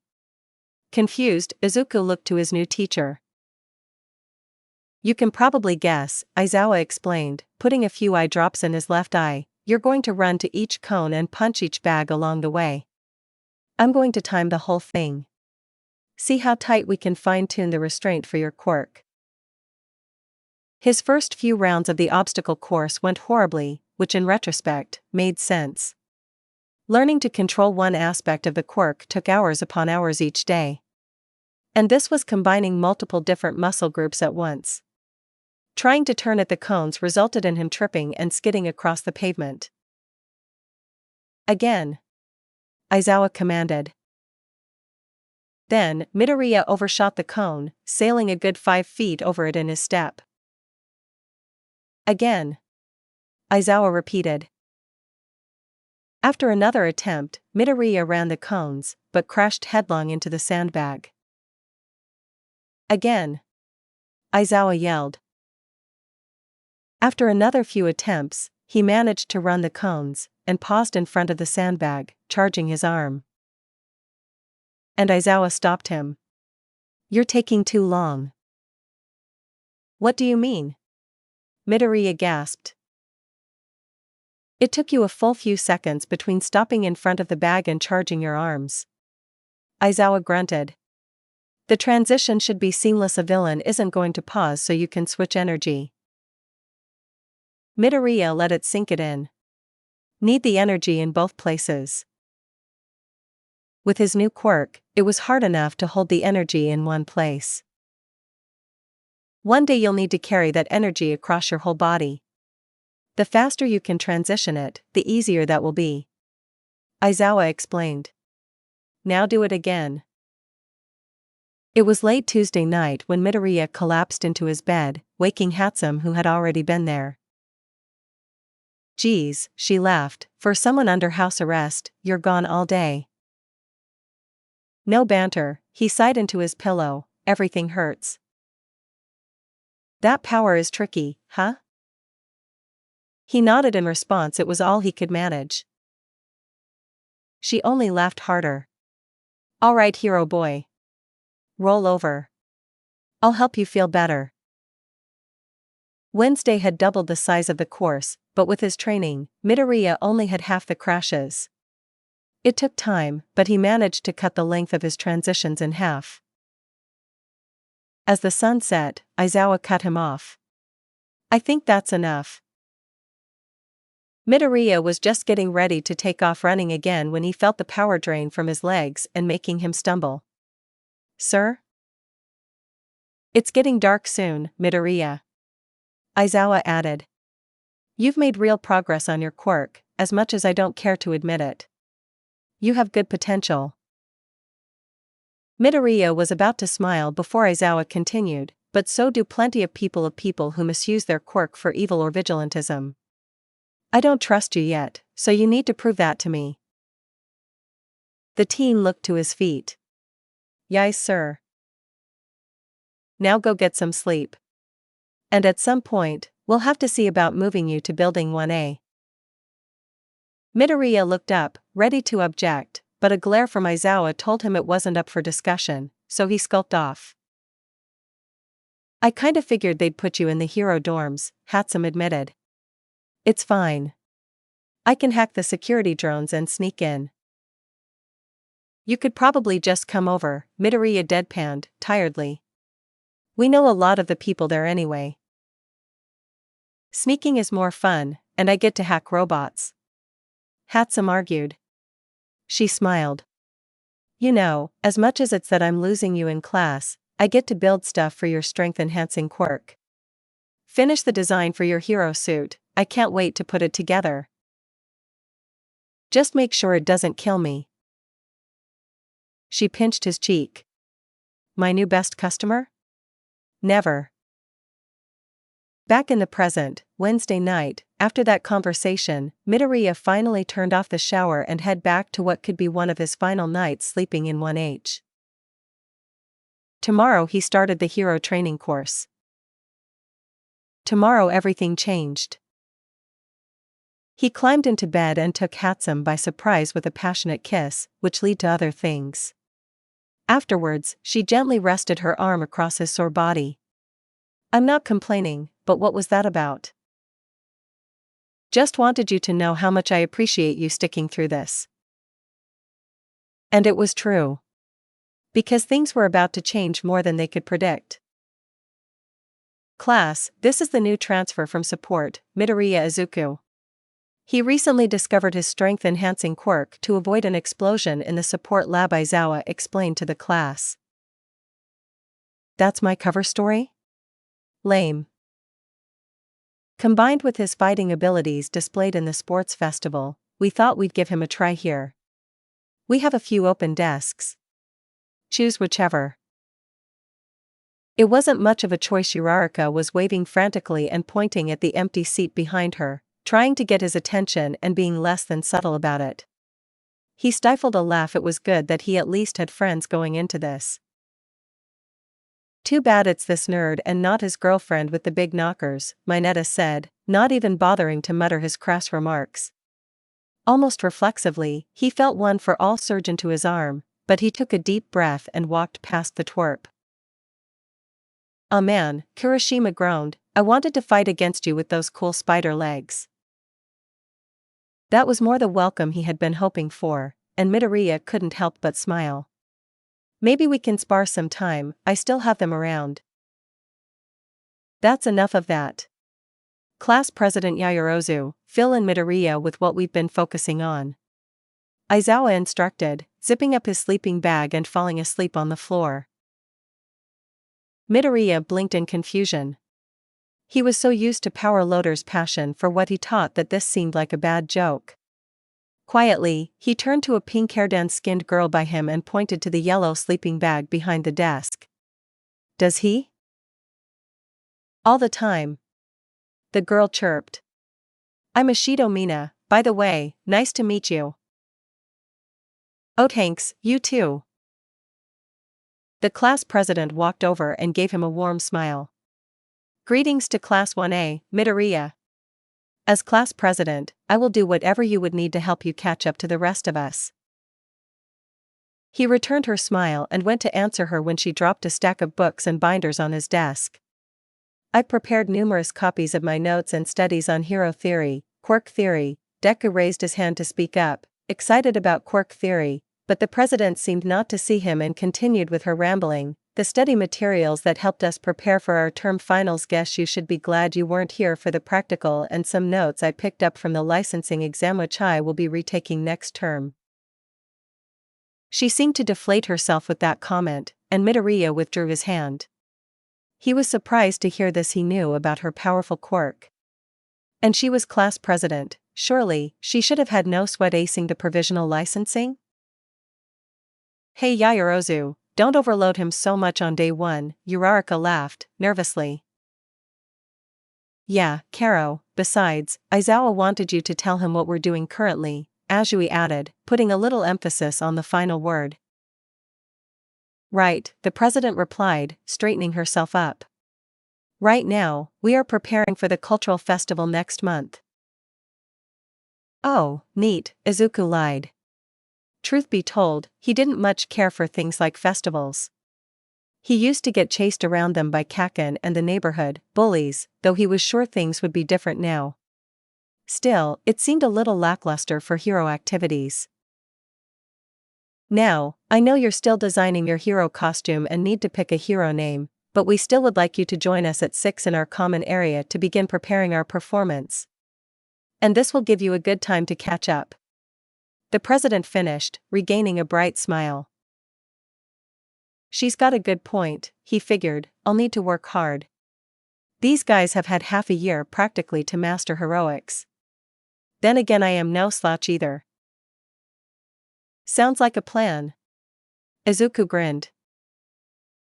It was something of an interesting change, having normal school work in the morning, though it certainly didn't help Midoriya stay awake as he listened to present Mike wax poetic about crime and punishment. But as it finally hit lunchtime, he was interested to see what hero training had in store for him. Sitting next to Mei, he bit into his sandwich, pondering. Azui and Uraraka said it's always something different, he mused to himself. So, I really don't know what to expect. And with no hero suit, it's just you and your gym clothes. Hatsum laughed. No babies. You are babyless, Deku scrub. Think you can get by without being a human spider for a day? Izuku gave her a smirk. I actually wanted to talk to you about my hero suit. Finally. She threw her hands into the air as Yukio, sitting not far from them, jumped in shock and spilled hot soup all over his pants. I was wondering when I'd finally get to make something awesome for you. Midoriya beamed at her reaction as he rustled through his backpack to find his freshest notebook. There at ISI go through so many of these here we got his is the design I finished. It includes the gloves I told you about. And some padding and shock absorbers so I can use more than just 10% of mic work. Man, that's weird to say. 15 years, and finally a Quirkhouse surreal. But I was hoping to maybe install something on my back to hold the spider legs. Maybe it'd be smaller since I wouldn't need all the grenades and tasers and grappling hooks and all. That'd be plausible, but it'd have to go on last. May rubbed her chin. I can get this made this weekend. But you controlled your mecha legs with controls either on your straps or inside your gauntlets. How would you control them? Fair point. Will to forego them until I can figure out a plausible control mechanism. Hatsum snorted with laughter. You really can't go without them, can you? They're my favorite baby. Parents aren't supposed to have favorites. That's for human babies, not mechanical ones, May. Another table over, Azui and Uraraka watched the exchange together and laughed. Think he'll be ready for this afternoon, Karo? Uraraka shrugged but kept a rather mischievous smile. It will depend on what Mr. Aizawa has planned. As the afternoon hit, Mr. Aizawa led Class 1A over to the warehouse zone training field. This is where Mina and Kaminari failed their exam against the principal, Karo, Tsuyu whispered to her friend. Midoriya nodded and looked up at mess of steel piping and warehouses, inhaling sharply, wondering what on earth was waiting for him in such a crowded place. Aizawa stopped and turned to his class. For today, we'll be tuning your response times to crisis situations. He pointed to the top of a metallic tower. I'm going to be at the top of there, and the starting line will be the entrance. As there are 17 of us, I'll split you all into 4 groups, one with an extra competitor, and you'll race to see who can get to me first. We'll do this a few times at different entrance points, and the person with the best time gets to skip cleaning duty after class. That's some incentive.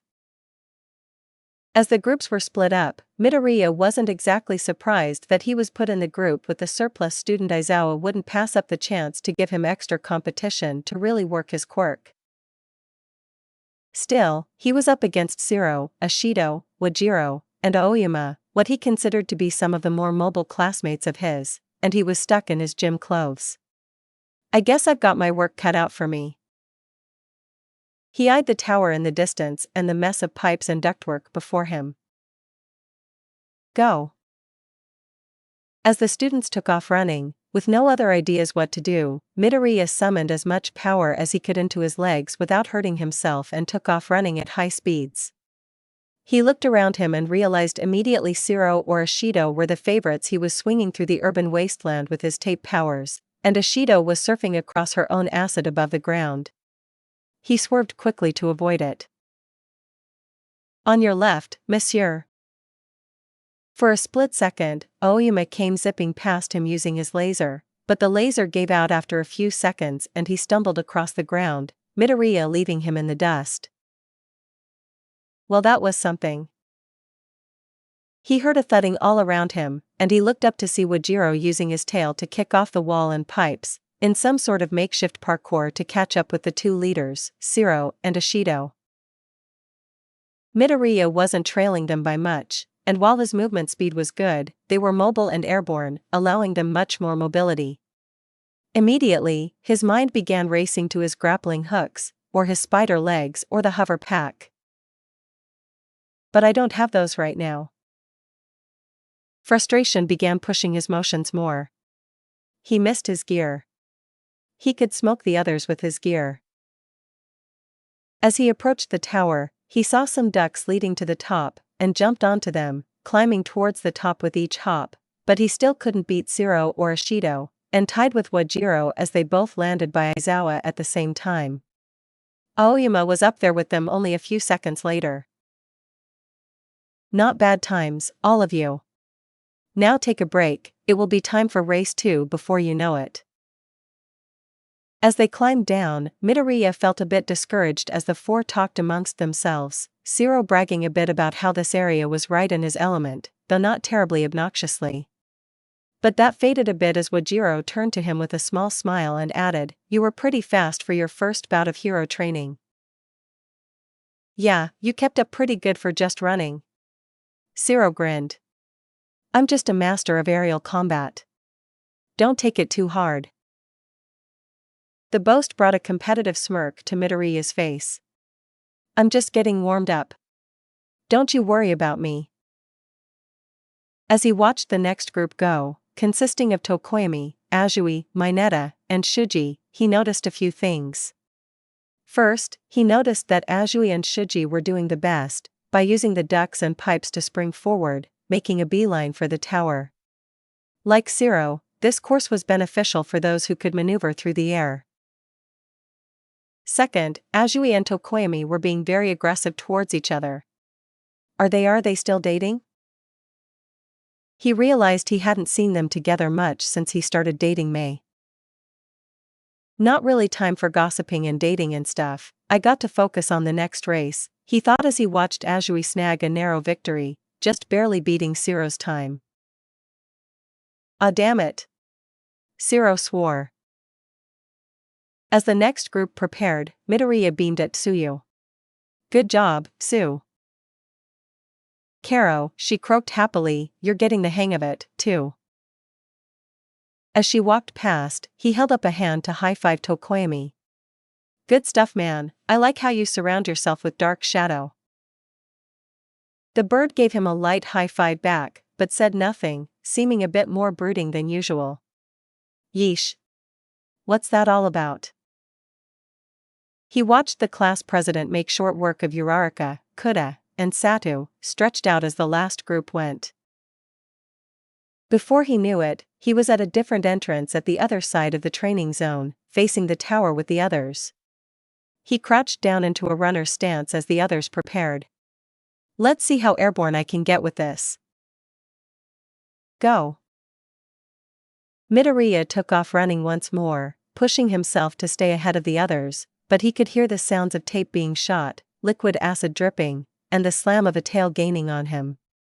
He looked up to see a pipe connecting two buildings above him.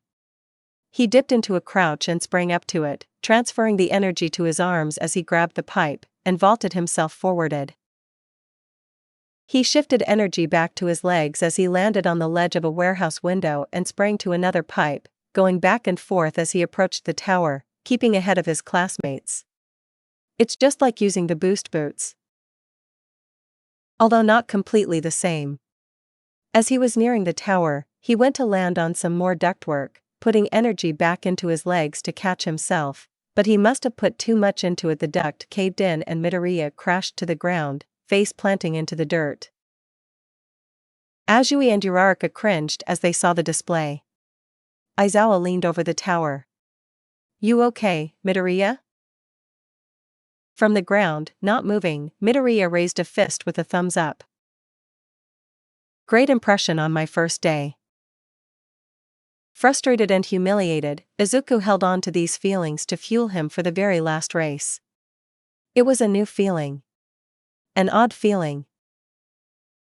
He held what was arguably the most powerful quirk in the world. And yet he was getting thwarted by a stupid race? Where was the kid who got second in the sports festival opening race without a quirk? Was he nothing without tools? As he watched Azui once again leave her classmates in the dust, he saw that he was not the only one who was damaging the battlefield as pipes and metal were pulled down. Minor collateral damage. Acceptable to save lives. And then it hit him, a smile crawling across his face. And finally, it was time for his last race. He stood with the others, Shiro and Ashido especially, more confident than ever. Go. They all took off, only this time, Midoriya hung back, staying behind Shiro as the eager teen zoomed into the sky. As if on cue, Cellophane pulled down a metal pipe as he swung from one structure to the next.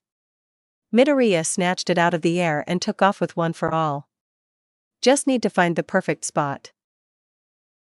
He vaulted himself up a few ducts until he spotted it, pipes wedged perfectly together. He made a beeline for it, drawing confused looks from Ashido and Wajiro. Maybe I don't have my babies. Midoriya shifted one for all into his arms as he dashed for the pipes, making the calculations in his head. Then, he shoved the thin pipe he was using between the two pipes, and used the makeshift lever as a pole vault, using one for all to launch himself through the air. But I work best using science and tools. What the hell? Shiro shouted as Midoriya soared over him. It was a rather hard landing. He had to catch himself on all fours, which was difficult as he had never summoned one for all and all four extremities at once, but adrenaline helped him pull it off in a pinch, landing right in front of Aizawa. Aizawa clicked his stopwatch, and Midoriya could swear he saw a faint smirk on the teacher's face at the feet. New best time. Bit of a reckless entrance if this were an actual rescue, Aizawa advised. If the amount of injured parties were unknown, I wouldn't have done something like that. It would run the risk of further injuries if you landed on someone. In this case, you used your knowledge that this is a test to your advantage. However, part of that is to be blamed on me putting sole incentive on the shortest time, so I'm willing to let that slide. Just bear that in mind for the future. Midoriya grinned and nodded. Yes, sensei. And while that was an important lesson, there was something else he had learned from this whole ordeal, an important realization that he was ecstatic had come to him on the first day of hero training and not further down the line. As he walked off the course, he high-fived Uraraka and Azui. Smooth moves, Karo. Thanks.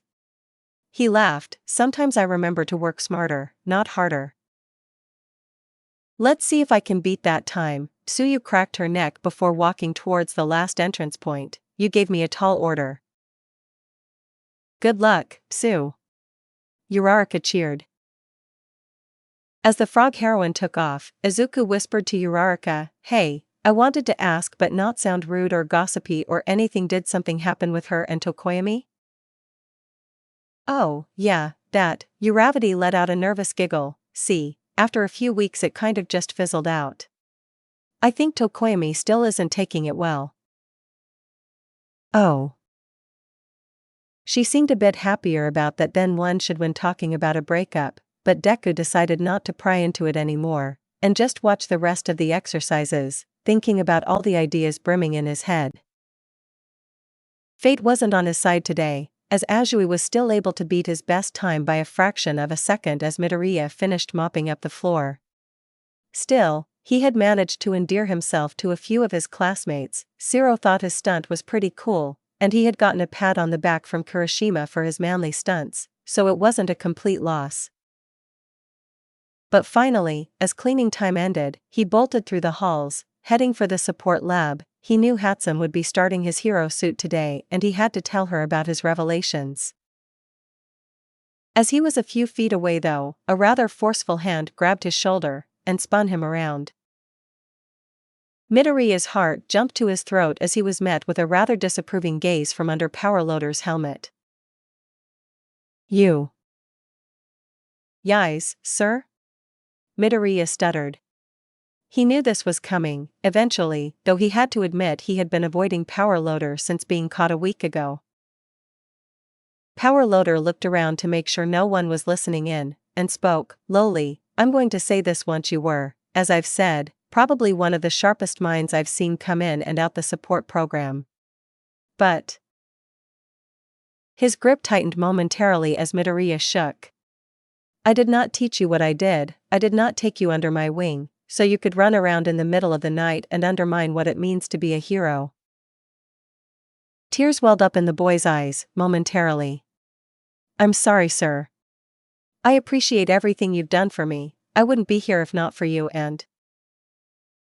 I don't want to hear it, Powerloader grumbled. To have taken my teachings, and not only that brain power of yours, and use it to go behind my back and behind the law is a betrayal of trust in the highest order. You're in the hero course now, so I expect you to act like it. But if I ever catch a whiff of you playing vigilante again, I will haul you in, personally. Are we clear? Midoriya nodded. I'm sorry, he repeated, quietly. I'll consider forgiving you when you've shown me you've learned your lesson, the teacher replied, curtly. Now go tell Hatsum what you want for your suit and get out of here. Deflated, Midoriya walked into the support lab, feeling like gutter scum, and it was clear from Hatsum's face she had heard the whole thing. What's up, Deku scrub? Eyes darting around so they wouldn't be overheard, he saw she was looking at a copy of the picture he had made of his hero suit. I don't have to give up all the gear. She seemed excited by this, so he elaborated. Everyone just wants things to lessen the effects or drawbacks of their quirks, but I think I can use some of my tools with my quirk. Including the spider legs. Hatsum grabbed her tools, beaming. Tell me what you want, and let's get to work. Yaoyorozu Momo enjoyed being class president for Hero Class 1A, although how she was promoted to that position was not a happy situation by any means. It made the whole thing bittersweet. Ida had been more than studious enough to take the role, but she was able to step up, or at least believed she was doing an adequate job. Still, sometimes it was hard to make decisions when it was just her. The vice president role was still empty, though Aizawa had told her she could appoint whoever she saw fit. The problem was, she wasn't sure who she saw fit for such a position. It didn't help that, at times, she struggled with self-doubt ever since her match with Todoroki Shuto at the sports festival. Despite the power her quirk held, the boy was too quick to freeze her, locking her in place before she was able to produce any means of defense. While a little self-doubt was normal, it had only compounded after he had been swayed to the side of villainy. In the weeks after the sports festival, it hadn't been long before Ida had been killed. With the new position of power and all her classmates asking her for help studying for finals, she knew Todoroki was becoming more withdrawn, but kept promising herself she would reach out to him once things cleared up. After all, it was her job to look after her classmates now, but Todoroki had good grades and she had more urgent matters to attend to. Then of course, finals came and went, followed immediately by summer training, the villain attack, and well. She shook those thoughts from her head. Dwelling on her failures did her no favors. The task before her, the culture festival, was simple. All she had to do was arrange a performance, something most of the class was excited for. They just needed their new classmate. "Sorry I'm late." There he was now, bursting through the doors of Heights Alliance's 1A building, panting, but looking thrilled, bushy green hair bouncing as he ran towards the couches and vaulted over the top of one into the empty seat next to Azui. She greeted him with a fist pound. The two seemed to know each other. "I was putting the finishing designs in on my hero costume with hat, one of my old classmates, so I can get that for hero training as soon as possible." Momo just smiled to him. "Quite understandable, Midoriya, you've been put in a bit of a crunch in such a hasty transition. Now, I believe Ashido had some ideas?" She had barely finished the sentence before the pink-skinned girl jumped from the couch excitedly, yelling, "Jairu said she could provide music and we can do a cool dance number." Jairu looked incredibly embarrassed. "I would just need someone to play drums and someone to play guitar." "I can play guitar," Tokoyami muttered, just loud enough to make it known, just quiet enough to convey he wasn't thrilled about participating. "I can manage drums," Shuji sighed. "You know, with the multiple arms and stuff." Ashido and Hagakure were already excited that this idea was progressing, so Yaoyorozu just sighed. "Unless anyone has any objections or alternate ideas, does this work for our performance?" She was met with silence. She hated that she couldn't tell if her classmates were unengaged or just shy. "Then that's what we'll do." Momo turned back towards the excitable pair who suggested it, "And I take it you guys have some ideas for choreography?" "You know it, boss lady." "Oh man, it would be so cool if we had a smoke machine or like laser lights too," Hagakure chirped. Momo put her face in her hands. "We don't have the budget for that, and I'm not allowed to use my quirk to make things to alter our performance like that." "I can build that stuff." Everyone turned to look at the speaker, one Midoriya Izuku, and he blushed as the attention was put on him.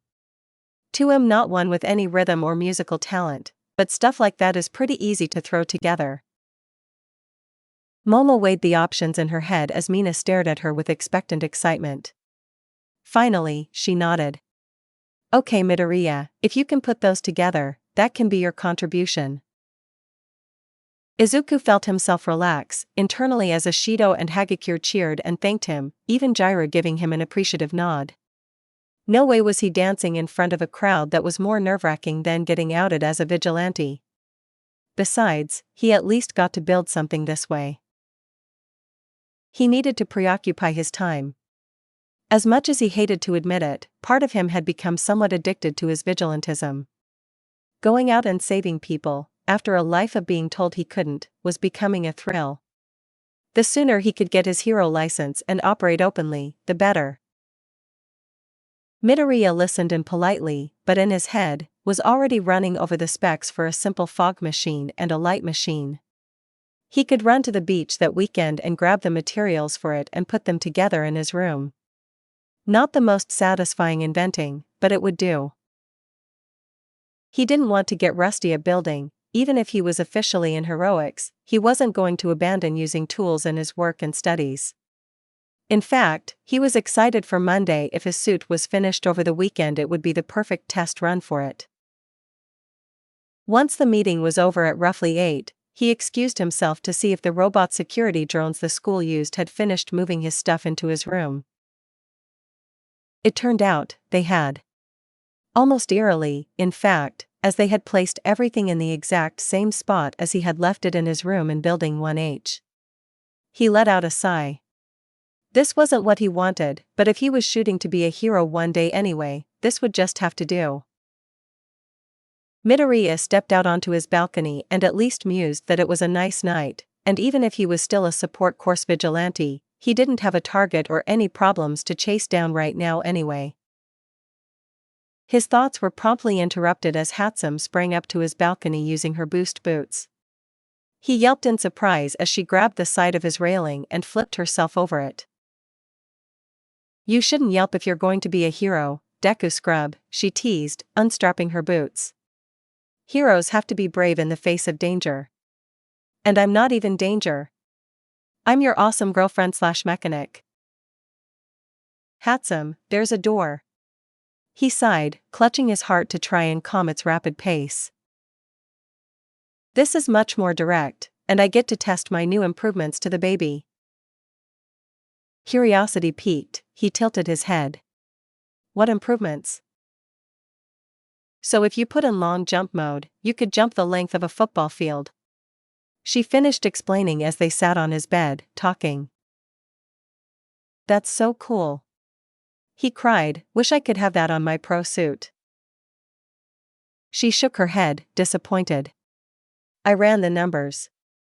One for all would blow it apart. Anyway, I got started on your suit, but I should have it finished Monday morning. Her grin turned wide. And you'll have to tell me how it does in hero training.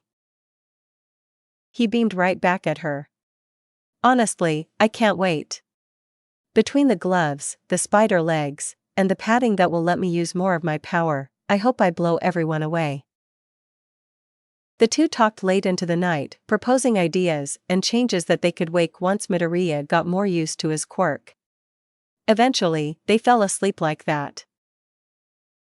Friday was still a matter of survival, however.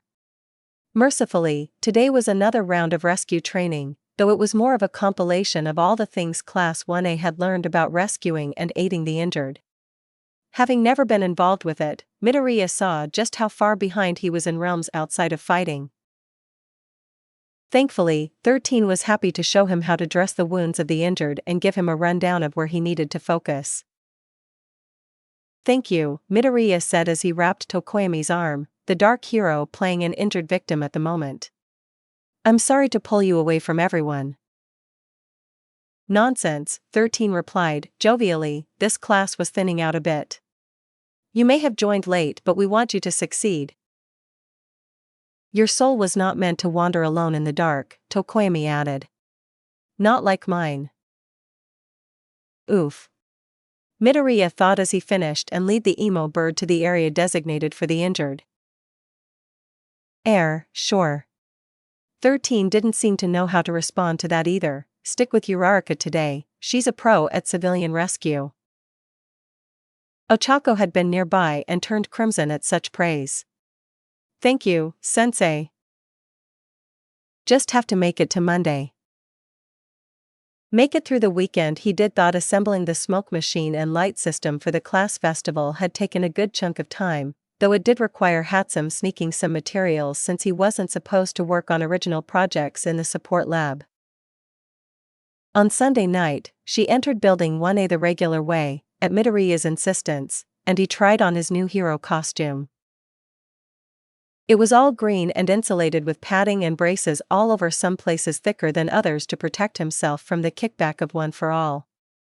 Iron-soled red boots would provide extra kicking power and protection. A utility belt around the waist for a variety of grenades and restraining tools. The helmet they had used for vigilante work topped it off, though modified enough to not be recognizable, leaving Midoriya still capable of thermal vision, blood analysis, night vision, zooming capabilities, and a few other handy settings. On his back was a smaller metal box storing sleeker versions of his spider legs that the two of them designed together. They were wired through movement sensors that went down into the arms of his suit, and neural receptors connected to his helmet, allowing him to command them with arm motions and thoughts, to a limited degree. Too bad you can't test the gloves in here. Hatsum bragged. I dare say this is my best work yet. It's not as protective as the mech suit, but you'll have reinforcements to use One for All, and the padding will absorb outside impact to an extent as well. Midoriya used the spider legs to suspect himself from the ceiling. Everything works and fits perfectly, May. With his legs still planted in the ceiling, he flipped himself right side up and picked her up in his arms. I just wish I could have helped make it. She laughed. You had a lot of input. Besides, Once we're out of school you can do both. Now put me down, you dork. Well, first. Hatsum pulled his helmet off and kissed him. Actually, this is a bit exciting. Because I'm in a costume you built for me? Midoriya smirked. Shut up and gimme them hot lips. Monday afternoon came, and Midoriya was thrilled to finally get a chance to do a full test run on his suit as Aizawa led the group to an odd-looking building in a urban area. So, what's this place? He asked Uraraka under his breath. Ground Beta, she replied with her multiple-what smile. It's actually where we did our very first hero training with All Might. Lots of villains versus hero exercises here. Midoriya nodded and shifted his eyes away. It was a good thing he had not come to hero course right away. Seeing Uraraka in her hero costume made it hard to keep his eyes focused, but he scolded himself for giving in to puberty momentarily and began to grow excited at the prospect of a true sparring session. Aizawa stopped in front of the building and turned to his class. He scanned them over and rubbed his chin. Kirishima and Hagakure, you're going to be the hero team in our first exercise. Ah yeah, we got this. Kirishima cheered, holding up a hand for a high five, which was returned by a floating glove. Ashido and Tokoyami, you two will be playing hostages in this situation. Aizawa answered. Hostages? Ashido muttered. Don't worry, you'll be getting a chance to be heroes or villains soon. Speaking of, the villains will be Yaoyorozu and Midoriya. Villain, huh? You two will take the hostages to a location the heroes don't know about. The heroes will have half an hour to sneak in and rescue them to you. The heroes can win by capturing the villains or getting the hostages out of the building. The villain's objective is to either incapacitate the heroes, or keep the hostages from them at all cost. Yaoyorozu exchanged glances with Midoriya, and to her credit, her look was indecipherable. The two stepped forward as Aizawa took the two of them aside with the hostages. You will begin on floor 15. He instructed. You are free to move the hostages. The two villains nodded and took the hostages upstairs. Per Aizawa's instructions, they tied them to a pillar with capture tape once they were settled in on floor 15. There's no buzzer to tell us when the heroes are in the building, just like real life, so we need to be on our guard. Momo instructed him. Hey, that's cheating. Mina objected, he's got to learn on his own. But in the real world a partner would tell you these things, Midoriya argued, before taking a harsher tone, and shut your mouth you dirty civilian, or I'll shut it for you. I'm the bad guy. Ugh. Scary. Mina deadpanned. What are the entrances to this floor? Midoriya asked.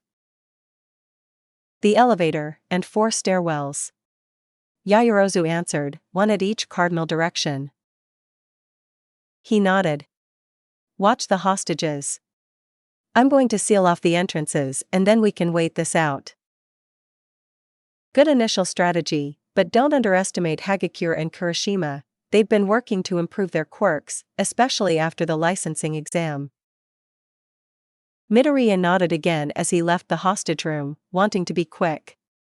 Truth be told, he was hoping it wouldn't be as easy as sealing off the doors and waiting out the clock. After all, it had been some time since he had been in a good scrap, and you didn't become a hero without bruising your knuckles occasionally.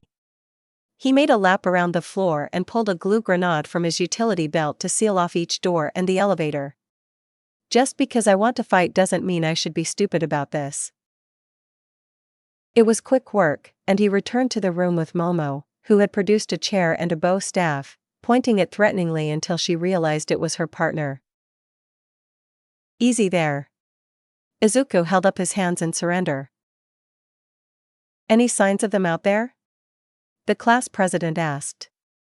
He shook his head, and the two began to stand guard.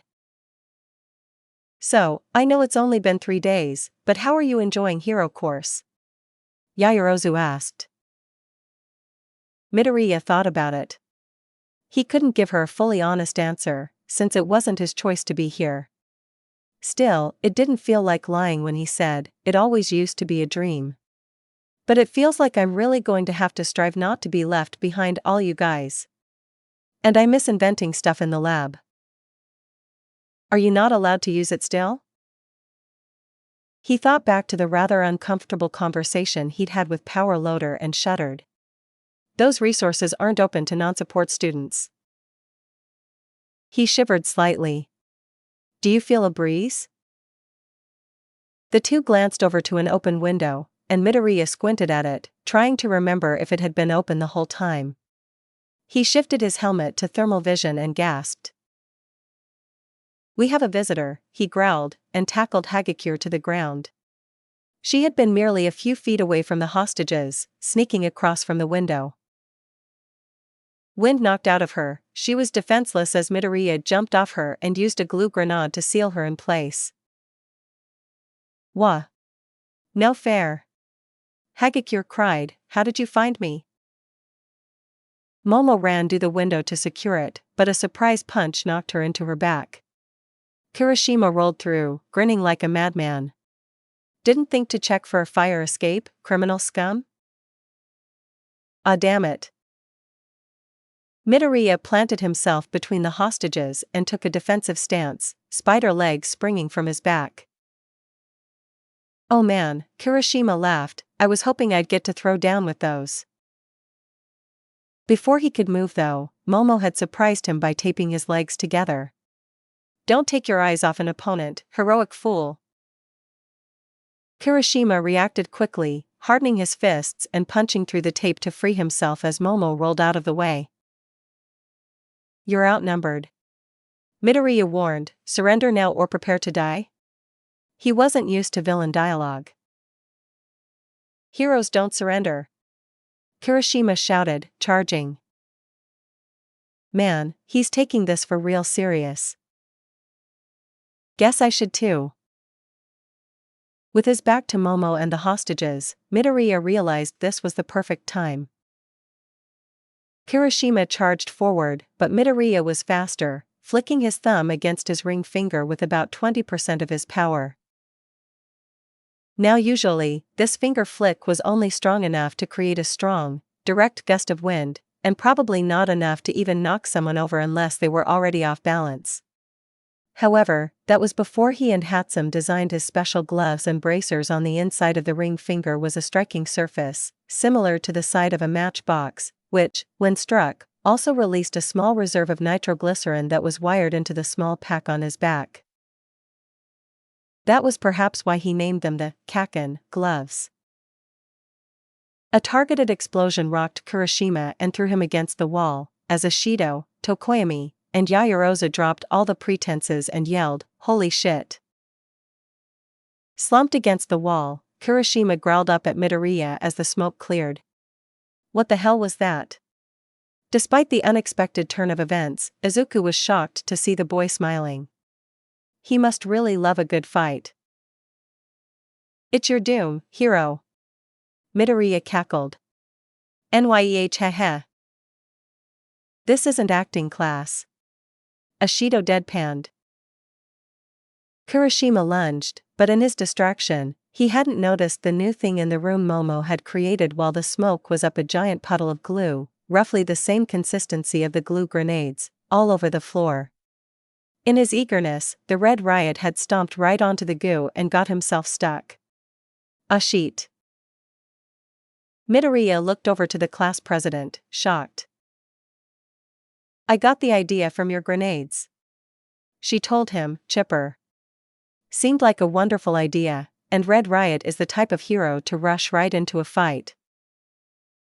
He was impressed he hadn't even seen Momo come past him, and to have analyzed his grenade on the fly and produce a similar substance? It was good strategy. Nice. Aizawa's voice sounded on their headsets. "Well, I think the villains took this one. But you have to get your classmates out of that goop. Hurry up." Everyone grimaced, but Izuku hurriedly assured them, while waving his arms, "It's water-soluble, I promise." As the rest of the class went through their exercises, Midoriya watched eagerly to see how his new classmates improved since he had spied on them so long ago. Even as he did, his mind raced thinking all sorts of devices he or Hatsum could build to help them with their quirks, or cover weaknesses. Maybe if I give the ideas to her, she could pitch the ideas to them and commission some stuff. Midoriya, Izawa called, though not in as stern or angry of a voice as it usually seemed. Cautiously, Izuku walked up to the control panel and stood next to the teacher. Sir? After we're done, I need you to come back to the class with me. Am I? Midoriya gulped. He hadn't done any late-night vigilantism, and had been doing his best to keep up. What could possibly be wrong? Just come with me. As terrifying as that came off, Midoriya still tried to assure himself that there couldn't possibly be anything wrong he had done, even as he walked with Izawa back to the homeroom in silence.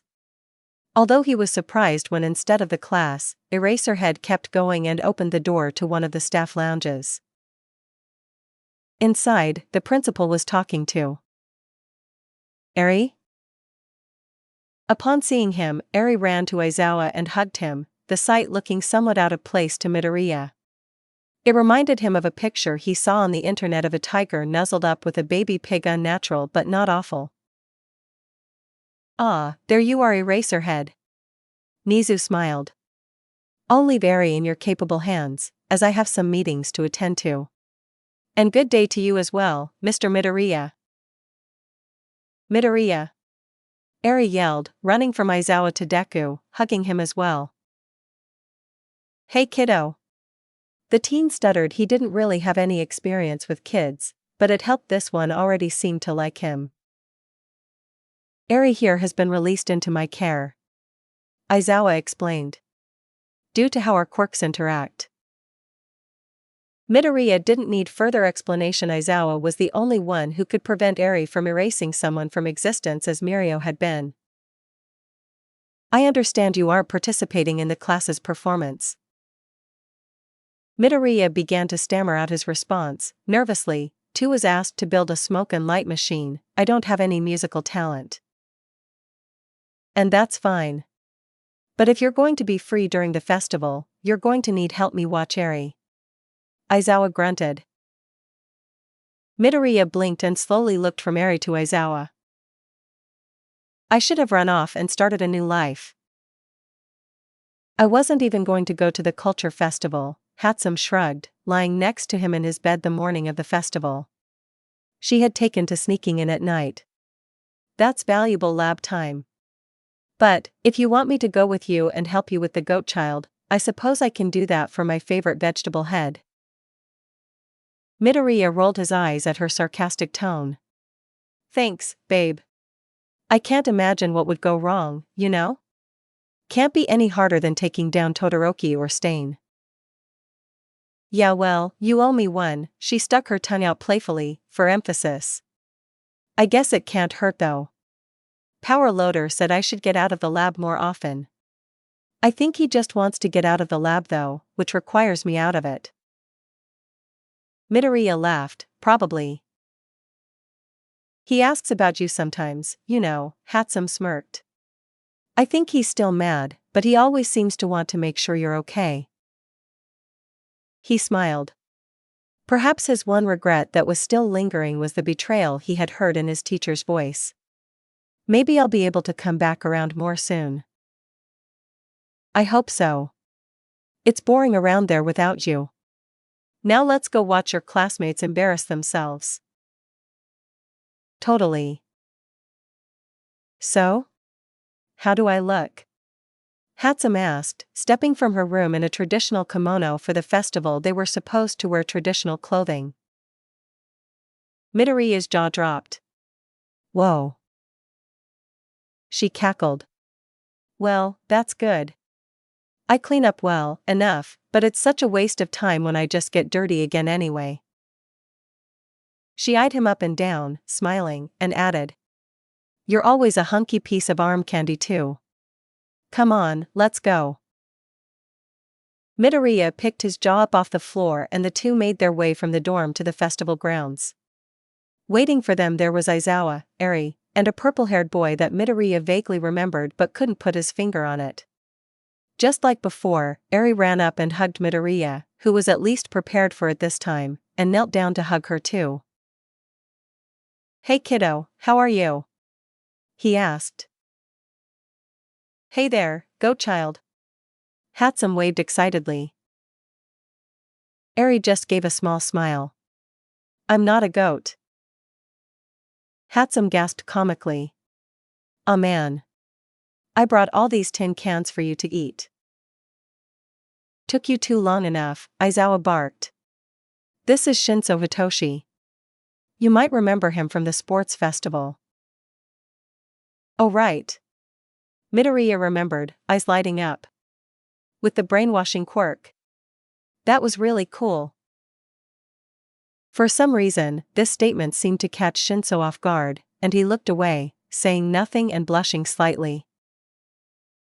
"Shinso is training to get into the hero course," Aizawa answered, "and considering you were a late entry, I'm going to have you help him out with some things in preparation." "Which includes babysitting?" Hatsum asked, only to be ignored by the teacher. "This does not mean any unlicensed activity, of course," Aizawa added, being vague as always. "Bring Eri back here once the festivities are over, and I'll pick her up." He turned on his heel and left. Midoriya turned nervously and looked to see Hatsum, Eri, and Shinso all looking at him, expectantly. "Why does it feel like I'm babysitting 3 people? So, what do you guys want to do?" "Food," Eri immediately blurted out, pointing at a red hanging lantern. "Those look like apples and it makes me hungry." "You like apples, huh?" Deku asked with a laugh. She nodded vigorously. "They're my favorite." "One of these stalls might sell candied apples?" Shinso suggested. For a second, Midoriya had to double-take Shinso spoke in the same bored tone that Aizawa did. He wondered if it was a side effect of training with the pro, or maybe that's just how Shinso was. Eri squinted at Shinso, confused. "Candied apples? You don't know about candied apples?" Midoriya asked. "It's apples coated in like this sugary syrup stuff. It's quite honestly one of the greatest food babies ever scientifically crafted to salivate the taste buds." Hatsum cried. "You might be overselling it," Shinso mumbled. Eri, however, was enthralled by such a description, jaw dropped and slack, eyes widening, a small line of drool forming down her chin. "Can we go find one?" The 3 teens exchanged glances and nodded. "Sure, let's go Eri." Midoriya replied, giving her a bright smile. After smiling like that had helped rescue her from overhaul, it seemed like using it to help her feel more comfortable was just second nature to the boy. "Are you sure this will work?" La Brava asked. She had been following Gentle around for some time now. She enjoyed it. Her life before had been terrible before she had found his videos, using his elasticity quirk to compel the heroic world to be better, especially in the wake of all their failings. "My dear, the hero world is too reactive, not proactive." Gentle chuckled. "All these attacks and tragedies, and they're having a festival instead of doing anything of use to the world? We'll target them, and it will be my biggest viral hit yet. Just like when that vigilante fellow called out Stain. We get in, 'cause a wee bit of havoc, and get out without getting our knickers in a twist." She smiled. "Of course. I always believe in you." "Looks I might have been wrong," Shinso admitted, scratching the back of his neck. "Boo." Hatsum scowled, before kneeling down to Eri and nudging her. "Boo that man." "Boo," she repeated, flatly, clearly sad about not being able to experience the delicious junk food that had been given a lot of hype by the students. "Sorry," Shinso muttered, but Midoriya put a hand on his shoulder. "I think there's a store just off campus that sells them." Midoriya suggested. We can probably run there and back real quick. Let's make the boys go get us treats and boo them until they do. Hatsum suggested, her upbeat attitude infectious enough to pull Eri out of her funk. Boo. Eri repeated, a bit livelier. Alright, we're going you savages, Midoriya laughed, Shinso following him as they walked towards the ground's entrance. Hatsum continued to boo them loudly as they walked. Hatsum, what are you doing? Tsuyu asked from nearby. Booing Deku scrub until he brings me and this kiddo candy apples. I love that guy. She beamed before turning back to the retreating figures. Boo you. Boo. Eri mimicked. Without the social buffer of Hatsum and Eri, Midoriya couldn't help but feel a little awkward around the relative stranger. Not that he had anything against Shinso, he had remembered the voice-based brainwashing and thought about how powerful and advantageous it would be as a pro's quirk. So how long have you been training with Aizawa? He asked. You don't have to try and be my friend just because Aizawa is going to have you help train me, was the bitter response Shinso gave him. Oof. It's like if Kaken and Tokoyami had a broody angst baby. Well, we're hopefully going to be in the same class, Midoriya replied, trying a different angle. So, no harm trying to be friends. Besides, I think your quirk is pretty cool. It's creepy. Midoriya paused, not quite sure how to respond to that as they finally left the school grounds. Is that why you're in general studies? Shinsu's flat expression turned to one of annoyance. The entrance exam is robots. My quirk doesn't work on those. So, I took general studies. That's why I'm in general studies. But I want to be a hero because everyone thinks I have a villain's quirk. Midoriya immediately thought back to something similar Stain had said in their fight. Something about a quirk that required you to draw someone's blood was ill-suited to be a hero's quirk. Well, Midoriya said, it's probably not worth much, but I think your quirk would be pretty good in the hero business. I mean, they're only as good or evil as the person using them, right? Shinso didn't answer, which Midoriya took as his cue to keep his mouth shut too.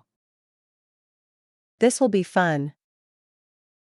But in their silence, his ears twitched as a man and woman left a convenience store nearby. So, what's the plan? The woman asked.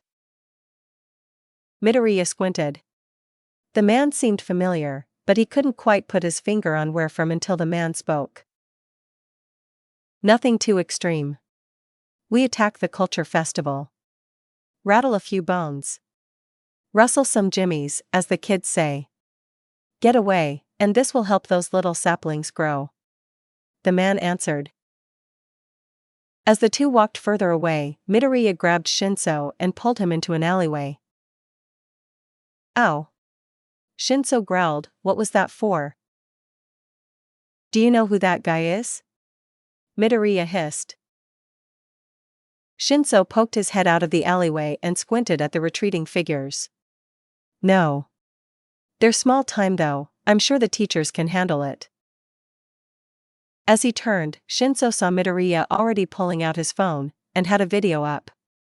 It was the same older man, conducting a compilation of robberies and fights with heroes, getting away unharmed every time. Gentle Thief's Crime Bonanza? At the end of the video, a woman's voice started yelling, obnoxiously, thanks for watching. Don't forget to like, subscribe, and smash that notification bell to see our next awesome heisting adventures. Shinso paused a moment. Oh yeah, I clicked one of his videos once. Tries to show how much better the hero community would be, always gets away, no injuries, bit of a prick. And his videos are really obnoxious. You think that's him? Midoriya nodded. We should stop him. He could cause a lot of chaos if he gets into the school. Shinso furrowed his brow. What part of Nailma-sen said hero activity do you not understand? You just got into the hero course, and I don't want to get expelled before I even get a shot. Shinso made a good point, and Midoriya knew it. If he got caught, especially, it was all over, and everything he'd have worked for since Bakugo's death would be for nothing. Still, every puzzle has a solution. What if we could do it without getting caught? Midoriya retorted. What kind of heroes would we be if we didn't prevent disaster with clear opportunity? Shinsu's eyes shifted uncomfortably as he looked from the wall of the store back to the alleyway, weighing the words in his mind. Just listen, Midoriya assured him, I have a plan. We won't get caught, and we won't even engage physically. If we don't use our quirks to fight, we won't get in trouble, right? Shinso signed, relenting. Okay. I'm listening. For the record, this is still a horrible idea. As far as Gentle was concerned, this was his chance to be the next big viral sensation. UA was always in the news, for better or for worse, and ever since the winner of their sports festival had joined the League of Villains by killing All Might, Gentle knew that another strike on the school would be major news and lots of ad revenue. As he and La Brava walked down a quiet street, a few blocks from the school, a shout made the two of them stop in their tracks. Sir! Sir, wait! The two turned to see a boy with purple hair charging towards them. It looked like he had hastily scrawled the word, gentle, on a white t-shirt with marker. He stopped in front of the two of them panting. Are you? Shinso looked around for anyone listening in. Are you the amazing viral internet star, Gentle? You're my favorite. Can I have your autograph? Both of you? Gentle's chest swelled up in pride. He'd made it. This was what stardom felt like. The adoration. The respect. The fanboys. He looked to La Brava and they nodded to each other. Of course. They both said in unison. For a moment, everything seemed blank, serene, and peaceful, as though he was in a trance.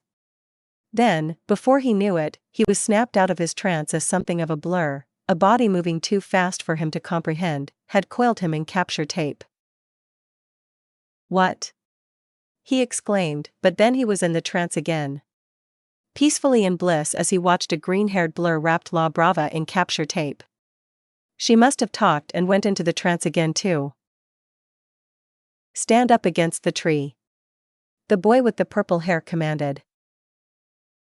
What a nice boy. Gentle saw no reason not to go along with the request. After all, this trance he was in felt so nice. It was such a simple request. He stood with his back against the small tree, La Brava doing the same thing on the other side of the tree. He was again brought back to reality as the boy with the green hair ran a circle around the two of them, attaching them to the tree with capture tape, a layer so thick he couldn't even move his hands to activate his elasticity quirk, and ran a layer of tape over La Brava's mouth so she couldn't activate hers. Gentle went to object before the green one ran a piece of tape over his mouth too, just in case. Took a whole roll, but I think we got them pretty good. The green one exclaimed. He looked to see the one who had stopped them with the purple hair hang up the phone. Police are en route, let's get out of here. Gentle was baffled as the two teenagers took off running. After years of thwarting heroes, and escaping untouched, how could this have happened? They will pay for this. I have to give it to you. How did you know that would work? Shinso asked. Well, part of it is luck, Midoriya admitted. That street is pretty low end, no security cameras. And that guy is a major attention whore, he'd do anything if he thinks he has a fan. Well, I have to admit that was pretty exhilarating. Right? Midoriya beamed, taking down bad guys has got to be the greatest feeling ever. You say that like you've done it before. There was just the slightest sense of suspicion in Shinsu's voice, taking Midoriya back a bit. He did his best to hide any nervousness or guilt, scratching the back of his neck as he answered, Nah, just something I've always imagined.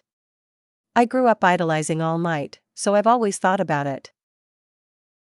Shinso just nodded, so Midoriya internally sighed, hoping that the excuse was good enough to cast away any suspicion.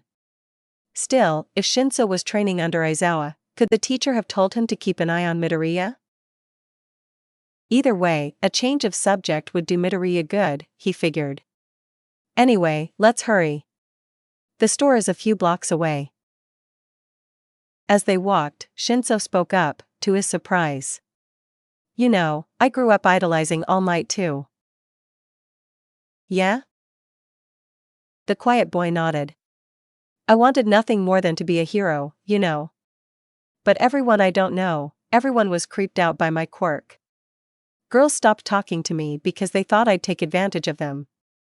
So, I stopped talking to people too. I thought the sports festival would be my chance to show the world. Of course, once people saw how my quirk worked, the Yaoyorozu girl figured it out and knew how to get the best of me. Aizawa took notice though. Oh wow, he's been training you for a while then, huh? Izuku was impressed. Aizawa seemed less motivated than most people, so for him to reach out to Shinso was pretty cool. Yeah. He's been having me work out and training in using those restraining scarves. Shinso smirked, which was by and far the most emotion Midoriya had ever seen him display.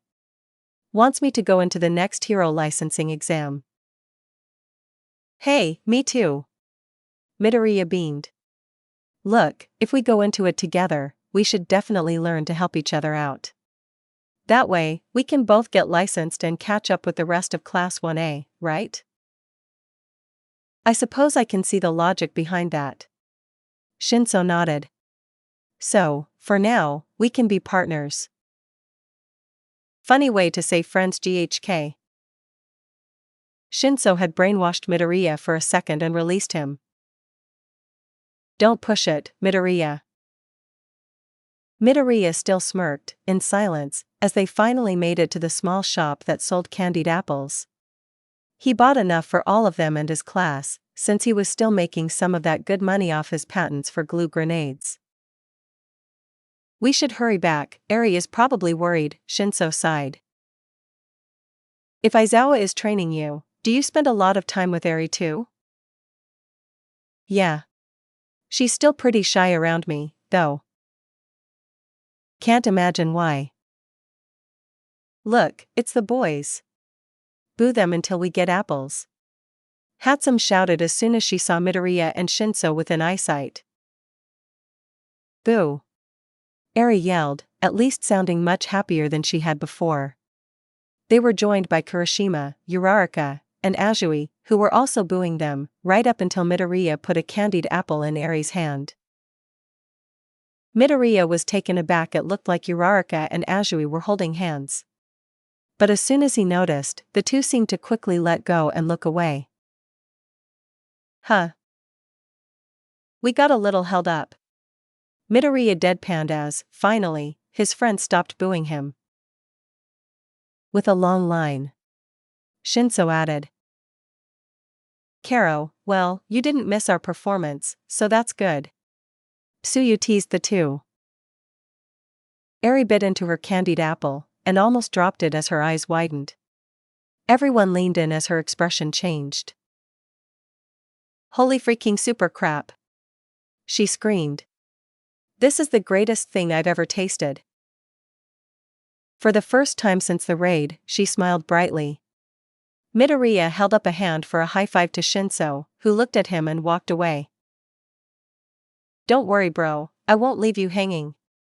Kirishima laughed, and slapped Midoriya's hand. Thankfully, the rest of the festival went off without a hitch. Hatsum, Midoriya, and Eri watched the class performances late into the evening and met with Aizawa. Well, she's in one piece, so I'm glad you're at least competent there, Aizawa said. Once you get back in class Monday, we'll focus on prepping you for your license. Midoriya beamed as he walked away with Hatsum. She took notice and gave him a pinch on the rear. So, what aren't you telling me? He jumped but laughed. Alright, so here's what really happened when we went to get the apples. In the following few weeks, Aizawa had Shinso sit in and observe some of the hero training sessions. While some of the students were put off by this, Midoriya always stayed friendly towards the boy, who was at least cordial back.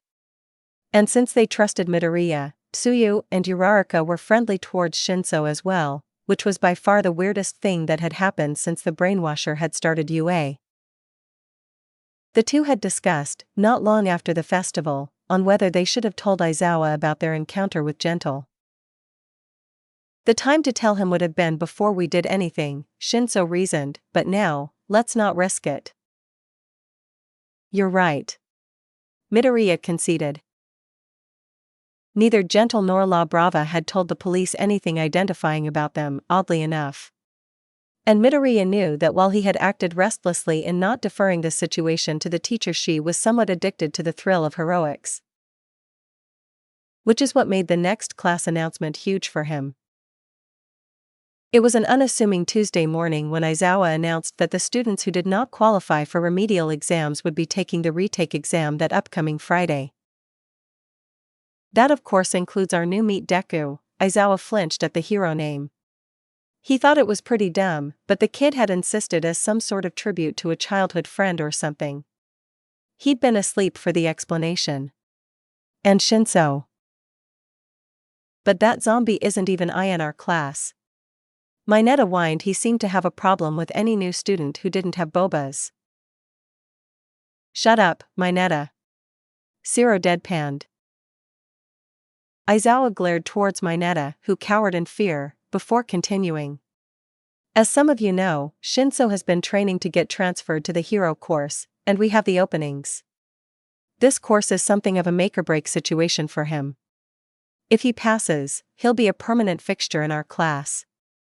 Now, I have it here that Midoriya, Shinso, Shiro, Kaminari, Ashido, Yaoyorozu, Tokoyami, and Aoyama will be taking the exams, leaving 10 of you to train with Class 1B. There was a wave of murmurs among the class.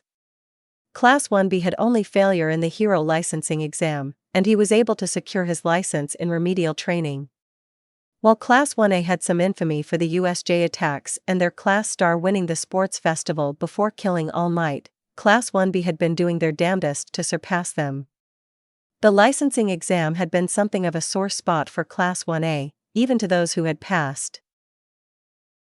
As they went to lunch, Midoriya approached Kirishima, the only person in the group of people he was taking the exam with that he sort of knew on a friendly basis.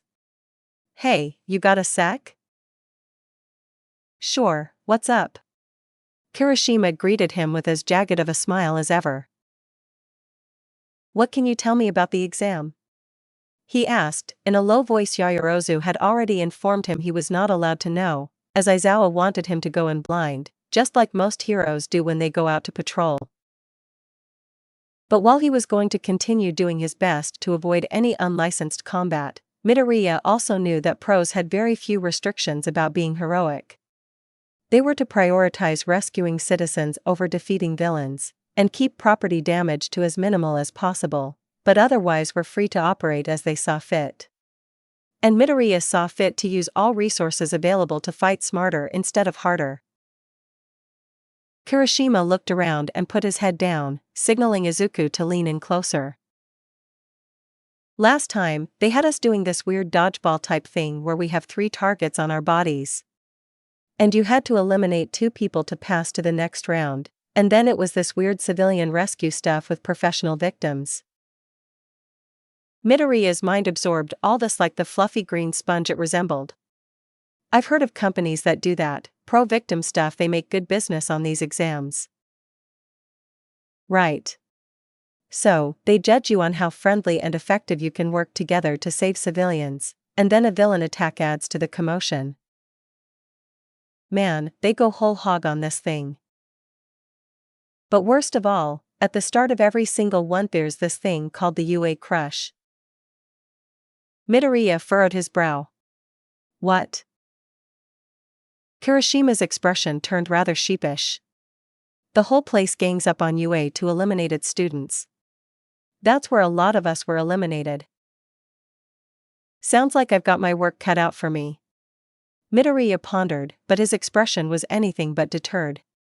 His mind began buzzing like clockwork. This was a challenge, and he already had some ideas for what he could do. And you guys took this only a few months ago? Yeah, I wonder if they'll have any changes since they're doing a new one on such short notice. Oh, he's gone. Kirishima realized as he watched Midoriya's retreating backside run back to where he usually sat with his girlfriend. Nice enough dude. Bit weird. Midoriya probably didn't pause for a breath once as he rattled off what he learned to Hatsum. And the whole thing starts with a UA crush where all the competition gangs up on UA students. Mei took a big bite of her sandwich to finish it and wiped her mouth across her sleeve. Well, that could be a challenge when you have limited control of your quirk and limited grenades in your belt. Yeah, but I have a plan. His eyes were lit up. I just need to get Shinso on board. The purple-haired guy who doesn't sleep? Right. Midoriya was practically shaking with excitement. Can you meet us outside the lab after hero training? We'll need those defense projects we were working on before I was transferred, and I have an idea for something for him. He leaned in and whispered his idea for a baby into her ear, making her face quickly match her boyfriend's. Oh man, Deku scrub, you better get him on board with this because I am into this stuff. I know. He beamed, I'll see you after class. Shinso scowled, but his practiced look of annoyance that he had carefully studied while under the tutelage of Eraserhead did absolutely nothing to deter the excited looks of his two acquaintances. You think anyone would fall for that? What does it hurt, Shinso? Midoriya argued. Once people figured out your quirk at the sports festival, they knew immediately to stay silent around you. A voice modifier will throw them off and at least get them to probably say something. And with enough sound bites, I can get you to sound like anyone. Mei added. Shinso thought about it. I guess you're right. It doesn't hurt. But something like that isn't going to help me if this UA crush thing is real. That's where the first part of my plan comes in. Izuku assured him. Let me get some measurements, and I'll get the others in on it. He turned to his girlfriend and smiled. You got it from here? Mei beamed. This is my wheelhouse, hot lips. You leave him to me. Shinso winced. You guys are gross. Midoriya sprinted back to 1A, and he would admit he used about 2% of 1 for all to do it, enough to be a lot quicker but not enough to arouse suspicion that he wasn't just really fast. It wasn't until he got to the door, he realized this might not be a good idea. Still, he shook the idea from his head, and knocked on the dormitory door. Enter at your own peril, for the darkness is endless. Oof. Midoriya opened Tokoyami's door, causing the bird-headed boy to look up from his meditation in surprise. Oh, hello Midoriya. What can I help you with? Dark Shadow was buzzing around the shorter teen and hissed. It's his fault. Get him out of here. Tokoyami glared at his quirk. Quiet, you. Deku faltered for a brief second, not entirely certain if he should acknowledge the dirty look Dark Shadow was giving him, but continued, I wanted to talk about the licensing exam on Friday. Tokoyami closed his eyes and took a deep breath. I have been sworn to secrecy by the class president. Midoriya gave him a very flat expression. Come on man. I broke into a hospital to save you from the League of Villains. I found out about the test. Your craftiness knows no limitations. Probably why Tsuyu dumped you, because of this brainiac, Dark Shadow chirped angrily. Midoriya stepped back, a bit surprised. You think it's my fault? Tokoyami looked rather embarrassed by the outburst and looked away. No. Well. Not anymore. I may have vented to Dark Shadow at first though. The angsty bird took a deep breath to compose himself and his quirk. I know your nature, Midoriya. You are no lecherous scoundrel. Anyway. What did you want my help with? I have a plan to get us past the UA crush, he explained, but I need your help. So long as Dark Shadow doesn't decide to get revenge on me instead. Tokoyami glared at his quirk before answering. I will have it under control. What's the plan? After reforming his plan, he managed to get the others in on it. Even the class president was on board. After all, Midoriya wanted to get along with his class, and he liked them, for the most part. Friday finally came, and he gathered with his classmates in a rather large room. He was reminded of taking the support course entrance exam all those months ago. His determination was steeled. Back then, he and Hatsum had gotten through that together, building the zero-pointers, flamethrowers and lasers together. Now, he was leading a group of acquaintances by himself. He felt compelled to make her proud of him. He looked down at the two new forearm guards on his hero costume. They were the defensive systems he and Hatsum had talked about. His on the left, hers on the right, each with different capabilities. He smiled at the two devices. They were perhaps some of their greatest ideas yet. A very, very sleepy man gave a rehearsed and tired speech, walking everyone through. Apparently, a new test hadn't been thought of since the last. Each hero hopeful was given 3 balls, and 3 targets that needed to be visible. You had to eliminate 2 people to make it. Izuku's eyes shifted around the crowded building. He had his work cut out for him. Still, this was what he had based his plan on, and he looked around to see his classmates' faces. They were just as determined as he was, save for Shinso, who looked perhaps even more nervous. The walls of the room lowered to reveal the giant arena in which the combat would take place. If his plan worked the way he wanted, this phase would be over quickly. Everyone began spreading around, and Midoriya could see a group of students from Shiketsu High were tailing them, and another group flanking them on either side as Class 1A charged forward. It's happening again, Aoyama gulped. Monsieur Deku, are you sure about this? Like on a scale of 1 to 100, how sure are you about this? Ashido hissed. Midoriya paused to think. 57. That is lower than I'd like to hear, Momo muttered. The buzzer sounded, and all the surrounding students turned towards the group of Class 1A. Midoriya channeled his inner Bakugo, and yelled, "What the hell are you damn nerds looking at?" That was all the opposing students needed to unleash angered yells and cries of fury towards 1A as the balls flew. This was, of course, by design, as Shinso took hold of as many minds as he possibly could. Class 1A huddled together as Midoriya slapped a button on his right forearm guard, activating a short-term force field Hatsum had developed. On the widest setting, it just barely managed to encompass the 8 students, the rubber balls of the opposing hero students bouncing off harmlessly, draining the battery slowly. As this happened, Midoriya handed Tokoyami as many glue grenades as Dark Shadow could carry. Get as many of the frozen ones as you can. Tokoyami commanded his quirk. I will, but Greeny's still a prick. Dark Shadow hissed before zooming off, throwing glue grenades at as many of the students Shinso had ensnared as it could. Midoriya and Tokoyami exchanged awkward eye contact. He'll get over it. Tokoyami assured, looking away. Yeah. In the few seconds this all happened, the balls and dust cleared, leaving a large group of Shiketsu and other students glued to the ground, unarmed and panicking. Go! Midoriya shouted.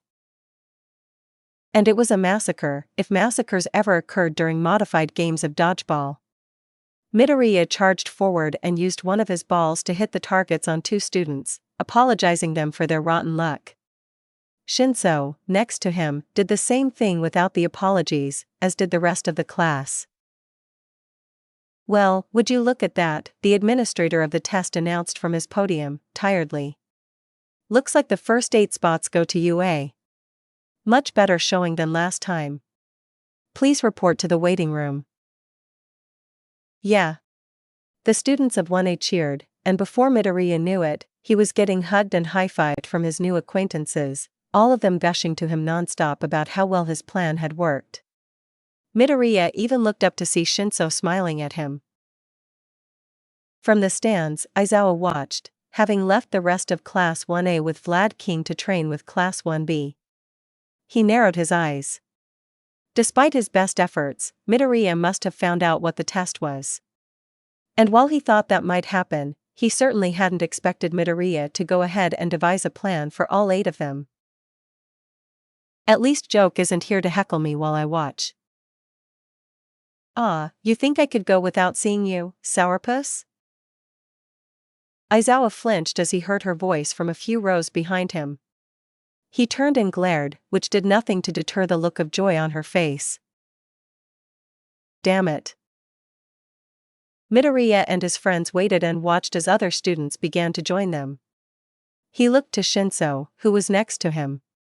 Despite the boy's gruff exterior, it was clear he was a bit shy since he was sticking to the only person he actually knew. So, you know the plan? Midoriya asked. For once, the brainwasher didn't have a snarky response. I'll go with you and the others to help with rescue operations and wait for the villain to strike. Right. Midoriya smiled. We got this. You're a great leader. Ashido crowed from next to him, making both boys jump. Honestly, me and Yaoyorozu were probably just going to wing it. The class president gave a grateful nod. Your tactical abilities are astute for someone new to heroics. Midoriya and Tokoyami exchanged an awkward, knowing glance, but he gave a cheesy grin. Thanks. I just figured if we could make it through together, we could all help each other in the next part.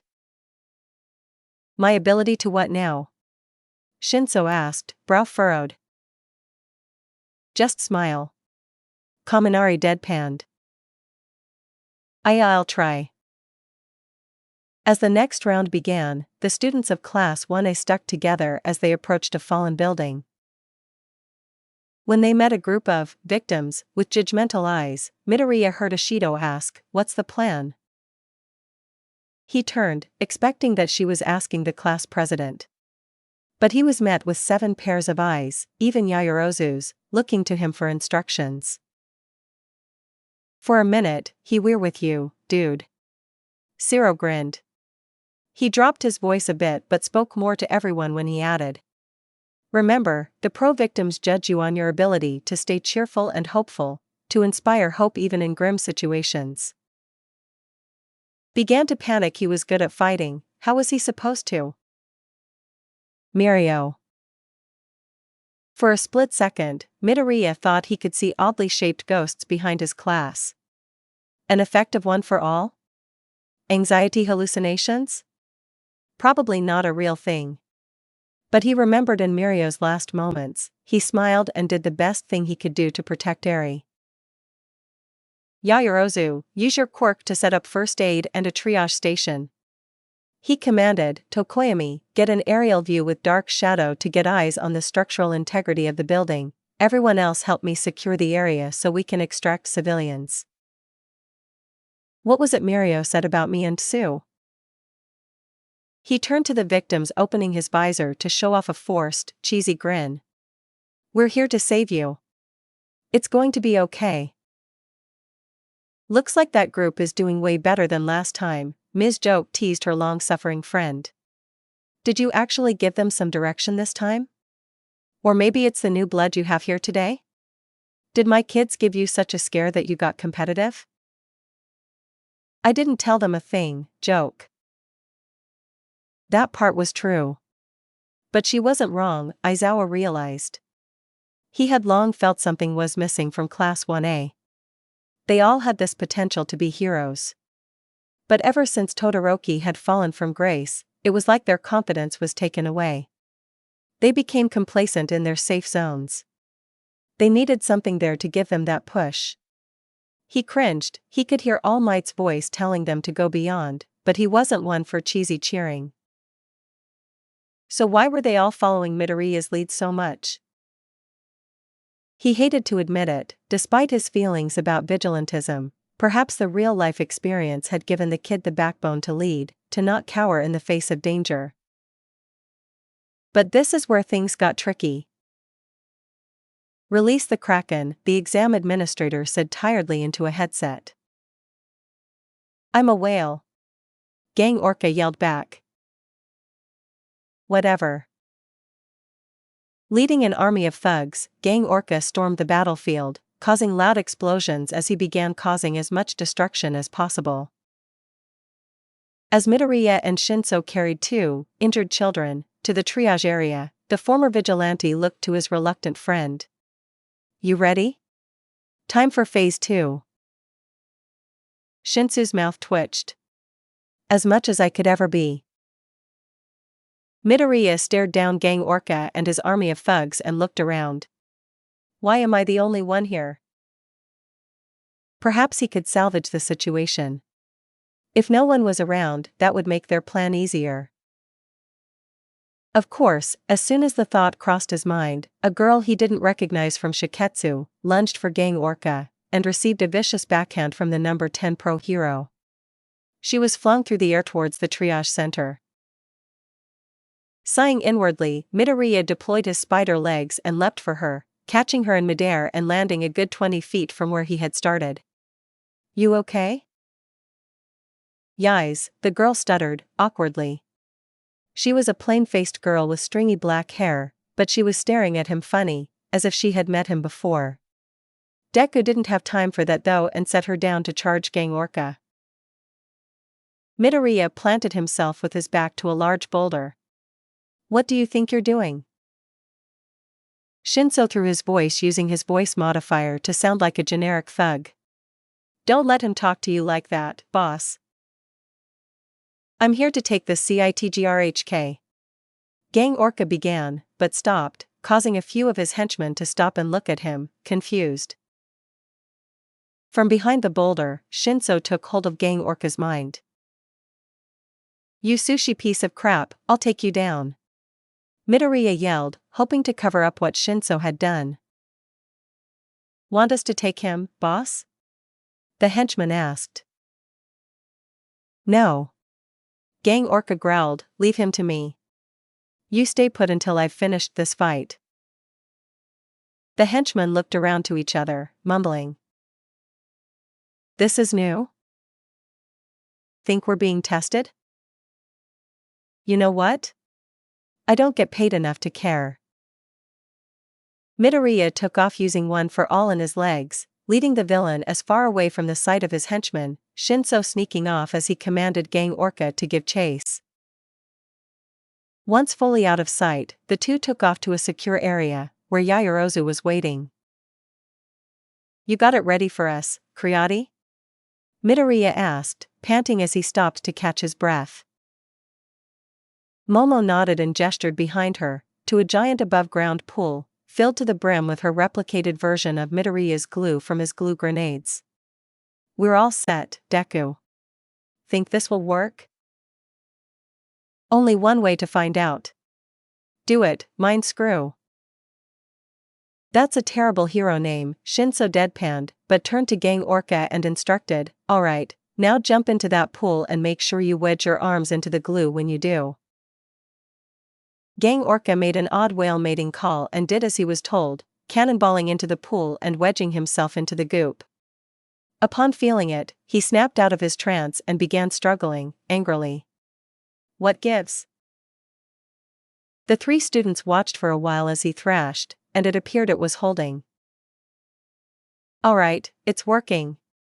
Midoriya cheered as his classmates gave sighs of relief. "Wow, would you look at that?" Ms. Joke laughed. "Your green bean and purple crayon managed to trap the number 10 pro hero. Where did you find these two?" "They had to have been recommended." "Not your concern." Aizawa grunted. As much as he hated to admit it, pairing Midoriya with Shinso had been a gambit that had paid off. But he hadn't anticipated anything quite like this. And that's when the buzzer went off. "Shinso, look. There's your name." And there's mine. The sound of cheering rose from where the students of 1A had gathered among each other. Every single one of them had passed the exam, making them all officially licensed heroes. Midoriya's heart began drumming rapidly in his chest. All the late-night adventures, knocking down bars, hunting down villains, she could do it again now, and legally. Well, he was getting ahead of himself. He still needed to be employed in an agency, which probably meant securing another work-study or something of that nature. Which would be hard to do. Still, as he was hugged by just about every member of his class that was there, save for Tokoyami, who gave some flowery haiku about teamwork, it was hard to feeling anything but excited. There was another student who was excited too, even as she watched Deku leave with his classmates. She, of course, was not a UA student. She was the student with a plain face and stringy black hair, who had been saved by Midoriya at the time. While this was something out of the ordinary, this wasn't why she was excited. The girl slipped away from the Shiketsu High students, and boarded a public bus, an excitement making her chest flutter. The feeling didn't quell either, when she exited the bus and began walking down an alleyway. She giggled to herself as her disguise began to melt away her exposed flesh against the air, hardly bothering her as her quirk changed her back to normal. Toga Himiko had been assigned to use blood from various students to spy on the new rounds of hero license holders. Tomura's plan involved killing a number of them, to again attack the credibility of the hero community. After all, who would want to be a hero if obtaining your license was akin to obtaining your death certificate? Of course, planning it out meant as much recon as possible. But Toga knew she had valuable news for her friends today. As she walked into the bar, Hirojiri and Shigaraki merely moved their heads in her direction as a greeting before Tomura asked, "So? Any inside information to give us the jump when we go PvP?" Toga giggled mischievously. "I love it when you go all nerd speak. But I have something juicy for one of you." To the annoyance of everyone else in the room, save for maybe Dabi, she skipped over towards the back of the bar. "Hey Muscles!" Muscular, who had been sitting down at the end of the bar with a whiskey in each hand, glanced down at her with a scowl. "What? Remember the twerp with the spiderly eeks?" Muscular's scowl was morphed to a rather unhinged smirk.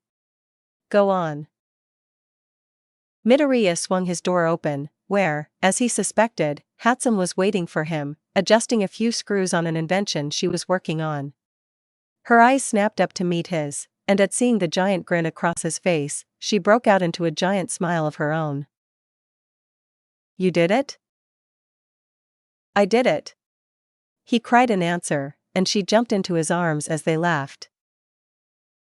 The two broke apart and she ruffled his hair. "I'm proud of you, Deku Scrub.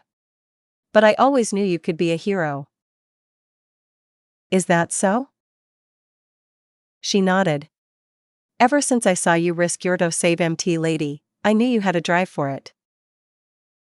He felt himself blush, but there was nothing that could bring Midoriya down from the high he was on. "Come on, let's go out and celebrate." Midoriya beamed. "Maybe scout out some places for me to bust." Hatsum laughed as she set down her gadget and screwdriver on his dresser. "You're speaking my language, Deku Scrub. Let's get out of here." That weekend was perhaps one of the best Midoriya and Hatsum had in a while. And after a year of loss, mourning, and struggle, perhaps they needed it. But while this was going on, there was still fallout from Overhaul's operation.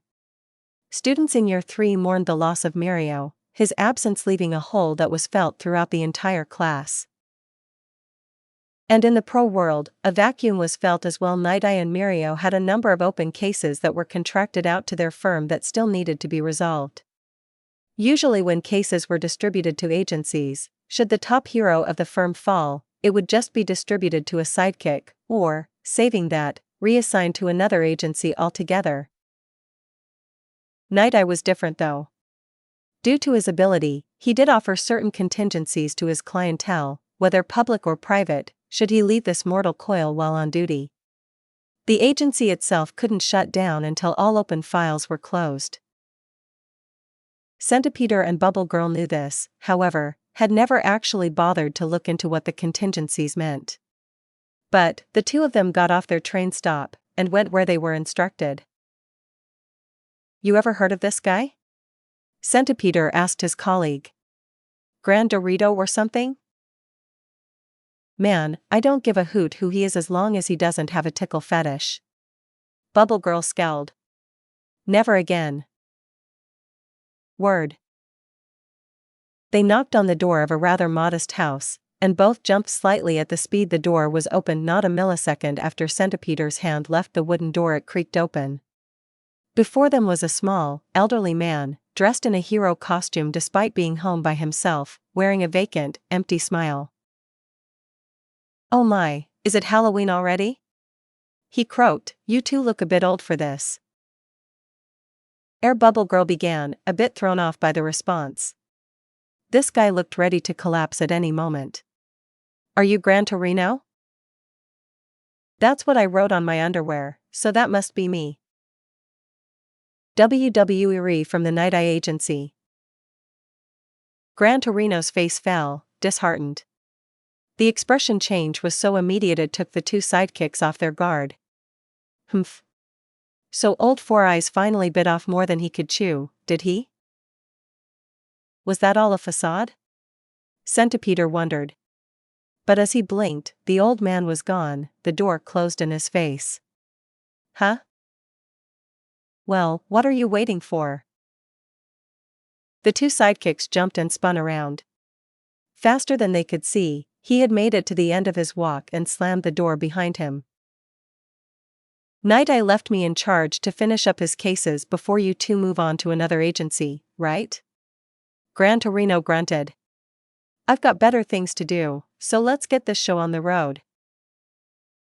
Centipeter and Bubble Girl exchanged glances and shrugged.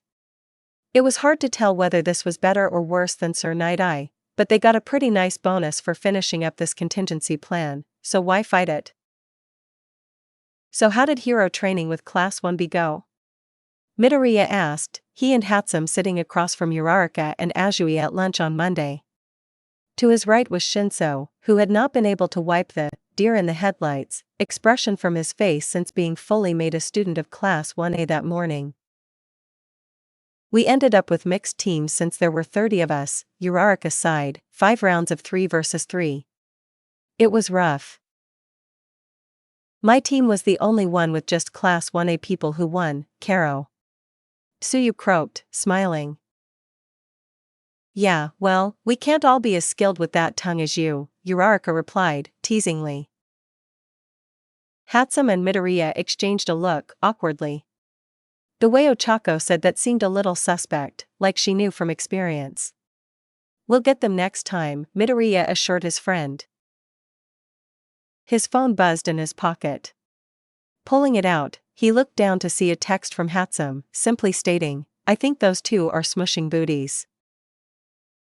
Midoriya did his best to keep a poker face as he pocketed his phone. Thankfully, he was saved from the situation as Aizawa walked over to the table. This was especially odd. Midoriya had never seen the teacher in that room. He looked a little out of place. "Can I have a word with you after hero training, Mr. Midoriya?" Midoriya nodded, nervously, though he wasn't sure why. The teacher was still intimidating, but now that he had his license, he should be in the clear. No one had gotten wind of how he and Shinso had tricked Gentle and La Brava either. "What did you do?" Hatsum asked, teasingly. "Troublemaker." "Deku?" Uraraka laughed. "He'd never cause trouble." Now it was Midoriya, Hatsum, and Azui who all looked away, awkwardly. Thankfully, hero training wasn't too tricky that day. Or perhaps with all his work on integrating his tech with One for All, he was getting the hang of it. Fighting as a vigilante was the same as fighting as a hero. Midoriya was a good tactician. And today was rescuing civilians from a burning building, which, while tricky, was perfect for the spider legs as they allowed mobility over various surfaces when flooring was compromised. Before he knew it, he was following Izawa back to the faculty room, just like before the festival. Is he having me watch Eri again? As they entered the lounge, the principal was waiting, and smiled at the two of them, waving them over to the couches surrounding a coffee table. He had prepared some tea for them all. Come now, take a seat, and we can discuss the news. The news? Izuku asked as he took a seat and grabbed a cup of tea. Quite, Nizu nodded. You know, we both had our doubts the night Mirio died. It was a very turbulent time, and we weren't sure whether you would just go along quietly with our demands given your defiance for the rules. He almost wanted to respond with how difficult it was to stop his vigilantism, but given the circumstances and company, Midoriya bit his tongue. It didn't seem like a tactful response. But Izawa tells me you've adapted. Adequately, Izawa replied, firmly. This was probably about the nicest word he'd get out of Eraserhead, so Midoriya took it as a win. You've adapted quite adequately to the hero course and the rules we set forth. And now you're licensed. Nizu beamed. Which means you're eligible for work study. Normally, considering that you're still catching up, we'd discourage this, Izawa interjected. However, this was a rather special request. Special request? The boy parroted, head tilted in curiosity. Tell me Midoriya, Nizu asked, are you familiar with Gran Torino? So Gran Torino is just about the only one left who knows about All Might and One for All, huh? Hatsum surmised after Midoriya talked about his meeting with her. Ectoplasm was in the support lab, and he didn't seem to mind Midoriya hanging around as Hatsum finished adjusting Froppy's costume for colder weather. Name sounds familiar. Midoriya nodded and spoke in a low voice. With All Might, Mirio, and Night Eye gone, he's apparently the only one left who has experience with the quirk.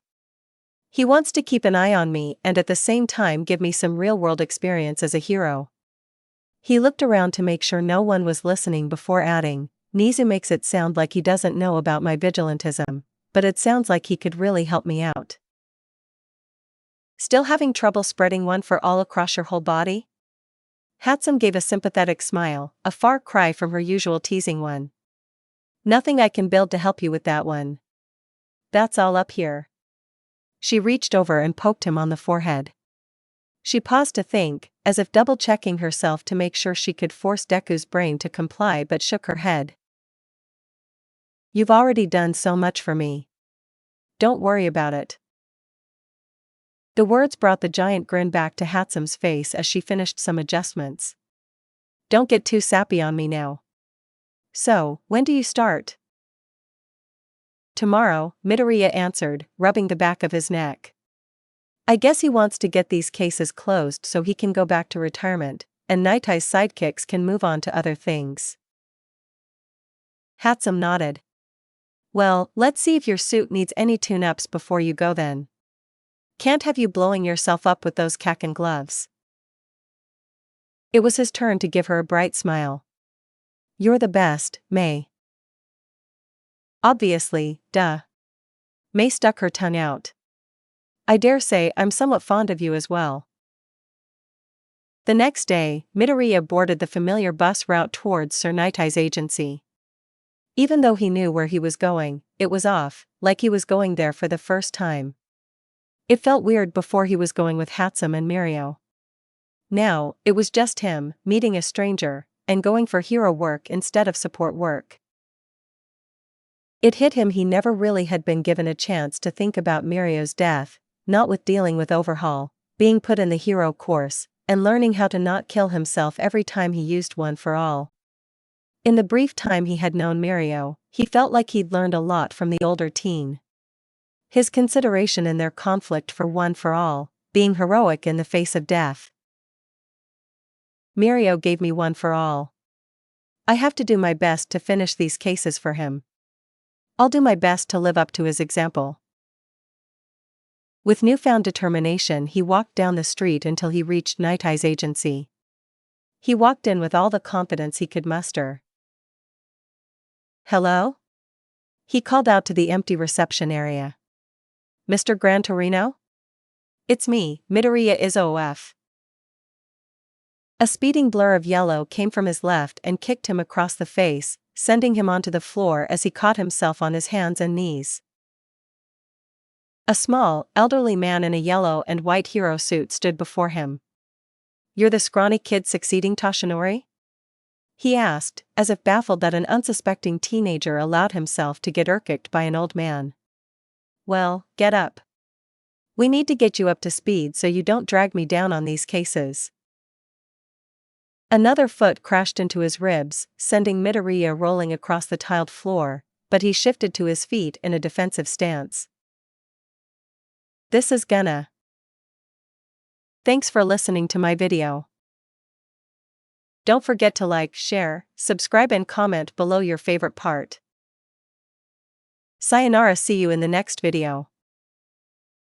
My ability to what now? Shinso asked, brow furrowed. Just smile. Kaminari deadpanned. I'll try. As the next round began, the students of Class 1A stuck together as they approached a fallen building.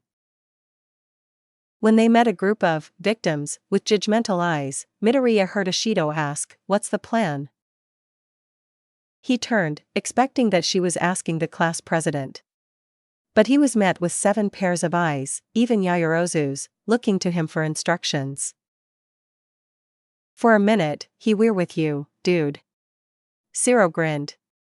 He dropped his voice a bit but spoke more to everyone when he added, "Remember, the pro-victims judge you on your ability to stay cheerful and hopeful, to inspire hope even in grim situations."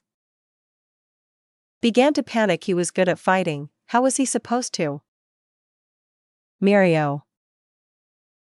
For a split second, Midoriya thought he could see oddly shaped ghosts behind his class. An effective one for all? Anxiety hallucinations? Probably not a real thing. But he remembered in Mirio's last moments, he smiled and did the best thing he could do to protect Eri. "Yaoyorozu, use your quirk to set up first aid and a triage station."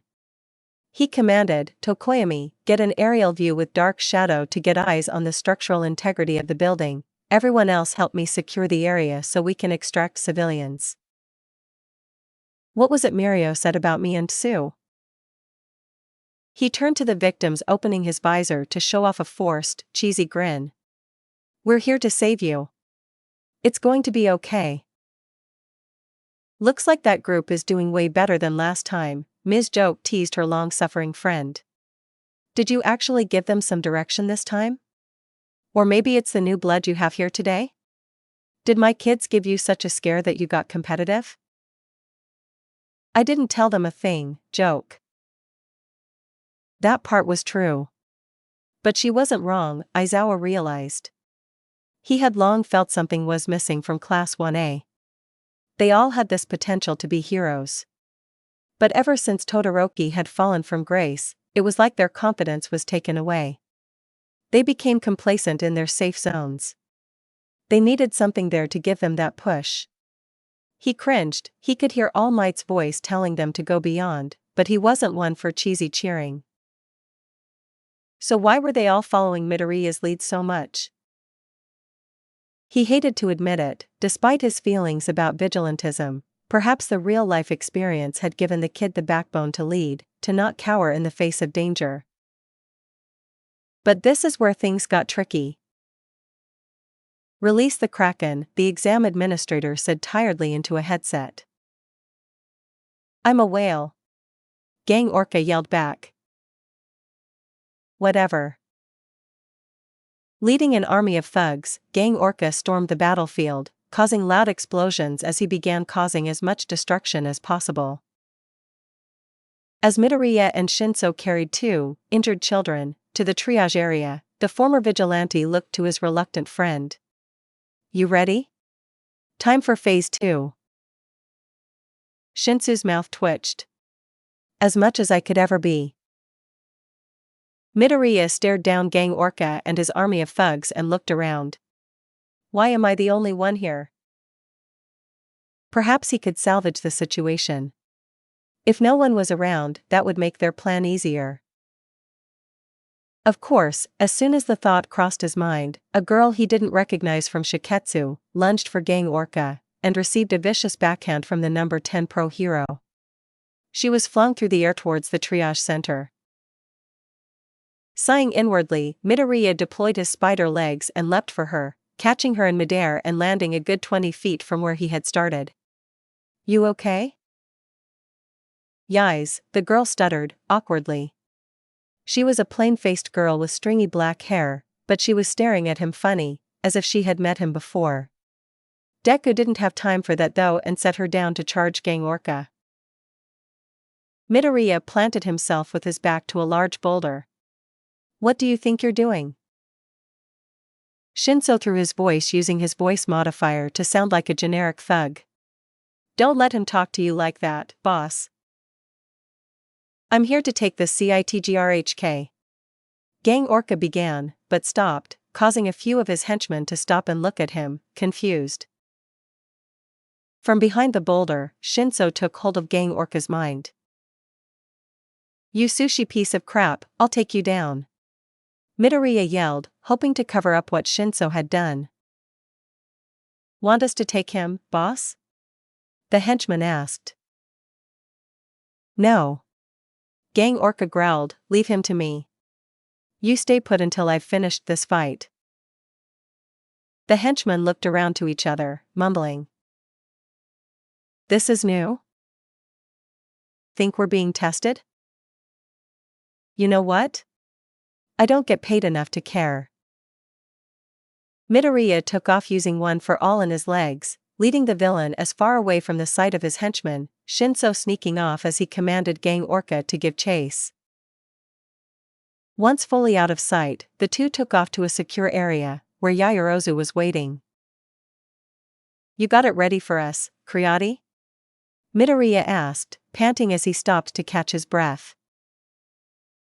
Momo nodded and gestured behind her, to a giant above-ground pool, filled to the brim with her replicated version of Midoriya's glue from his glue grenades. We're all set, Deku. Think this will work? Only one way to find out. Do it, Mind Screw. That's a terrible hero name, Shinso deadpanned, but turned to Gang Orca and instructed, alright, now jump into that pool and make sure you wedge your arms into the glue when you do. Gang Orca made an odd whale mating call and did as he was told, cannonballing into the pool and wedging himself into the goop. Upon feeling it, he snapped out of his trance and began struggling, angrily. What gives? The three students watched for a while as he thrashed, and it appeared it was holding. Alright, it's working. Midoriya cheered as his classmates gave sighs of relief. Wow, would you look at that? Ms. Joke laughed. Your green bean and purple crayon managed to trap the number 10 pro hero. Where did you find these two? They had to have been recommended. Not your concern. Aizawa grunted. As much as he hated to admit it, pairing Midoriya with Shinso had been a gambit that had paid off. But he hadn't anticipated anything quite like this. And that's when the buzzer went off. Shinso, look. There's your name. And there's mine. The sound of cheering rose from where the students of 1A had gathered among each other. Every single one of them had passed the exam, making them all officially licensed heroes. Midoriya's heart began drumming rapidly in his chest. All the late-night adventures, knocking down bars, hunting down villains, she could do it again now, and legally. Well, he was getting ahead of himself. He still needed to be employed in an agency, which probably meant securing another work-study or something of that nature. Which would be hard to do. Still, as he was hugged by just about every member of his class that was there, save for Tokoyami who gave some flowery haiku about teamwork, it was hard to feeling anything but excited. There was another student who was excited too, even as she watched Deku leave with his classmates. She, of course, was not a UA student. She was the student with a plain face and stringy black hair, who had been saved by Midoriya at the time. While this was something out of the ordinary, this wasn't why she was excited. The girl slipped away from the Shiketsu High students and boarded a public bus, an excitement making her chest flutter. The feeling didn't quell either when she exited the bus and began walking down an alleyway. She giggled to herself as her disguise began to melt away her exposed flesh against the air, hardly bothering her as her quirk changed her back to normal. Toga Himiko had been assigned to use blood from various students to spy on the new rounds of hero license holders. Tomura's plan involved killing a number of them, to again attack the credibility of the hero community. After all, who would want to be a hero if obtaining your license was akin to obtaining your death certificate? Of course, planning it out meant as much recon as possible. But Toga knew she had valuable news for her friends today. As she walked into the bar, Hirojiri and Shigaraki merely moved their heads in her direction as a greeting before Tomura asked, "So? Any inside information to give us the jump when we go PvP?" Toga giggled mischievously. "I love it when you go all nerd speak. But I have something juicy for one of you." To the annoyance of everyone else in the room, save for maybe Dobby, she skipped over towards the back of the bar. "Hey Muscles." Muscular, who had been sitting down at the end of the bar with a whiskey in each hand, glanced down at her with a scowl. "What? Remember the twerp with the spiderly eeks?" Muscular's scowl was morphed to a rather unhinged smirk. "Go on." Midoriya swung his door open, where, as he suspected, Hatsum was waiting for him, adjusting a few screws on an invention she was working on. Her eyes snapped up to meet his, and at seeing the giant grin across his face, she broke out into a giant smile of her own. "You did it?" "I did it," he cried in answer, and she jumped into his arms as they laughed. The two broke apart and she ruffled his hair. "I'm proud of you, Deku Scrub. But I always knew you could be a hero." "Is that so?" She nodded. "Ever since I saw you risk your to save MT Lady, I knew you had a drive for it."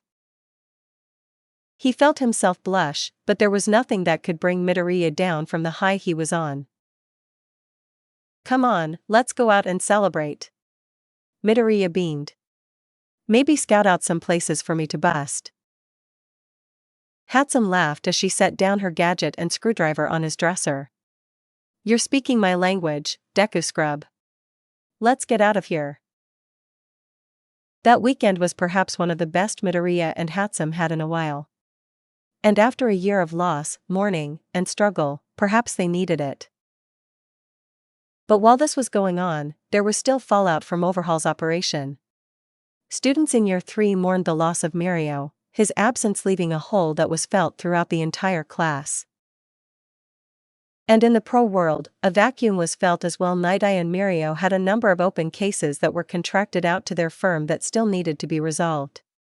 Usually when cases were distributed to agencies, should the top hero of the firm fall, it would just be distributed to a sidekick, or, saving that, reassigned to another agency altogether. Night Eye was different though. Due to his ability, he did offer certain contingencies to his clientele, whether public or private, should he leave this mortal coil while on duty. The agency itself couldn't shut down until all open files were closed. Centipeter and Bubble Girl knew this, however, had never actually bothered to look into what the contingencies meant. But, the two of them got off their train stop, and went where they were instructed. "You ever heard of this guy?" Centipeter asked his colleague. "Grand Dorito or something?" "Man, I don't give a hoot who he is as long as he doesn't have a tickle fetish." Bubble Girl scowled. "Never again." Word. They knocked on the door of a rather modest house, and both jumped slightly at the speed the door was opened. Not a millisecond after Centipeter's hand left the wooden door, it creaked open. Before them was a small, elderly man, dressed in a hero costume despite being home by himself, wearing a vacant, empty smile. "Oh my, is it Halloween already?" he croaked. "You two look a bit old for this." Air Bubble Girl began, a bit thrown off by the response. This guy looked ready to collapse at any moment. "Are you Gran Torino?" "That's what I wrote on my underwear, so that must be me." WWE from the Night Eye Agency. Gran Torino's face fell, disheartened. The expression change was so immediate it took the two sidekicks off their guard. Humph. So old Four Eyes finally bit off more than he could chew, did he? Was that all a facade? Centipeder wondered. But as he blinked, the old man was gone, the door closed in his face. Huh? Well, what are you waiting for? The two sidekicks jumped and spun around. Faster than they could see, he had made it to the end of his walk and slammed the door behind him. Night Eye left me in charge to finish up his cases before you two move on to another agency, right? Gran Torino grunted. I've got better things to do, so let's get this show on the road. Centipeder and Bubble Girl exchanged glances and shrugged. It was hard to tell whether this was better or worse than Sir Night Eye, but they got a pretty nice bonus for finishing up this contingency plan, so why fight it? So how did hero training with Class 1B go? Midoriya asked, he and Hatsum sitting across from Uraraka and Azui at lunch on Monday. To his right was Shinso, who had not been able to wipe the deer in the headlights expression from his face since being fully made a student of Class 1A that morning. We ended up with mixed teams since there were 30 of us, Uraraka side, 5 rounds of 3 versus 3. It was rough. My team was the only one with just Class 1A people who won, Karo. Tsuyu croaked, smiling. Yeah, well, we can't all be as skilled with that tongue as you, Uraraka replied, teasingly. Hatsum and Midoriya exchanged a look, awkwardly. The way Ochako said that seemed a little suspect, like she knew from experience. We'll get them next time, Midoriya assured his friend. His phone buzzed in his pocket. Pulling it out, he looked down to see a text from Hatsum, simply stating, I think those two are smushing booties. Midoriya did his best to keep a poker face as he pocketed his phone. Thankfully, he was saved from the situation as Izawa walked over to the table. This was especially odd. Midoriya had never seen the teacher in that room. He looked a little out of place. Can I have a word with you after hero training, Mr. Midoriya? Midoriya nodded, nervously, though he wasn't sure why. The teacher was still intimidating, but now that he had his license, he should be in the clear. No one had gotten wind of how he and Shinso had tricked Gentle and La Brava either. What did you do? Hatsum asked, teasingly. Troublemaker. Deku? Uraraka laughed. He'd never cause trouble. Now it was Midoriya, Hatsum, and Azui who all looked away, awkwardly. Thankfully, hero training wasn't too tricky that day. Or perhaps with all his work on integrating his tech with One for All, he was getting the hang of it. Fighting as a vigilante was the same as fighting as a hero. Midoriya was a good tactician. And today was rescuing civilians from a burning building, which, while tricky, was perfect for the spider legs as they allowed mobility over various surfaces when flooring was compromised. Before he knew it, he was following Izawa back to the faculty room, just like before the festival. Is he having me watch Eri again? As they entered the lounge, the principal was waiting, and smiled at the two of them, waving them over to the couches surrounding a coffee table. He had prepared some tea for them all. Come now, take a seat, and we can discuss the news. The news? Izuku asked as he took a seat and grabbed a cup of tea. Quite, Nizu nodded. You know, we both had our doubts the night Mirio died. It was a very turbulent time, and we weren't sure whether you would just go along quietly with our demands given your defiance for the rules. He almost wanted to respond with how difficult it was to stop his vigilantism, but given the circumstances and company, Midoriya bit his tongue. It didn't seem like a tactful response. But Aizawa tells me you've adapted. Adequately, Aizawa replied, firmly. This was probably about the nicest word he'd get out of Eraserhead, so Midoriya took it as a win. You've adapted quite adequately to the hero course and the rules we set forth. And now you're licensed. Nizu beamed. Which means you're eligible for work study. Normally, considering that you're still catching up, we'd discourage this, Aizawa interjected. However, this was a rather special request. Special request? The boy parroted, head tilted in curiosity. Tell me, Midoriya, Nizu asked, are you familiar with Gran Torino? So Gran Torino is just about the only one left who knows about All Might and One for All, huh? Hatsum surmised after Midoriya talked about his meeting with her. Ectoplasm was in the support lab, and he didn't seem to mind Midoriya hanging around as Hatsum finished adjusting Froppy's costume for colder weather. Name sounds familiar. Midoriya nodded and spoke in a low voice. With All Might, Mirio, and Night Eye gone, he's apparently the only one left who has experience with the quirk. He wants to keep an eye on me and at the same time give me some real-world experience as a hero. He looked around to make sure no one was listening before adding, Nizu makes it sound like he doesn't know about my vigilantism, but it sounds like he could really help me out. Still having trouble spreading One for All across your whole body? Hatsum gave a sympathetic smile, a far cry from her usual teasing one. Nothing I can build to help you with that one. That's all up here. She reached over and poked him on the forehead. She paused to think, as if double-checking herself to make sure she could force Deku's brain to comply, but shook her head. You've already done so much for me. Don't worry about it.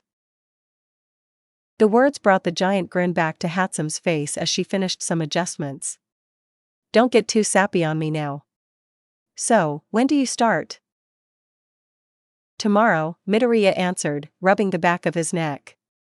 I guess he wants to get these cases closed so he can go back to retirement, and Night Eye's sidekicks can move on to other things. Hatsum nodded. Well, let's see if your suit needs any tune-ups before you go then. Can't have you blowing yourself up with those Kaken gloves. It was his turn to give her a bright smile. You're the best, May. Obviously, duh. May stuck her tongue out. I dare say I'm somewhat fond of you as well. The next day, Midoriya boarded the familiar bus route towards Sir Night Eye's agency. Even though he knew where he was going, it was off, like he was going there for the first time. It felt weird before he was going with Hatsum and Mirio. Now, it was just him, meeting a stranger, and going for hero work instead of support work. It hit him he never really had been given a chance to think about Mirio's death, not with dealing with Overhaul, being put in the hero course, and learning how to not kill himself every time he used One for All. In the brief time he had known Mirio, he felt like he'd learned a lot from the older teen. His consideration in their conflict for One for All, being heroic in the face of death. Mirio gave me One for All. I have to do my best to finish these cases for him. I'll do my best to live up to his example. With newfound determination he walked down the street until he reached Night Eye's agency. He walked in with all the confidence he could muster. Hello? He called out to the empty reception area. Mr. Gran Torino? It's me, Midoriya Izuku. A speeding blur of yellow came from his left and kicked him across the face, sending him onto the floor as he caught himself on his hands and knees. A small, elderly man in a yellow and white hero suit stood before him. You're the scrawny kid succeeding Toshinori? He asked, as if baffled that an unsuspecting teenager allowed himself to get irked by an old man. Well, get up. We need to get you up to speed so you don't drag me down on these cases. Another foot crashed into his ribs, sending Midoriya rolling across the tiled floor, but he shifted to his feet in a defensive stance. This is gonna. Thanks for listening to my video. Don't forget to like, share, subscribe and comment below your favorite part. Sayonara, see you in the next video.